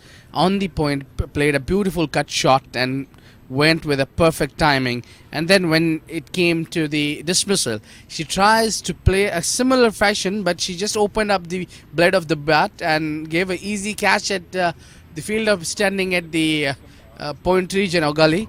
So this is what the difference is. Now there is 1 wicket being claimed by Shakira Salman and the rest are wicketless. But economy also looks a little bit difficult. I mean, they are not economical as well. Apart from Shakira Salman, the rest have been okay with the economy. I think if they want to win here, they need to talking about Doughton have given away 3, Chanel are given 5 in 1 overs, so which is not remarkable. I think Karishma is being new, given away 13 runs. Yeah, Karishma Ramahak on her debut, replacing Anisa Muhammad in this game. And Abid, this is going to be a one memorable victory for Pakistan, especially considering the backdrop of ICC Women's Championship. The host New Zealand, the host of 2021 Women's World Cup, host, and top 4 ranked teams to qualify for the 2021 World Cup. Yeah, I think we are lucky enough to be part of this historic series, which is which, if you see the first game between both these teams, I thought that Pakistan is nowhere close to compete the West Windies women's, but credit must be given to them. Hats off the way Pakistani team have bounced back in this series, winning the second game, and now they are in a brilliant position.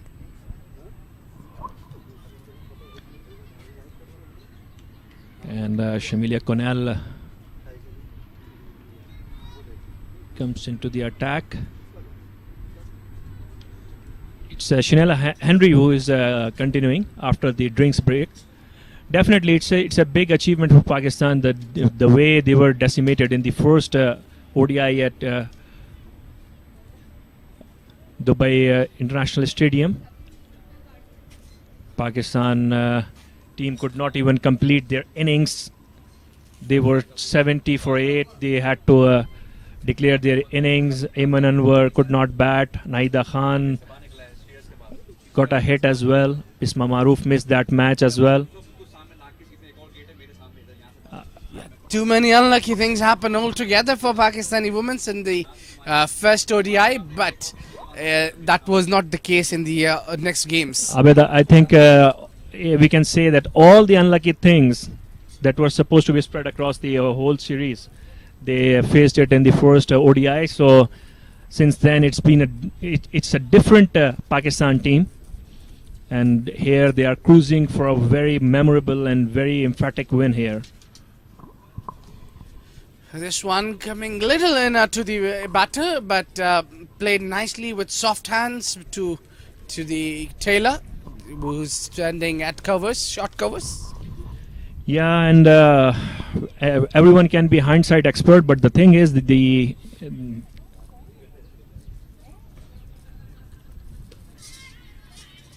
yeah, played nicely. So what I was saying, that everyone can be an hindsight expert, but today Stephanie Taylor won the toss and elected to bat first in that windy condition. That might not be the best decision. And look at the wind now; it has just toned down into a bit of a yes/no again, but got lucky. Stephanie Taylor could not pick it up cleanly, and in the end, no harm of any kind for Pakistan. That concludes the 18th over. It's 62 for 1. After 18 overs, score moves to 62 for 1, so meaning they have to score less than 198 runs only in remaining with 192 balls in hand. So I think they are very much on a comfortable position to win this game. But you never know. A cricket game can be funny at times. I think after taking first wicket of Nahida Khan, the Windies have bounced back a little, put a pressure there. But this partnership now taking things away from them again. So they need to put on the extra efforts to get the wickets. They no way can restrict them and make them play over 50 overs and do not allow them to score this score. So they need to attack. Meanwhile, a bowling change at ICC nets end, and Captain Stephanie Taylor has brought herself in.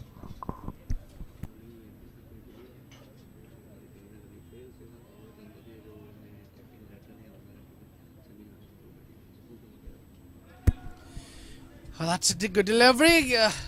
Sharp turn a little bit there. Well, Windies are trying too hard, but things are not getting their way. They need to put some extra effort as well.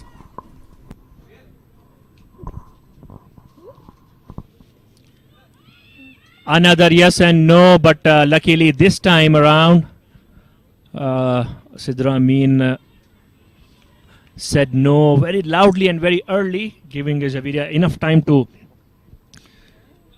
return back to her crease. There's a very good shot. Played late, waited for the ball and glided into the vacant short third man area. Very nicely played by Javeria there. Yeah, works to do for Dottons in the deep. Had to cover lots of yards there. Javeria Khan is giving a good pair of hands to her partner Sidra Amin. Good bettermanship here. Too much room there for batters there. Yeah, and Abid, the way these cuts and pulls are going in front of the square, it looks like the pitch has going slow and slow. We have a very good presence of PCB top dignitaries at the rope side. We have Chairman Ahsan Mani here. We have newly appointed MD Wasim Khan here as well. So with that, we will take you to Marina, who is with Wasim Khan. So I have with me Mr. Wasim Khan, the Managing Director of Pakistan Cricket Board. Thank you, sir, for being with us. No problem. You're bringing lots of experience working from Leicestershire now to PCB. What is your take on women's cricket right now? I've always been a huge fan of women's cricket. Prior to moving to Leicestershire, I ran a national schools programme called Chance to Shine, and we employed 9 of the England women on coaching contracts. So going into school, Charlotte Edwards and all the girls were going in. And we had 1 million girls involved in our programme. So, I know the importance of supporting women's cricket. We've seen with the ladies here, winning in Karachi, on the cusp of winning the series here. could imagine if they had a bit more support and a few more resources, what they could actually achieve. So, you know, I'm fully committed to supporting women's cricket, hence why myself and the chairman are here today, and, you know, we're going to make sure that we really drive it forward. So you're starting off a very good note because probably Pakistan will win this series. And recently joining PCB, just would like to know that what are the main areas for the women cricket development you want to work on? Yeah, I think the big thing is really increasing the pool. You'll know yourself that there's not a huge pool, so we've got to try and get cricket back into schools and getting played in schools, and I know it's a big challenge, but we've got to be running camps all over the country, trying to get girls involved, getting more female coaches. So how can we get more female coaches qualified? How do we get the Pakistani girls out into their regions and into their areas to really act as role models and ambassadors to say, do you know what, it's okay to play cricket? You know, we're going to support that. So, you know, that's going to be the big thing really, is to drive the volume of girls, increase the pool for the likes of Mark Lane and these guys to work with. And definitely we have seen that with the inclusion of ICC Championship, there's been a very good progress with the team. So working on the international leagues as well, we're talking about PSL for the girls. So any take on that? Yeah, look, it'd be amazing. You know, there's the Kia Super League in England, which operates very well for the women over there. There's obviously over in the Big Bash, it runs alongside the men's game. So why not? You know, it's a great opportunity for us to showcase things. The PSL is a fantastic product that's only going to grow and get better. So it's about time we incorporated the ladies into it. Thank you so much for being with us, and thank you for the support for women cricket. Pleasure, thank you. That's all from the boundary line. We had Mr. Wasim Khan, the MD of Pakistan Cricket Board. Thank you so much. No problem. It's nice. Thank you, Marina. So that was PCB MD Wasim Khan, and again another good shot, played late into the gap, and collected another single there. So that concludes the 20th over. It's 70 for 1. Pakistan going along strong and healthy in their chase of 160. Well, what Pakistani women are doing, they are doing their basics correctly. They are watching the ball till the last moment, and then they are going after it. Even you see these late cuts and all these, this is all taking precautions, not taking unnecessary risk. The only concern is that wicket running between the wicket has been little bit, risky. They are still trying hard for the runs, which is unnecessary singles. They don't need to run after every ball. And comes skipper, swept away on the onside, and that will be 1 run added to the total. And Marina joins us in the comm hut, not the comm box, from her after discussion with Wasim Khan.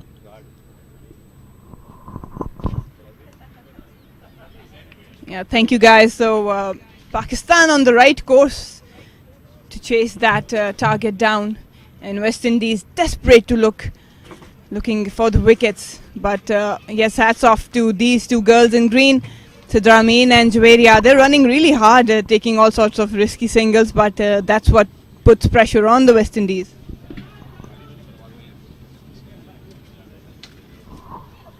Again, a bit of a yes-no, but in the end, a good call by Javeria, and she urged Sidra Amin to go for the run. Sidra till last moment waiting if Javeria would be able to make it easily.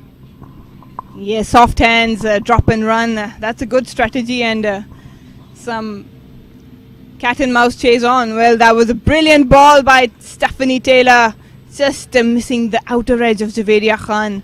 A good length to proceed with. I think West Indies needs more of such deliveries and probably wickets. And Marina, what a revelation Sidra Amin has been in this series. I think from Pakistan's side, she has been the discovery, not as such discovery because everyone knew about the talent, but the way she has performed in the last two, in the last ODI and here, that's been a very heartening sign for Pakistan cricket. Yes, definitely. It's always a good scene to look a youngster stepping up at the big stage. And I've been around Sidra Amin. She's a wonderful girl, a very hard worker. I've seen her work hard. And she wants to learn more from the seniors and then apply it on the ground. So yes, superb. There was no doubt about her talent, but all she needed was a big stage and a big innings like she played in the previous match. So she's been brilliant for Pakistan, and I'm sure many more big innings yet to come from this young lady.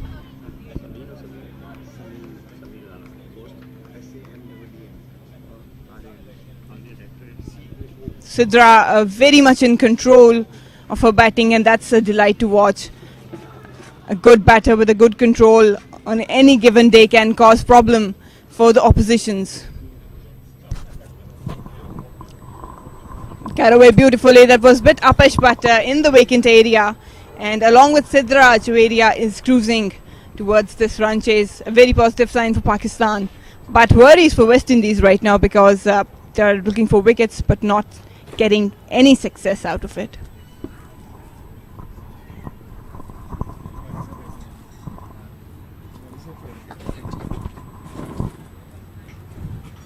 Top edge and try to play an uppercut there, and luckily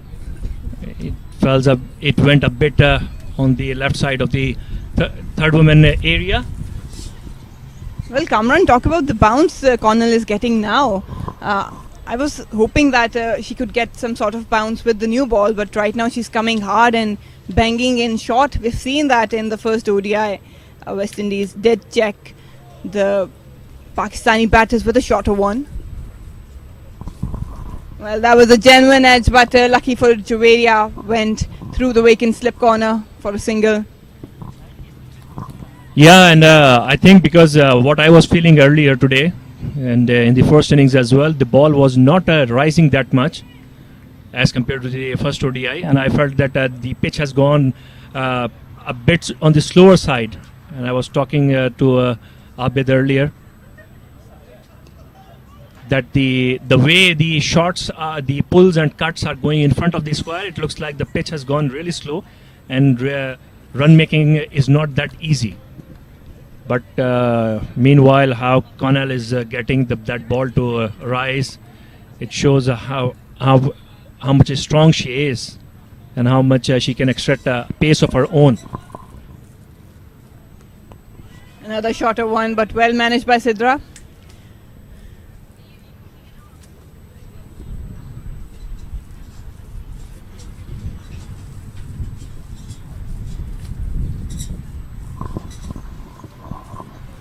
So with that, that concludes the 22nd over. It's 76 for 1. Cameron, talking about the shorter ones, even Diana, the 2 wickets she got was from the shorter ball, but I did sense that it just held into the surface, did not hurry it up, and that caused the wicket for the West Indies. And now again Connell just banging in short, but it's not that sort of a short ball you would like that comes onto the bat. The surface has something to do with it. Again turned around, but this time there was no chance of a run. Yeah, and especially Marina, the wicket that Diana got off Stephanie Taylor, because she was there already on 50 plus. Even then she could not judge the pace of the ball, and she pulled it and the ball went to mid wicket instead of she was trying to push it to a square leg. So that showed a bit of a double pace maybe, or slowishness of the pitch there. Taylor now operating very smartly. They know that this pair is up to some cheeky singles, and that's how Pakistan should be operating. A little bit top edge. Javeria wanted to work it on to the onside. I'm not sure that there's plenty of gap towards off also, but probably she's eyeing that vacant mid-wicket area. Up a sweep chance and gone. So again Javeria Khan going for an expensive shot and top edged it while sweeping and lobbed an easy catch. at short square leg. Yeah, pitched up by Taylor, and Javeria just missed the length. It wasn't there to be swept, and Javeria was in no position to sweep that ball. Ended up just airing that ball. Easy catch to the short square leg area. Probably that wasn't needed. All she needed was to support Sidra Amin with the rotational strike. But yeah, a big wicket for West Indies and a blow for Pakistan. Yeah, it looked more of a premeditated sweep.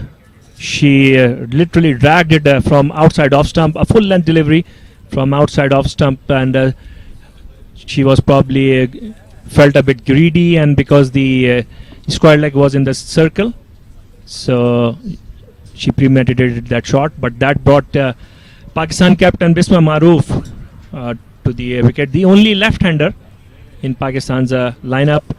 So 96 innings she has played with an average of 27.5 around, strike rate of 55 plus, and 2,337 runs, 12 50s, and a highest of 99, a magical 99. No hundreds to her name yet, but a batsman of highest capability and potential, and a bit of a repo of a match winner as well.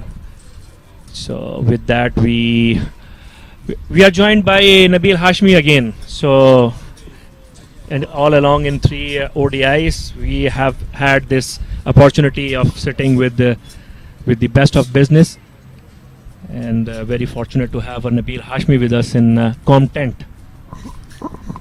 That's a bit too much for me. Probably a tear or two in my eyes as well for the compliments you have given me, Kamran. Well, Javeria, I think the downfall, she was trying to make a shot out of nothing. It was an easy delivery. She could have easily pushed it to the offside. Marina, I think when you are not in the best of form, that's what happens.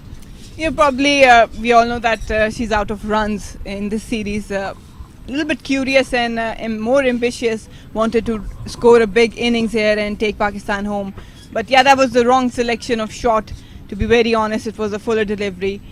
Could have played it with a straighter bat, but yeah, this happens when a batter is struggling for run scoring. But definitely there wasn't any need for that shot. But now this pair has to make sure that Bisma and Sidra Amin takes Pakistan across the line. Marina, it sounds like you are still very scared, and you can say you still don't want to relax and don't want to feel that Pakistan is on the winning course. Yeah, I think that's the right approach. You cannot take this Windies bowling side easy.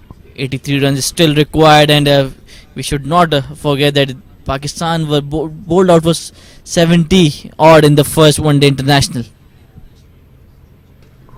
Good that looking has been pulled disdainfully. An outstanding shot. Bisma showing her capability and how easily she pulled that, Marina. Stand and deliver by Bisma Maroof. She saw it coming, shot of the length, and all she had to do was middle it beautifully to the mid-wicket vacant area. Yeah, Kamran, talking about not getting easy.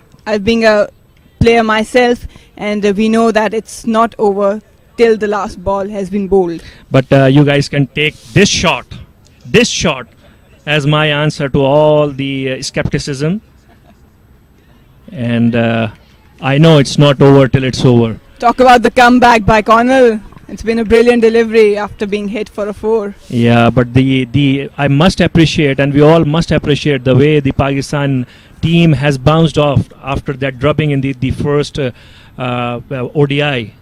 The amount or the magnitude of that loss could have flattened any side, but the way these girls have bounced back, just amazing. Certainly losing the first match by 146 runs is never easy, and then Pakistan coming back in the second one-day international, and now they are I won't say they are in cruise control, but they have the control over the game here, and I think it's in their hands to either win the match or lose it. That's a drop and run by Bisma Maroof, rightly done so, and backed up by Sidra Amin.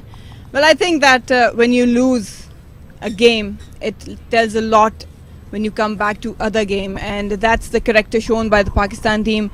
Here's the confirmation. The first ODI was dominated by the West Indies women, 146 run win, and then a very strong comeback by the Pakistan team, just ticking all the boxes, rightly so. And now it's a hell of a game going on, but probably Pakistan is in control, showing a lot of character the way they have played this series. I think Nabil, in the T20Is, as all the 3 matches were won by a team chasing or batting first.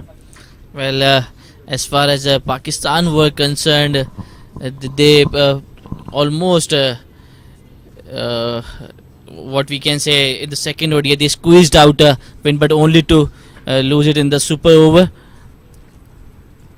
So the all 320Is were won by teams batting first. Yes. So here the 2 ODIs were also won by the team batting first. So it is going to be first of its kind in this whole tour of Windies women. Probably Dubai has a reputation that if you see at the stats, it says that the wicket gets lower in the second innings, and it's difficult to chase even with this lightning fast outfield, but it's the track that they're batting on. So with the girls game, you cannot offer much pace to maneuver, so it gets a little hard while chasing, and I think that chasing is never easy in any format. Yeah, and I think Marina, this pitch has gone again. So this was what I was about to say. This pitch has gone a bit too paced, the way it has played even in the first innings as well. So because either the ball which is pitched up, well pitched up, or pitched really short, that deliveries are getting a loud appeal, and it's given out. Surprise here. Could this be a turning point in the match? Bisma Maroof is not happy, certainly, but a big wicket for West Indies. They know the value of this lefty Pakistan has, and obviously Pakistan would be happy, but Bisma Maroof, given LBW, seems like that she was caught right in front in the crease. But yes, another blow for Pakistan. Now things are a little bit concerning for them. Well, dejected walk back to the pavilion by Bisma Maroof, while you can see the elation of the Windies side. Obviously, they know it's a key wicket, but if Pakistan need to take heart from this whole series, I think they have done well when the likes of Javeria Khan and Bisma Maroof have failed. So that is something that would be on the mind of Sidra Amin, and probably the best batter right now in Pakistan, Nida Dar.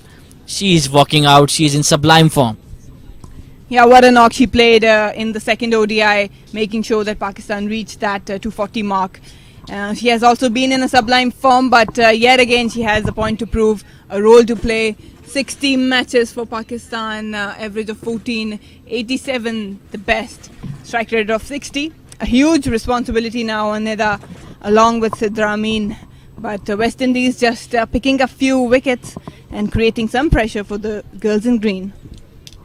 Well, we have been joined by Abed, who has replaced Kamran Muzaffar in the com box. Abed, Pakistan are now 82 for 3, and probably some alarm bells ringing now. Thank you very much, Nabil Hashmi, for a lovely introduction. Well, I couldn't. Oh, that's a big shout there. No, I think impact was outside the line. Well, it's that the things been in the past 2 bad experiences. So Pakistan, we are actually thinking in a negative way, but I think this is the ideal time to come for both these pairs. Like a last match, both these pairs have built a good partnership, and yet again we expect the same from Nida Dar and Sidra Amin. And let's see how Nida would respond, because naturally she's an attacking player. Here comes Stefani. Flighted delivery. She wanted to bisect the point and short cover fielder. I wanted to ask Marina, Bisma Maroof disappointing yet again? Yeah, I had very high hopes for her, but that's part of game. Probably not her day today yet again. But yes, for West Indies it was a lucky turnout. Well, not only the today's game. The first game she missed out because of the injury, and the last two games she's been not performing up to the mark. So things are not going her way. After 25 overs, we are halfway through. 82 runs on the board with a loss of 3 wickets. Well, Bisma might not be contributing with the bat, but she has been spot on with her captaincy, the field placement, the bowling changes. So probably not all is lost for Bisma Maroof. She can take heart from her captaincy. And here's the batting scorecard of Pakistan. Sidra Amin, who scored 96 in the previous matches, unbeaten on 30. Naida Khan made 15. Javeria Khan got out on 24. The skipper Bisma Maroof could only make 5 today. And while Sidra Amin is batting, Nida Dar has joined her. The beauty of this game is that if one player does not click on the day, it's up to the other players to stand up. And that's exactly what Sidra and Nida did the other day. And yet again, it's on to them to take Pakistan home, because right now they are the stars for this batting lineup in green, and they have been performing.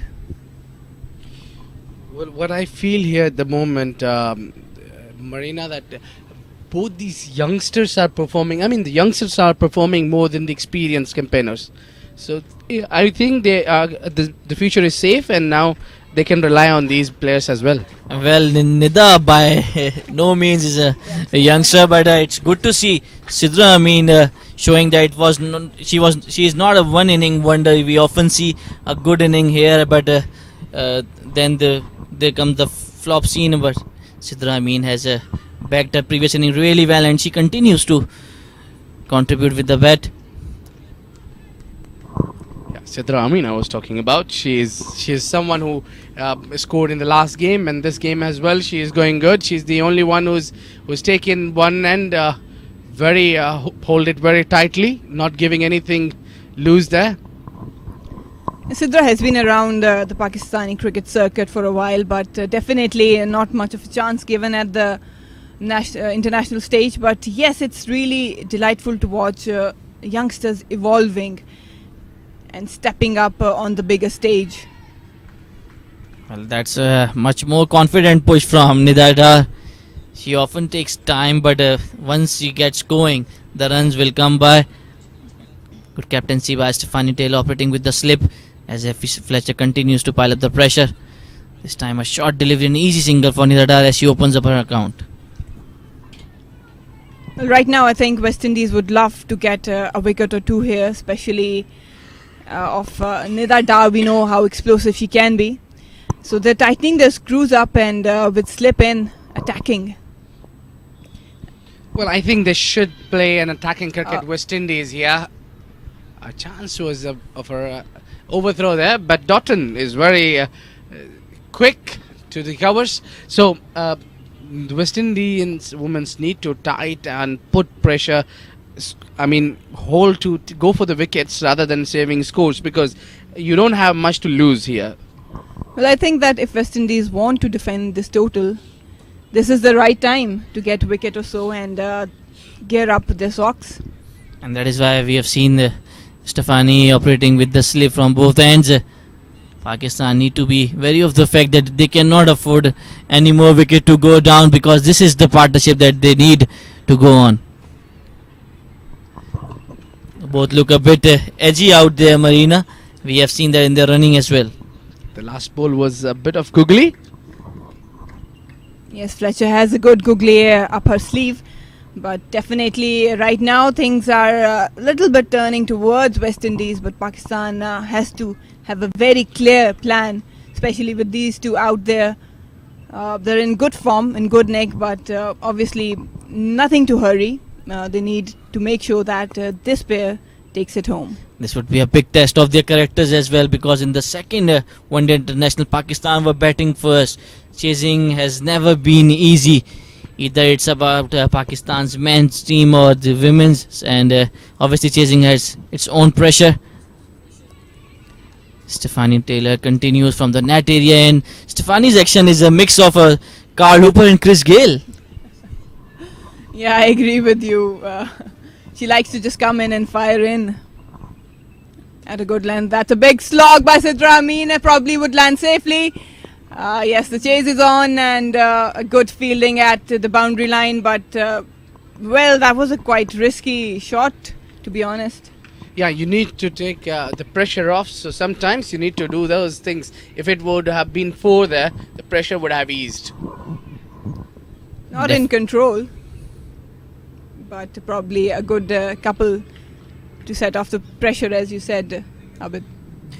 I think just to make the bowler think a bit, like Abid was mentioning, sometimes it's necessary to get out of the jail to put pressure back on the bowler, and that's what Sidra Amin tried doing there. That was a slog sweep, but yes, she wanted that mid-on fielder back on the boundary, and that's what Stephanie has done now after the shot. She took the aerial shot, and that probably has opened an easy single for Sidra Amin. That's good tactic. Well, she wanted a cheeky single, but Doughton is a quick fielder. She won't give you an easy single, Abid. You need to be careful against Doughton, as Marina was mentioning that. She had an experience about it. Oh yes, probably she has reach around 8 feet on both sides. I think we can easily compare Doughton with the West Indian star all-rounder Andre Russell. You know, when he bats, he smacks them big. When he fields, there are hardly any fielder who can compete with him. And when he bowls good pace. So Doughton is quite similar to him. I agree with you. Even Russell just comes with a bit lazy action and comes Yes. and bangs hard. And then the explosive action. Yeah. Yes, and even in the fielding they look very similar. Yeah, we got Chris Gale in women's. We got the Andre Russell in the female version as well in Windies. But I'm sure that sooner people would certainly idealize Andra Doughton. We will see boys idolizing her because she has that charisma, she has that awareness, she has that game where, you know, even boys can say, look, I can be like Doughton. Definitely she has that persona, and I'm sure the way she hits the ball, it's nothing different than the men's game. Yeah, I was surprised to see a 6 of Connell on the first ODI. They all have it in them, right? Even today, one at the side screen from the Taylor. Flat. That was from Doughton. Doughton? Yes. Okay. Yeah, she just lofted Diana Big easily over her head for a 6. And we can see Nida Dar right now is itching to turn on the strike. She's just one of the 10 deliveries. Well, for me right now, Pakistan should have a plan that keep on rotating strikes, and anything that is loose on West Indies end, they need to capitalize on it. That's the far best easy plan Pakistan needs to follow. A slog sweep, and that would be cut down, but running hard for the second. The chase is on, and a easy double for the girls in green. I don't know, for some reason Sidra Amin stopped there. That wasn't easy to, and I think that's what pressure do to you. Obviously, there are certain calls which look crystal clear, Abid, but then there's this thing that whether you want to take it or not. Yeah, this happens when you have easy work to do, and then you decide that I should go for the risk or not. But I think when it is available to be on a safer side, do not suicide for just a run. Probably it has something to do with the partner. We have seen that Sidra and Javeria was so much coordinated that they were running hard, even with the soft hands. So there was loud and clear call, but tucked away nicely towards the third man that might run away for 4, but with Doughton, yeah, the ball wins the chase. Lucky boundary for Sidra and Pakistan. Given the nature of the outfield, it's lightning fast, and even Doughton couldn't come anywhere close to it. What they did, I mean, they're watching the ball till the last moment and playing as late as possible. That is the key thing. That shows that they are safe and not rushing for anything. They're calm. Even their dugouts, you can see Madam Aisha also sitting there for the first time.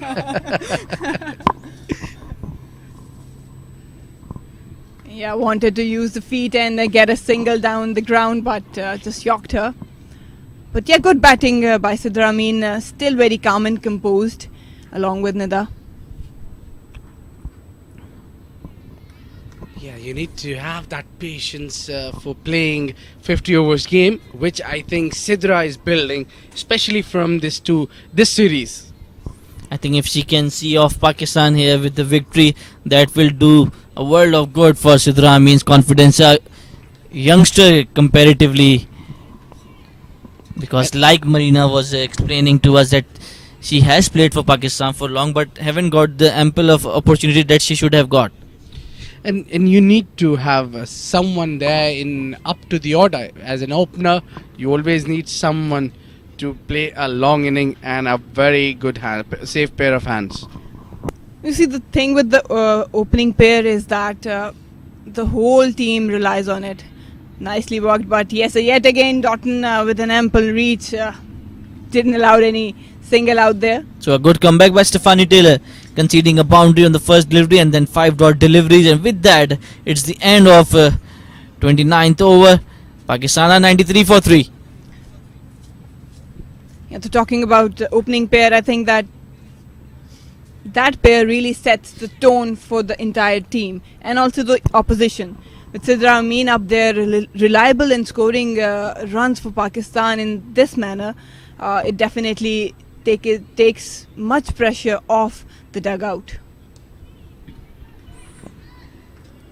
Well, Pakistan now need to take care of Sidra Amin. I think support staff and Mark Coles, they must have seen something good in her, and it's about showing confidence in her, because you don't get such a match winners regularly. Yeah, there was never a doubt about her talent. There has been a long talk going around for her, but yes, the exposure and the opportunities, that really matters, and she has delivered this time for Pakistan and for her team. Yeah, I think she understood the value of being an opener, that because we have seen from past 2 games that she's very stable. She's going after only the loose deliveries. Once she's set, she plays those sweep shots. When she starts playing sweep shots, you will realize that now she's set and she can eye the ball nicely. That was a good looking shot by Nida, just back foot punch to the cover sweeper area. Use of the feet and got away from infield for a single. This partnership is really important for Pakistan as well as for West Indies, and Pakistani and these 2 women in green would like to take this partnership, want to make sure that Pakistan goes home with them not out. For West Indies, I think that probably they could try Doughton, because she has a lot of tricks up her sleeve. That would be a good wicket taking option. Yeah, change of pace. She has slower ones. She has the quicker ones. The Yorkers also she's good at. So I think it is the right time to take a chance with her and allow her to go, because when you introduce her, that means you're going for an attacking cricket, and you can't afford to play a defensive here, because you Pakistani women just need to score 3.5 runs and over. So that doesn't look difficult to me in terms of chasing a small total, and now they have 7 wickets in hand. There is yet a lot of batting yet to come now. I agree, and with Taylor and Fletcher operating on both ends, I think the Pakistani pair has settled down. So West Indies don't have that time to let this pair settle down. They want wickets and probably would like to give 1 or 2 overs to Doughton with the change of pace. The confirmation for the bowling for West Indies, Connell and Salman up there containing, and then the spinners are doing quite a bit work. That was the LBW shout. Probably seems like might be outside the off stump, but that's the umpire's call, and he has a better view, so that was out. Yeah, I think that is the better position to be, where Doughton is fielding. So because she was earlier fielding a little bit on the cover side, so now that was giving them easy for boundary there. Beautiful looking shot, so much in control. Sidra Amin, elegant back foot punch to the cover area for a single. The change of ends for Krishma. Karishma has impressed. She can bowl the one that leaves away the batsman. She can bowl the conventional spinner. Oh, misfielding. Rare misfielding from Dindra Dottin. A call for two and then sent back by Nida Dar. Yeah, that was a risky run if Dottin had picked it up cleanly. But yet again, she's a human. We can give some space to her. Just ball running through her legs, but a lucky call for Pakistan. Superwoman for West Indies and for the cricketing world, she is. She couldn't perform from last two games. I think that's because Pakistani women have targeted her wicket so much. Pakistani got lucky today with a magnificent run out by Nida Dar to get rid of Dottin. Otherwise, she was looking very dangerous. I think Dottin plotted her downfall today herself. You could see how disappointed she was. Well, talking about Krishma, I think that this length right now will not help West Indies and even Krishma, because it's short of length. The ball is doing nothing off the wicket. So probably would like to go for a plan B here to get a wicket out. The line and length she's keeping is good. It's safer to be very honest, but not just enough to defend 160 runs. Yeah, I think had it been more runs on the board, Pakistan certainly would have been under pressure. They are under pressure, to be honest, and you can see. But now, since the partnership is developing and is now at 17 runs, so this has given them confidence that at least it has allowed them to get the things going. After 31 overs, Pakistan are 99 for 3. Well, I mentioned that West Indies has no time to allow the batter settle down. They need wickets, and this is the right time to put pressure on Pakistan even more if they could manage to pull out a wicket or so. But right now, some plan obviously Taylor would have in mind, and how she is operating with spinners from both ends.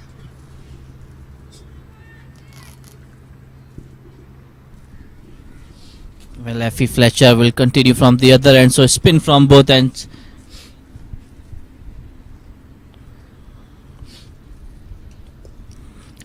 Nida converted into a full toss, but the fielder is there at a deep fine leg, so just a single for Nida. Yeah, they don't really have to hurry. It's just playing along. Plenty of time for them to settle in. Some room to play dot balls, but right now they're doing well. Tucked away nicely again by Sidra Amin, just using the pace and the width given, and that will be cut down a couple to Sidra Amin's name. The reason I was talking about bringing in Dottin from one end is that keeping this combination of fast and spin, it really just gives some pressure and unsettlement to the batter as well. And we have seen throughout this match that an odd one has kept low, especially from the fast bowlers. This time a much better fielding from Dottin, certainly saved runs for her team. Oh, yes, diving to her left. Initially went towards the right, but managed well, Dottin, and Sidra Amin yet again just teasing her from all these kinds of shots. Much better delivery from Effie Fletcher. I like this inning from Nida Dar, how she's spending time at the middle. That is the sign of a player who's well in confidence and learning every game. I've talked about her that the change in her game was definitely understanding her role, and that's exactly what she has done. She knows what her role in the team is, and right now what her role is as a batter coming in for the situation. Again swept away, as we call her Sweepullah of Pakistan team. She loves to sweep. Yeah, she loves to play sweep shots, and especially when she's well settled there. That's what what the perfect thing she's doing is that she's keeping in mind that she's well settled and watching the ball nicely, and then she tries to play sweep shots. That should be your aim. You should be doing that. So look at Nida Dar innings here. It's been phenomenal. what a character she has been for Pakistan women now. Taylor still going on with spinners at both end. But what might be your call right now, because West Indies needs a wicket if they want to defend this total, and yeah, that's a change in bowling. I guess Taylor heard me and she's brought her one of the key fast bowlers into the attack. That's Salman.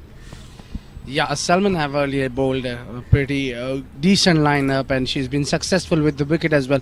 What happens, Marina, at the moment is that whenever the Pakistani bowlers, I mean the West Indies bowlers gets a wicket here, they are energetic, they are charged. Oh, what a shot being put away. Nicely fielded in the deep. I think Cannell was the fielder. Oh, the big lady diving hard and saving some runs for her team, but good cricket all round. A good bouncer to start off and well played pull shot, but would be disappointed that couldn't get a boundary off that. That was a free hit, provided the field setting. Yeah, that's what Marina was saying, that the moment they get a wicket, they are charged. They go and they give a tough time to the Pakistani batters, but a small partnerships are hurting them. Now of a 24 runs partnership or 25 runs partnership, it's going to be, I mean, these partnerships are hurting them. They need wickets in the regular intervals. With us joining in the combox, Kamran. Welcome, Kamran, to the combox. Thank you, Abid. A good time to be in the com tent. There is no box today because of the windy situations. We are all open under the tent. A nice breeze now. Unlike the windy and dusty atmosphere we had earlier in the day. Well, yeah, if West Indies wants to win this match, they have to take wickets. There's no option apart from this. But right now, Salman operating, and seems like that. Now Taylor might have a plan given to Salman. Right now, starting off with the shorter length. We've seen that tested Nida with a very shorter one.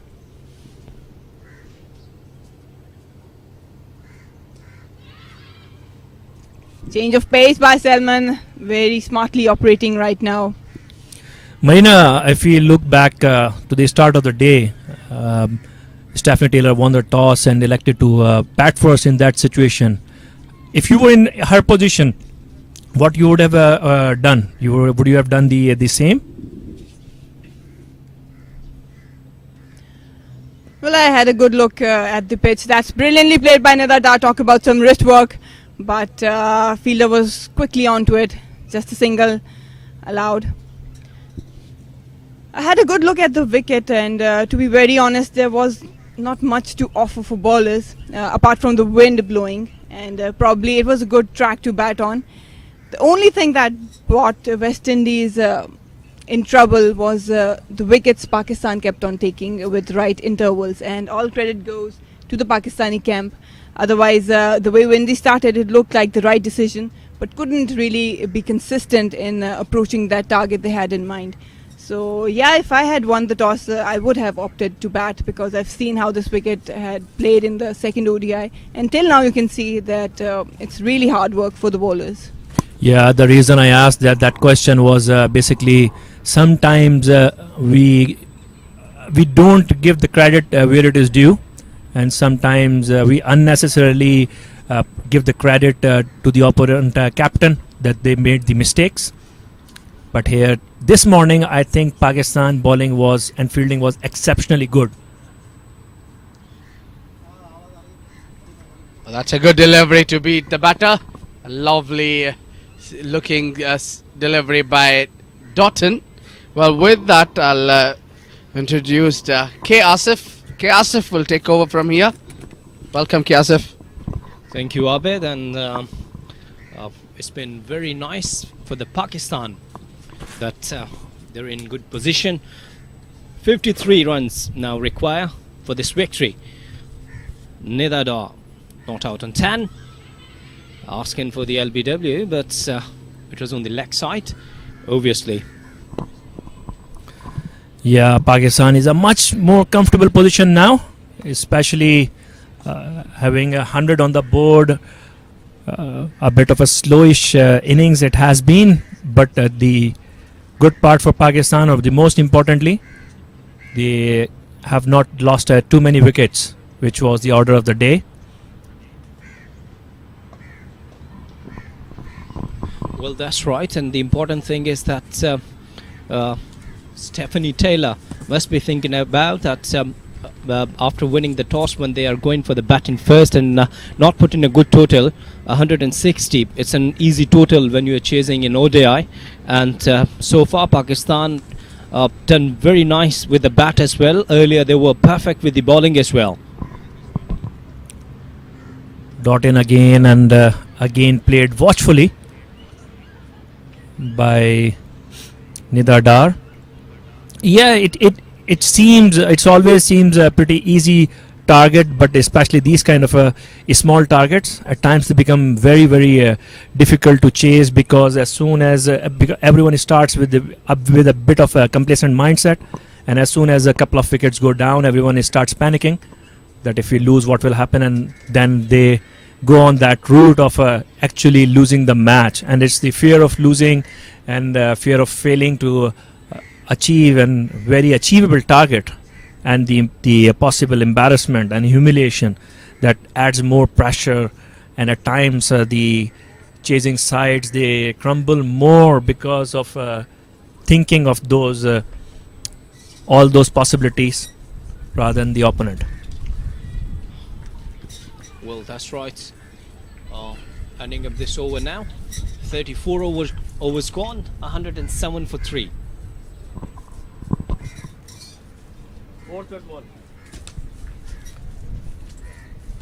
So again, Sidra Amin, what a player she has been for Pakistan in this series. She has been exceptional all along. She got a good one in the first ODI, where Kunal was really in her groove and got the outside edge, and she nicked it to Kasia Knight. She was the first wicket to go there, but since she Alia Riaz was standing outside the rope, getting ready. She would be the next batter for the Pakistan.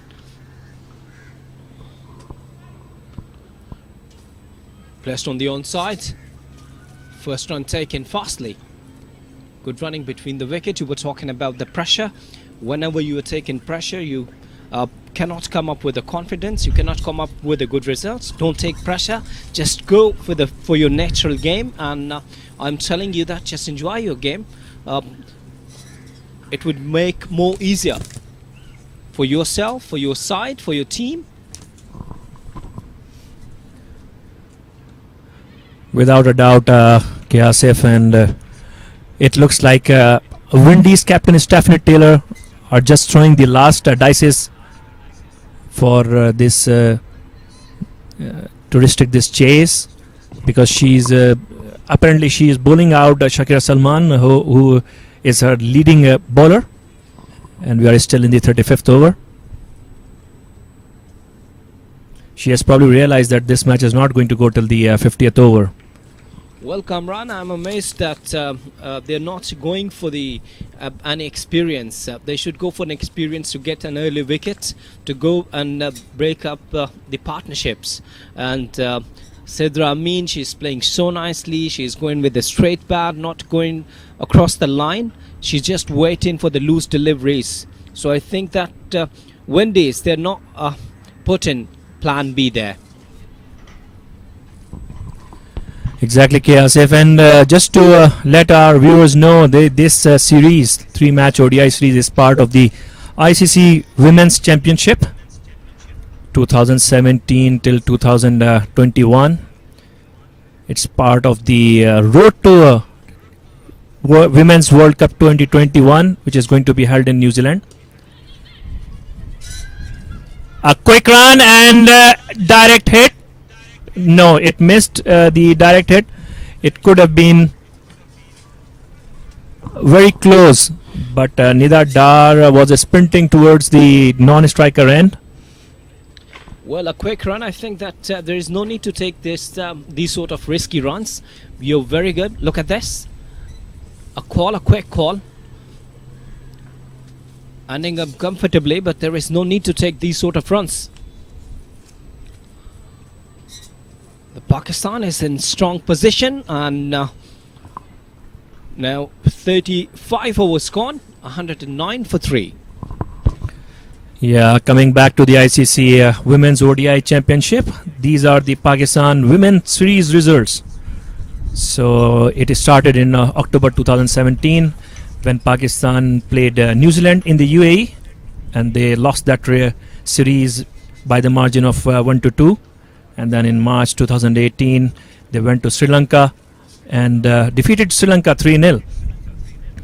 And in October 2018, they hosted Australia in Malaysia, and they lost the series from mighty Australians 3-0.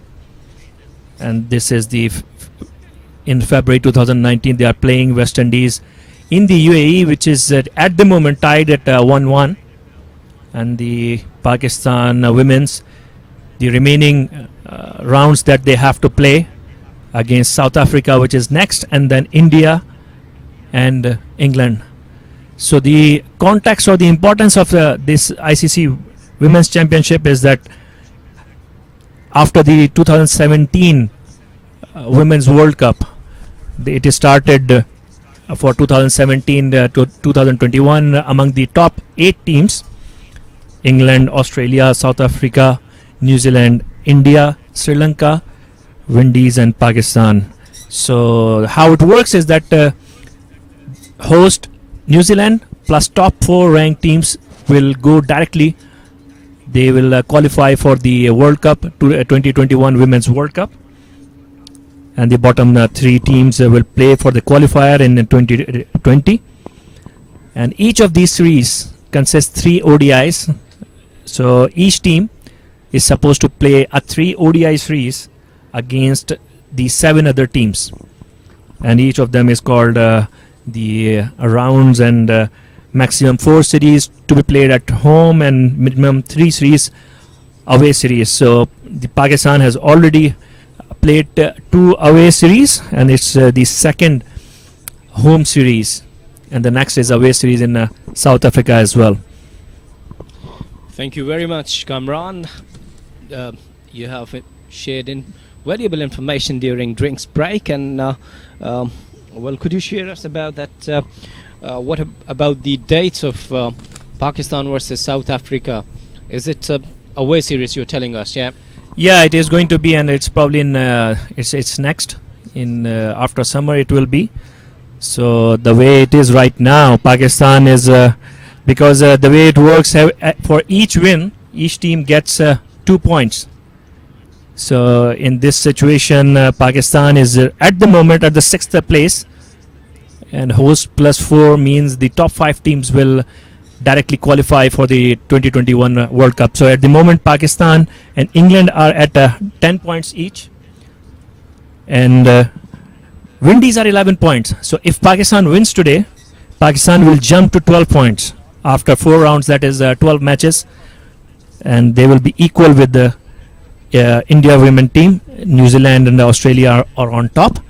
So with only 3 rounds to go, and India may play, may not play, and if they forfeit like they did the last time, Pakistan will get those 6 points, and it will help them, help Pakistan's cause a lot to qualify directly, and that will be a great step for Pakistan, because when this league started, Pakistan was ranked at the bottom at the 8th position.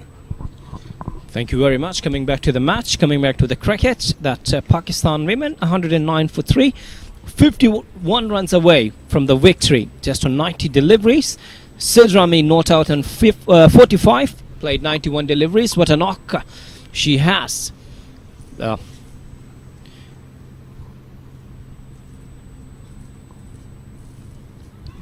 delivery on the back foot. A soft punch towards covers just for a single. Yeah, okay, Asif. So you can imagine the context, the importance of this match. And it's just one match, but in the greater scheme of things, this can be that crucial one match that could help Pakistan end up in the top 5 and qualify directly for the next World Cup. And the good thing is, the whole team knows it. And I had a chat with the officials before the match, before and after the previous matches, and one thing that was on their minds were especially that this is part of the ICC Women's Championship. We cannot take it just like one-off matches or something like that. It was an outside awesome delivery. She was trying to nudge that ball towards third man area. Well, if you could talk about this series, we have watched that how Pakistani women team improving day by day. They're fielding well. They improved a lot in their bowling. They improved a lot in their batting. If you talk about the batting of Sidra Amin, she had a fantastic knock in last match as well. An over pitch delivery this time from Dotten, and Dotten, she's looking out of touch today. She's not in a proper mood. She went and earlier she was in a good mood. She started well. We have observed that couple of lapses in the fielding as well from Dotten.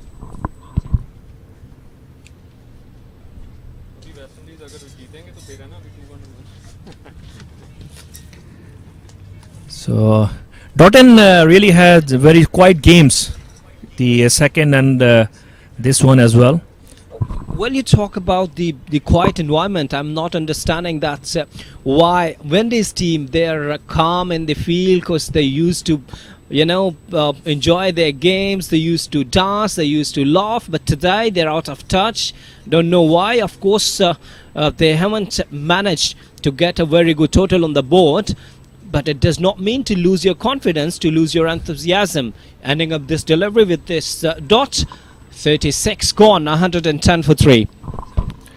Yes, if that goes to show how critical this win, if hopefully it will happen, is going to be, because when these Windies women, they came, they never imagined or they never thought of losing this series. Especially during the first ODI, we saw that overconfidence in the field as well, especially when a couple of Pakistan batters got hit.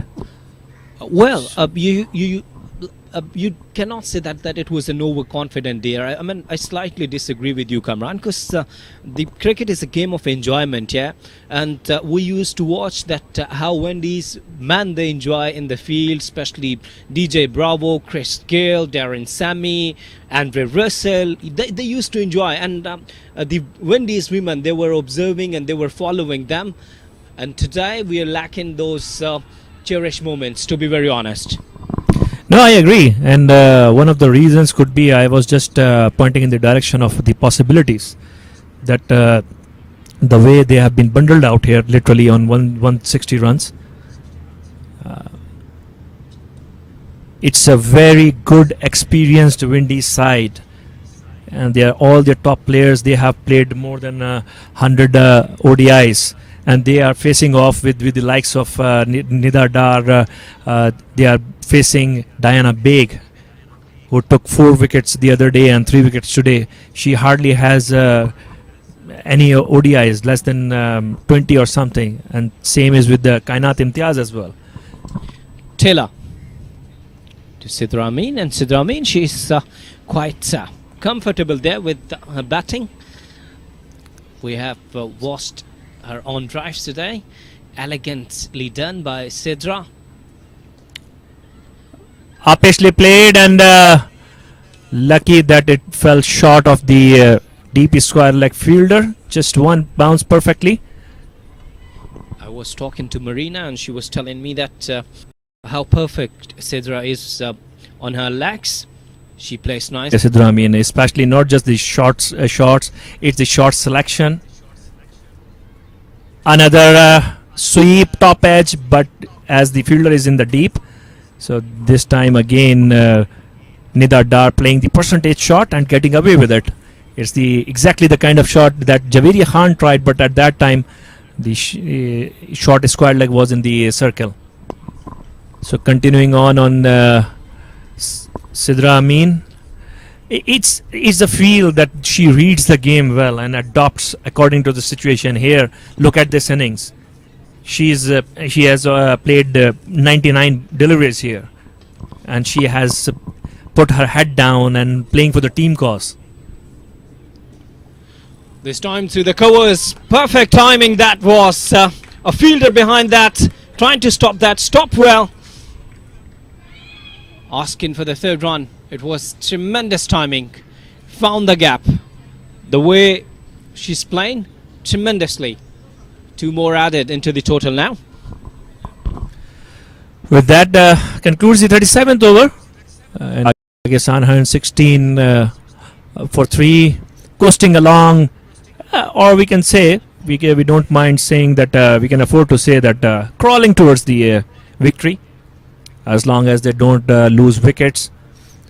13 overs left and 44 more runs to get.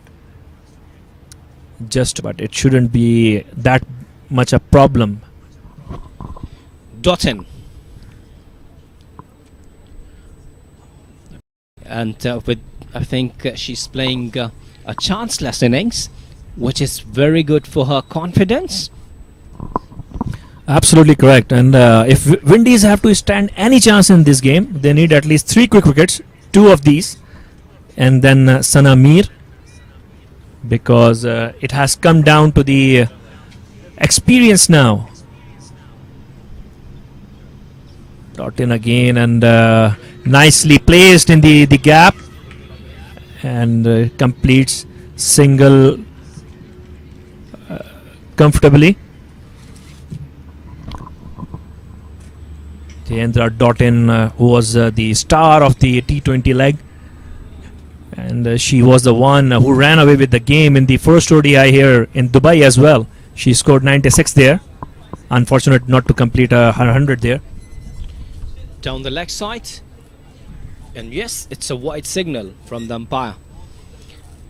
I don't know that why is she's going on the leg side. Kept off her line.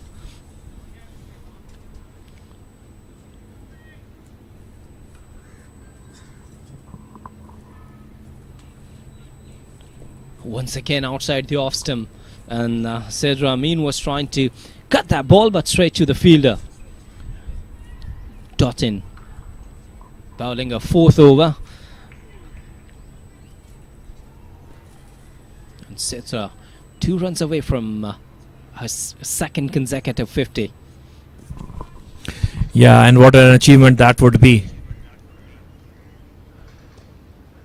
Again, nicely played in the gap.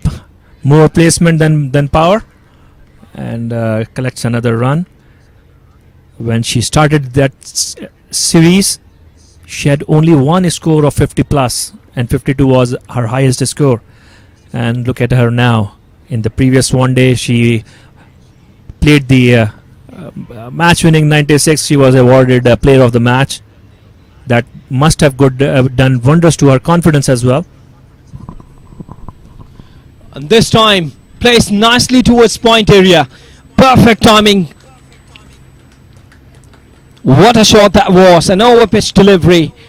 And Nida Dar was quite set to put that on the boundary. 4 runs.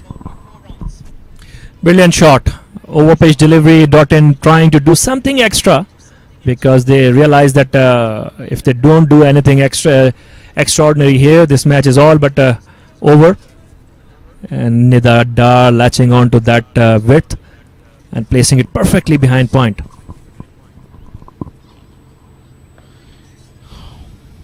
Well, Pakistan 36 required, 38 overs gone, 124 for 3.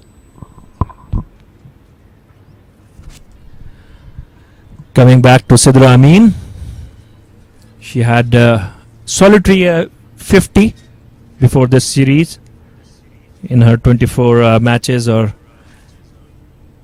23 innings, and in the last 2 innings, she's on 49 right now, so we cannot take anything for granted. But she played 96, scored 96. Unfortunate to not get 100.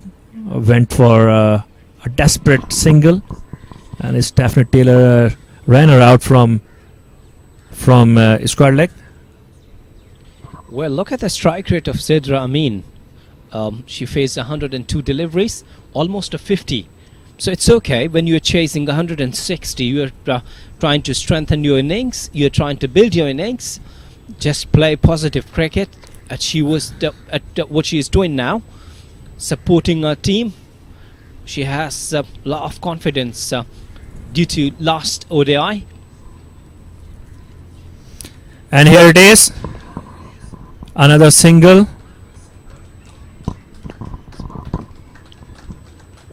And that's back-to-back 50s for Sidra Amin. What a performance. And look at the spectators and pavilion enjoying this innings, and of course well deserved 50 for Sidra Amin.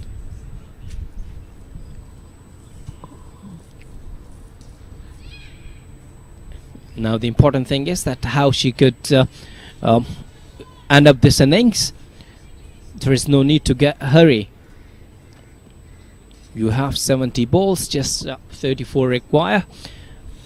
yeah, and I think it's good. It must be good for her own development and her own confidence as well to finish this game and not to throw it away.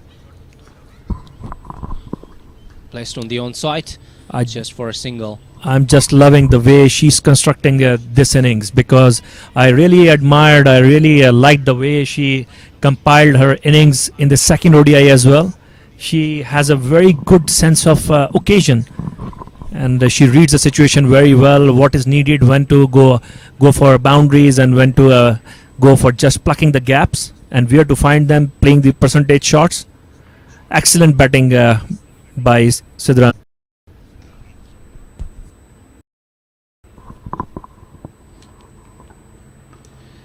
Well, that's good cricket. Very good cricket. A fielder is behind there at sweeper covers just for a single. Yes, look at the awareness. She understands that the target is low. It's not a huge target. And she went for her batting. She went for her positive innings. Helped a lot to the victory for her team. Pakistan just 32 runs away. Well over 11 overs is still left. And it's just like we are into the formalities now. No real urgency from Windies as well. In Combox, Kamran is pretty much positive concern in victory of Pakistan women. And yes, the scoreboard is showing the same thing. A slower delivery. Yes, call, but yes. On the other side, batter was not interested at all. And Asif, you have to tell me, how can you be not so positive about Pakistan and Pakistan chances in this position, the position that Pakistan is in? Yes, you are right, but let me tell you that when we talk about cricket, asking for the LBW, and yes, up goes the finger. It was bad finish. Disappointment went across the line there. It was a straighter delivery and played across the line. Up goes the finger. Sidra departs on 52. And that concludes the 39th over as well. And bad luck for Sidra Amin. She should have finished this game. And that one looks like to be for UK, Asif, who one of those who were seeing, if not hoping, for a bit of drama in the last 10 overs or so. But I think it would be just a drama. It will finish in just a bit of a drama, not anticlimax for Pakistan or any heartbreak from here. Well, I think only 32 required. The new batter in, Sana Mir, well experienced and former captain as well. So I think that it's a very simple chase now. Look at that, 105 innings, 18 average, 1,587 runs, 350s and highest 52 as well. So I'm telling you that it's there is no need and please don't hope for any drama. Yes, if you're getting a hat-trick here, then we could understand that we could imagine a drama here. Apart from that, it's a quite simple match. Yeah, and as I was mentioning earlier, if Windies have to stand any chance in this match anymore, they have to take these wickets. And Pakistan has sent in Sana Mir ahead of Alia Riaz. In the last match, Alia Riaz was sent in ahead of Sana Mir. So this is, for a while, this is going to be a crucial period for Pakistan as well. So just in case, if Pakistan loses another wicket in an over or two, that may set in some panic, or some panic of success, as they say.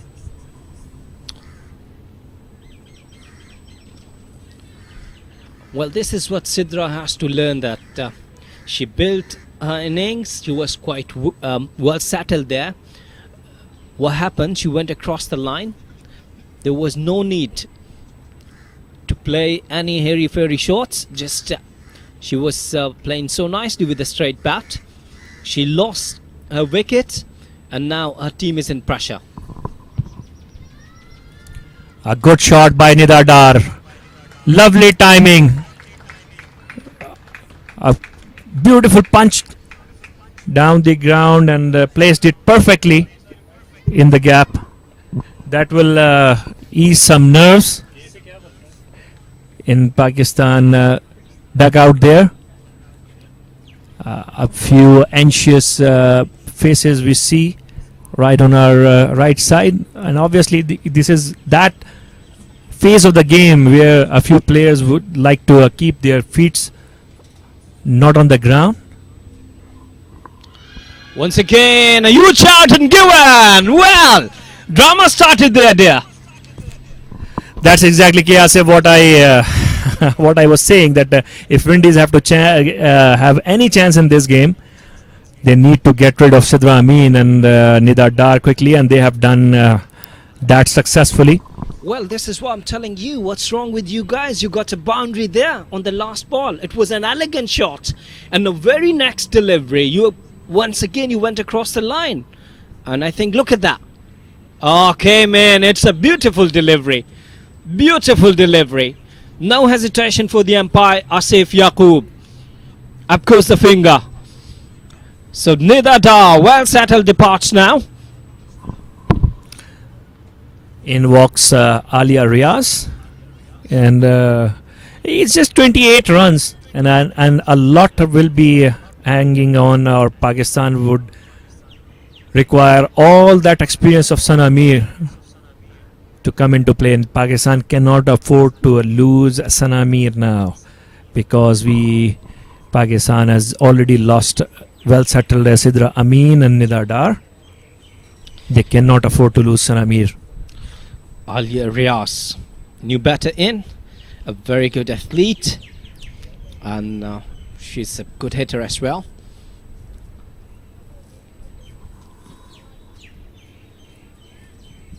Oh, a lucky edge. Yeah, a lucky edge and lucky runs. What a perfect time to collect some lucky runs here for Alia Riaz. So in last 5 deliveries, we have seen 2 wickets, a cheeky 4, a classic cover drive 4. So we have had everything in the last 5 deliveries. Good all-round cricket, yes. 2 tremendous wickets, 1 tremendous boundary, and it's a welcome boundary for Pakistan. Now Pakistan require 24 runs, and who cares from where they are coming. And I think in the last ODI as well, it was about this time that the ball started to reverse a bit. And the way well settled Sidra Amin and then Nida Dar, they got a bit late on the incoming deliveries. It looks like it was a bit of reverse there, and it would be very difficult for the tail enders to play that kind of for bowling. That's right. A good over for Windies. 2 wickets from it. 40 overs gone. 136 for 5 Pakistan women.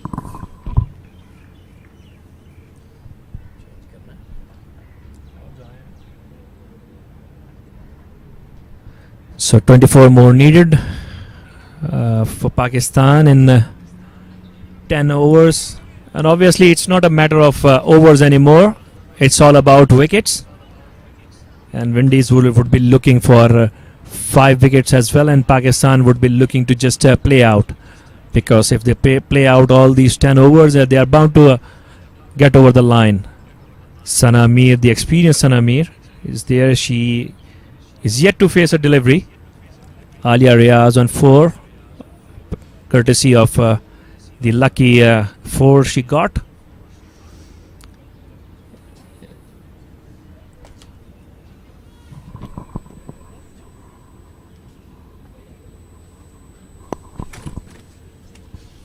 So, All right, and now the scorecard, Sid Ramin was on the top, 52.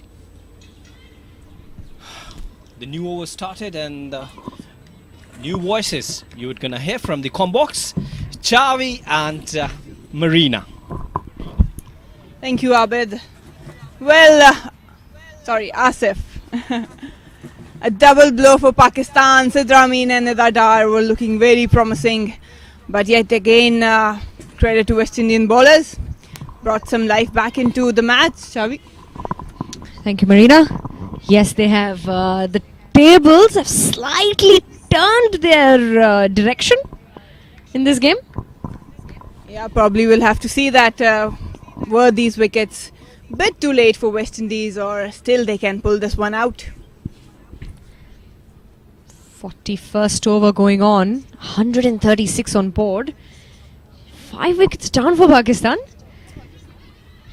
There was a point of time where Pakistan looked extremely comfortable cruising through. They were. Yeah, 2 new batters out there for the girls in green, and we can see some energy going through the maroon shirts now, diving and on their feet now. Suddenly, they realize they have pulled something away from them. Yeah.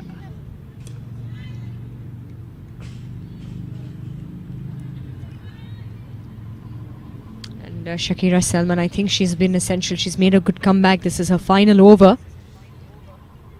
Yeah, well utilized by Taylor, bringing her in for the second spell, and she has delivered, contained early on, and then wickets at crucial time.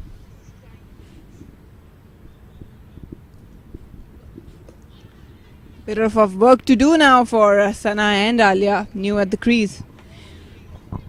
Keeping the pressure on, keeping the pressure mounting constantly, the Windies.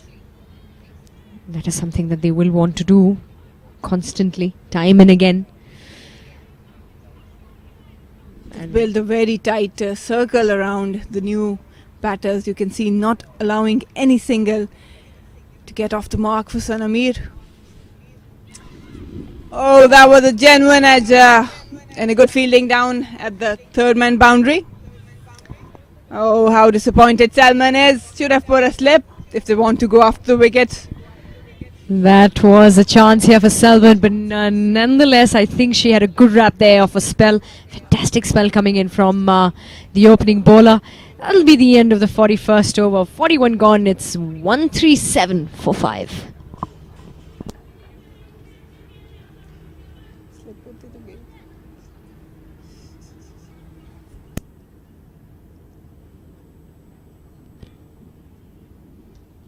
Well, now the West Indies are on to their game.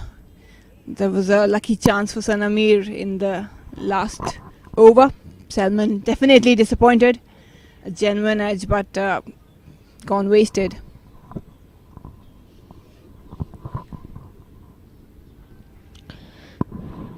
Dotton to continue.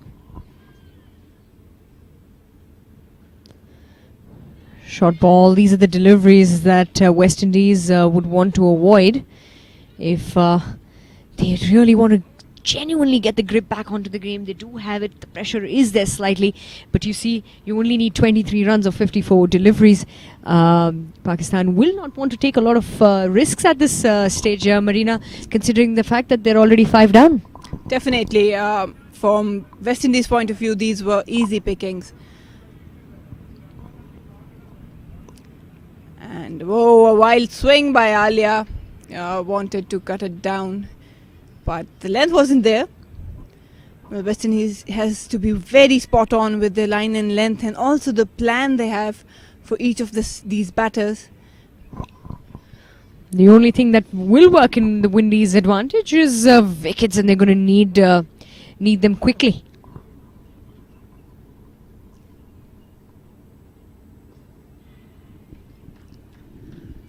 Alia just blocking the incoming Yorker. Well, with the Kainat coming in, I think that these 3 are the batters on which Pakistan can really rely. Well, Pakistan has to make sure that this pair definitely takes them home, because otherwise that would be a very crucial match for them. The Windies would want to mount that added on pressure onto the batters out there. They don't want any partnerships to be built up, even though short ones. The target is not very far away at the moment for Pakistan, and a couple of wickets falling down very, very quickly have put them under pressure as well. Oh, that's a good shout. Looks close, but probably Alia getting away with it. I think that it was running down the leg, but Doughton giving some problems to the Pakistani batters. All credit to the West Indies for pulling it out. And that's what happens, Chavi, when 2 set batters goes together almost a few overs apart. There's when the pressure comes back on the batting side, and that's the life given to the opposition. Yes, that is what usually happens. What these 2 need to do out there is just see the bowlers off. They need just about 2 runs and over, and they should get there comfortably. 42 gone now, 139 for 5. Yeah, that was a shout. Probably just dragging down the leg. And skidding in. Doughton just, she got so many tricks up her sleeve. A slow one, a bouncer, in dipping a delivery, and also a little bit swing away. So a good package for West Indies. That's the bowling card. Pick of the bowlers. Stephanie Taylor getting 7 overs, 17 runs and 2 wickets. And our opening bowler Salman, 10 of 23 for 2. And the only other successful bowler, Doughton. How magnificent Salman has been given on this dead wicket, to be very honest. Not much of a support for the fast bowlers, but 10 overs 23, 2 wickets and 2 maiden, superb figures. I think she kept the lines tight, didn't allow any room to free their arms for the batters. Salman, very consistent she was. Accurate, bowled the lines, the tighter lines. Again, a wild swing by Alia. Doesn't seem much in control, just chasing down the wides one. But yeah, talking about the fast bowlers for West Indies, not much of a cushion for them, given the fact that the total was just 160 on board. Usually these low-scoring matches, short delivery, sharp one that she's a tall girl. Mind you, Connell got her out in the first ODI with a similar delivery. Alia has to be very careful in dealing with this kind of length. I'm sure there might be something considering the first ODI playing in Alia's head, perhaps. And that's a wild swing back to the bowler. That's what Connell has done. A brilliant setup, Shavi. A shorter one in, and Alia was in no position to play that shot. And back to the bowler, and what a good catch in the follow-through. Definitely sure. And Marina, let me remind you, it was a setup. Each delivery ball to Island this over was different. The first swing and the next shot ball just over there, and a good catch there by Connell. Well, now some movement in the Pakistani hut.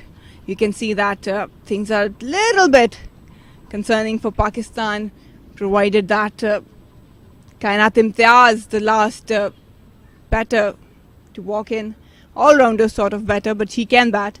Pakistan has done a lot of times earlier, but recognized batter now walks in for Pakistan. So the experienced Sanami are still out there, and I think Marina, you would agree these two are the last hope for Pakistan. Everybody to come after that, tail-enders and bowlers. However, a lot will depend on Kainat Imtiaz and Sanamir on how they get the remaining 21 runs. This is what happens when you bounce back on the game, you get the grip back on the game. Even with just 21 to get, the game has gotten tight. Kainat Imtiaz, 6 matches for Pakistan, highest of 13, but surely she can bat. Yes, Shavi, the thing I love about this game is it never goes one way. It's a rare sighting. We've seen that the match has gone totally one-sided. It takes ups and downs, and we're just witnessing it. Well, as we always say, it's a funny game that we play. A funny game of cricket that we play. It's never over till the last ball. Oh, it's never over. Connell, she would want to add on the additional number of pressure now. We got the slip in place. Wide one. That's not the start she wants. There's the wicket. Shavi, your comments? Good catch there by Connell. We have to realize there's a very she's a tall girl, Connell. Usually we do say that those who are tall will always take some time to go get low, but I think she was outstanding in that follow through. Solid looking defense by Kainat. Yeah, it was just rised up to her. But talking about Connell, yeah, she was desperate for the wicket, and she knew that there was a half chance and capitalize and turn it to a full one. All marks to her. She's a tall girl. She hits the deck hard as well. The previous delivery that we saw. Look at that. Bowls the good lines.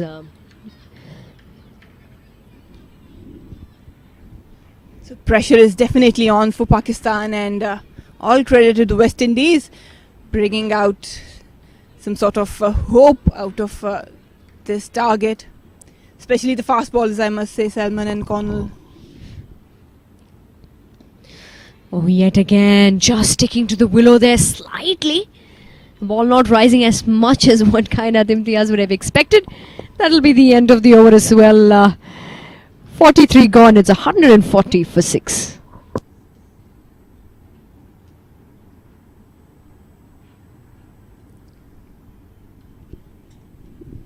Pakistan has no other option except there's these two on the screens. Make sure that they take Pakistan home. Otherwise, there will be certain problems for Pakistan dugout. And on the other hand, West Indies would like to take another wicket here. So there was an equation that we were seeing a little while ago where they needed 20 odd runs in some 50-60 balls, and we've come to the equation where 20 is required in 42. That's how the game changes very quickly with the fall of wicket. And yes, Pakistan, this pair has to make sure that they keep on rotating strike. That's all they need. And if any opportunity provided for a boundary, they should go after it and capitalize. That's the only option right now for Pakistan. Windies trying very hard to get another wicket. What the Windies should be aware of, rather something that they should be doing, is not to bowl those leg side deliveries, the ones that are going down the leg, because that's where most of the runs have come. We've seen the ones that have been flicked off the pads down to the backward square leg, fine leg regions. They probably want to restrict those, and that's a half chance, just falling short there. And chances and more chances here. Kainat living very dangerously. We have seen that an upper edge from the other end to shot mid-wicket. Lucky didn't carry it, and yet again just throwing her bat, not waiting for the ball to come on, and lucky enough that has fallen short of the mid-off fielder, but not settling there, Kainat.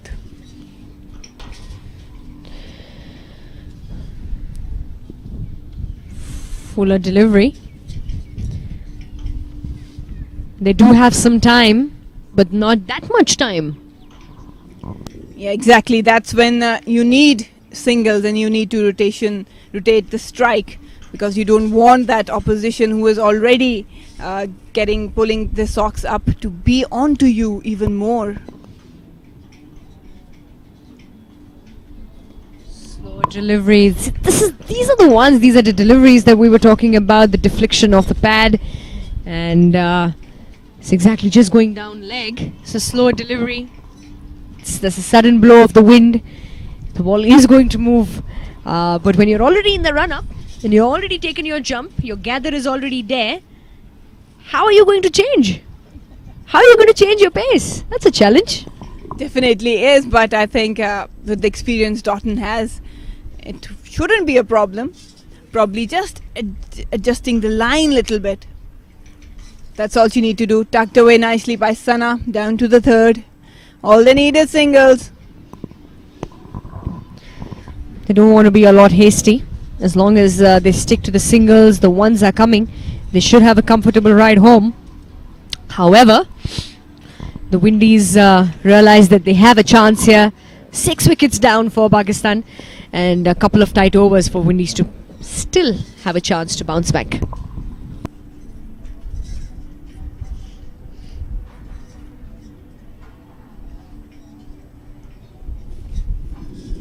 Wanted to come underneath it, but that was a fuller pitch delivery. So Pakistan still on the right path, but a bit of hiccups. 45 overs gone. Pakistan is 143 for the loss of 6.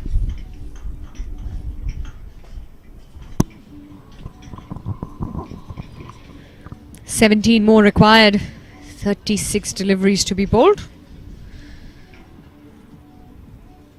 And this over, Marina, I think is going to be essential from Connell to see how many runs she gives away, what are the lines that she's going to bowl. These 6 deliveries are going to be the most critical and probably the deciding point of the match. With the slip in and wild swing by Sanamir, it was a little short and wide. Wanted to go after it but couldn't connect. Well, I'm pretty sure, Chavi, that Connell will test Sana or even Kainat with shorter ones, surprising them. And that's exactly, probably you have seen that the shorter ones are sticking into the surface, and that's where the short mid-wicket fielder comes into play. And that was the sort of the setup as well when we had Alia Riaz on the strike. And that's with the consistent deliveries that were moving away from her, and then she gets that wild slash. Probably will be looking for something of that sort. However, Sanamir got away with that single.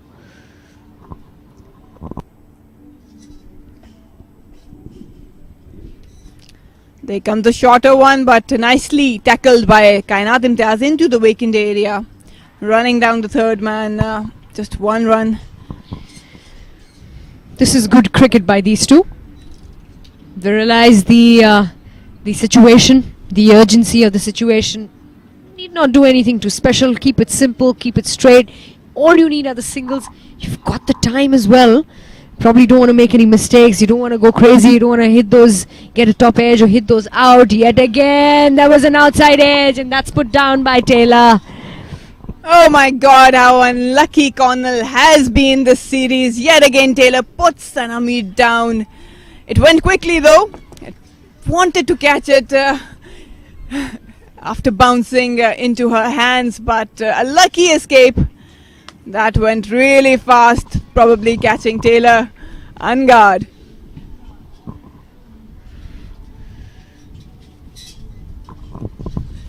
Yet again a similar delivery with moving away from the right-hander on this occasion. Stephanie Taylor seems to be a little more distressed at this point of time. Well, her being in the slip corner hasn't been ideal for West Indies, even for her. But again, a wild swing. You can see that it really went quickly to her. Tried to catch it on bound, but put down. Yet again, these are the deliveries. You see this because of the wind, the sudden movement of the wind, Marina. We've been talking about that. The comfortable too. And yes, we've been talking about these deliveries going down leg. And we will come back to that. 45 gone, 5 more to go, 15 required. It's 147 for 6.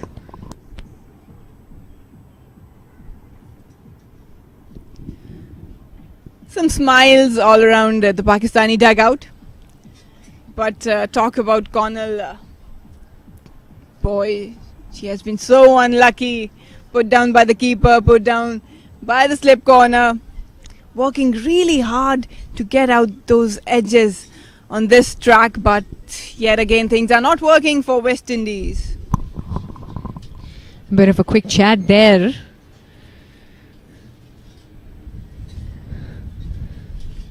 Between Salman and Taylor. Always good to come together, you know, when things are slightly slipping out of your way. You come together, have a quick chat, take some time, take a couple of seconds, think about what you want to do next. That's a good delivery. It's a good delivery by Dottin. 13 now required of 29 deliveries to be bowled.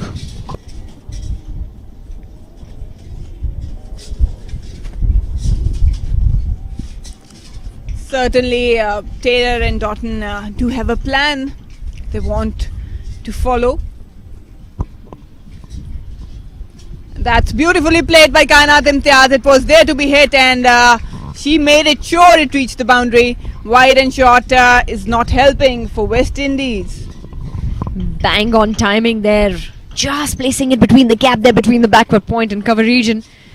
And well, no questions asked. The leather runs to the rope.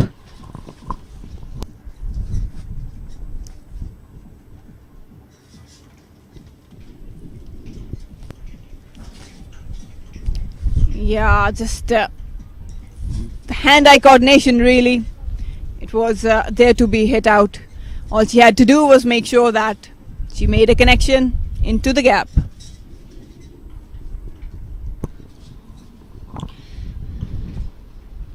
Again, Shawi, the point that these sort of deliveries will not help West Indies, whether it's onto the pads or way outside off stump, especially the length. Yeah, they'll have to keep those tighter lines. Yorker length perhaps. Maybe slightly short of good length. Completely good length. You don't want to give away too much for the batters to free their arms. However, I think Pakistan have been on top of their game right from the start today. They bowled brilliantly. Fielding was outstanding. And yet again, because of that, the batting as well, the contributions coming in. Well, talking about the field setting for Deandra Dottin, it seems like that she has set up the field for Yorker length. But with the fine leg and third man back to the boundary, she's missing her length.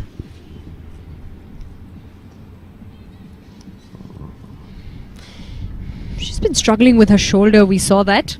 Those are the shiny trophies that will be given out later after the game. And from what we can see here, Pakistan cruising their way through. 9 now required of 26. What a fantastic win it will be for the girls in green, beating the West Indies for the first time in bilateral series. Again, you're just missing the line. Again, the length was more or less spot on, but the line, Dottin struggling with it. With Pakistan right on the course to chase down this target. 8 required now. And a wicket here for the Windies might give them a chance. However, just being a little optimistic.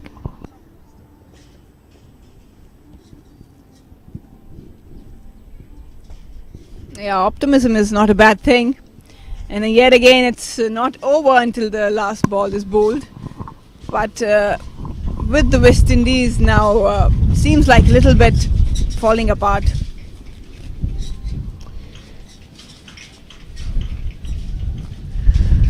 With humor comes optimism. When we play a funny game, it's well driven, and that's a good shot as well. That will also run away to the boundary, and a good shot to the end to end the over. Kainat Imtiaz completely in control. 4 more to get for Pakistan to win this game here. That'll be the end of the over. 46 gone, 156 for 6. What a magnificent shot that was. Over-pitched, and Kainat right in the money. Made sure that it reached the boundary. Good hands, good balance, and with the pace of Dandra, it was all about timing.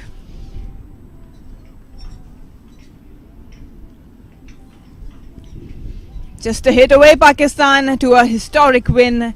And I tell you, Chavi, these girls have been working really hard around the corner, around the year, and surely they wanted this win, and they knew inside that they can beat this team, and that belief really took them across the line.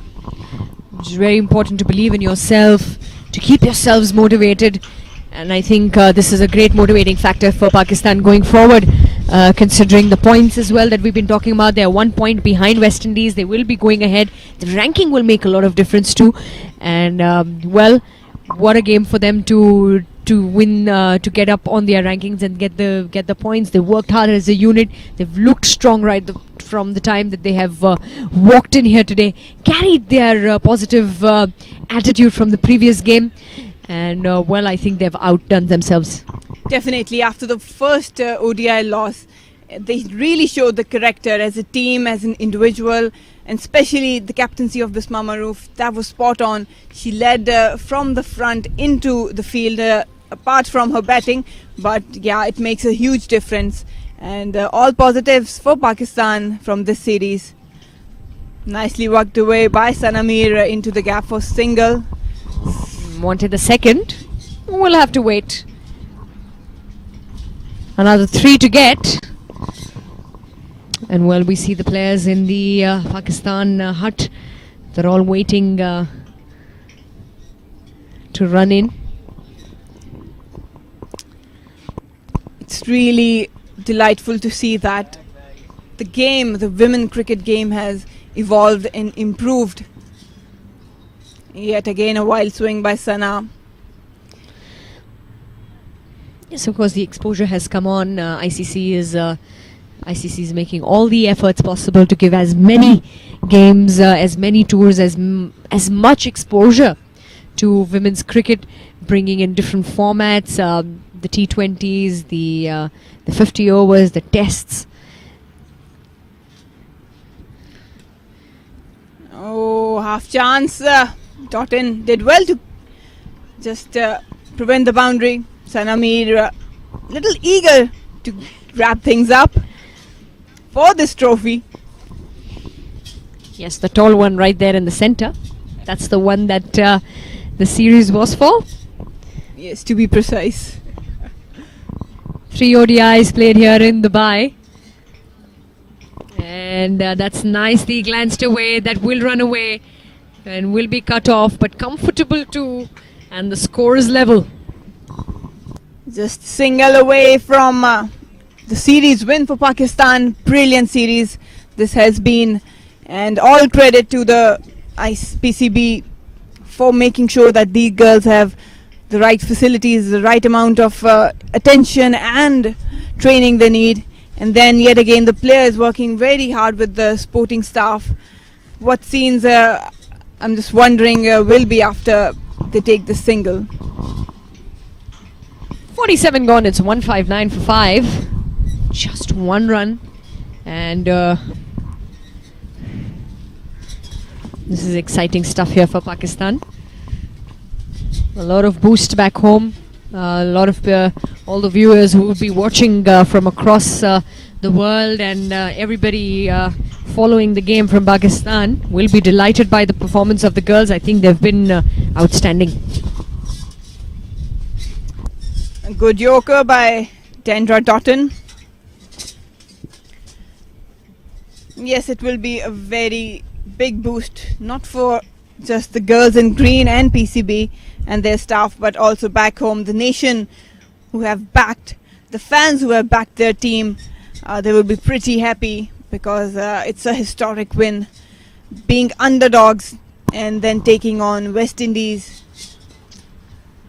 Oh, that will be the winning runs by Sanamir. Who else to get runs off the bat rather than Sana? And Pakistan winning the series 2-1, taking all the ICC ranking points and improving their position.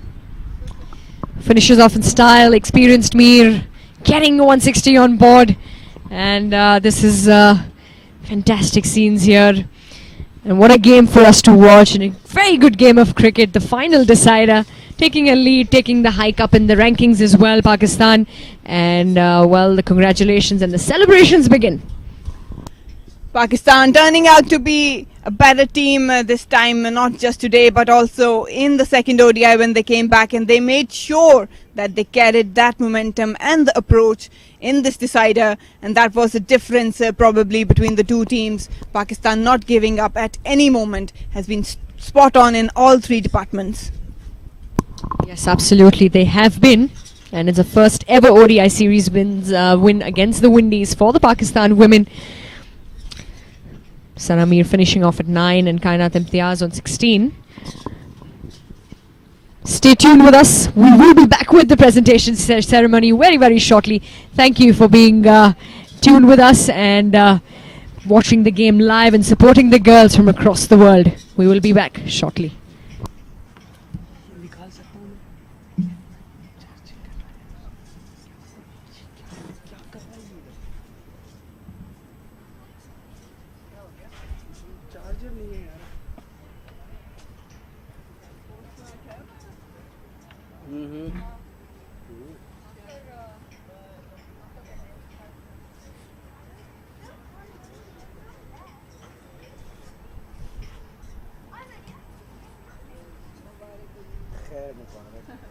Finally, after a few hiccups, Pakistan has made it. Right now,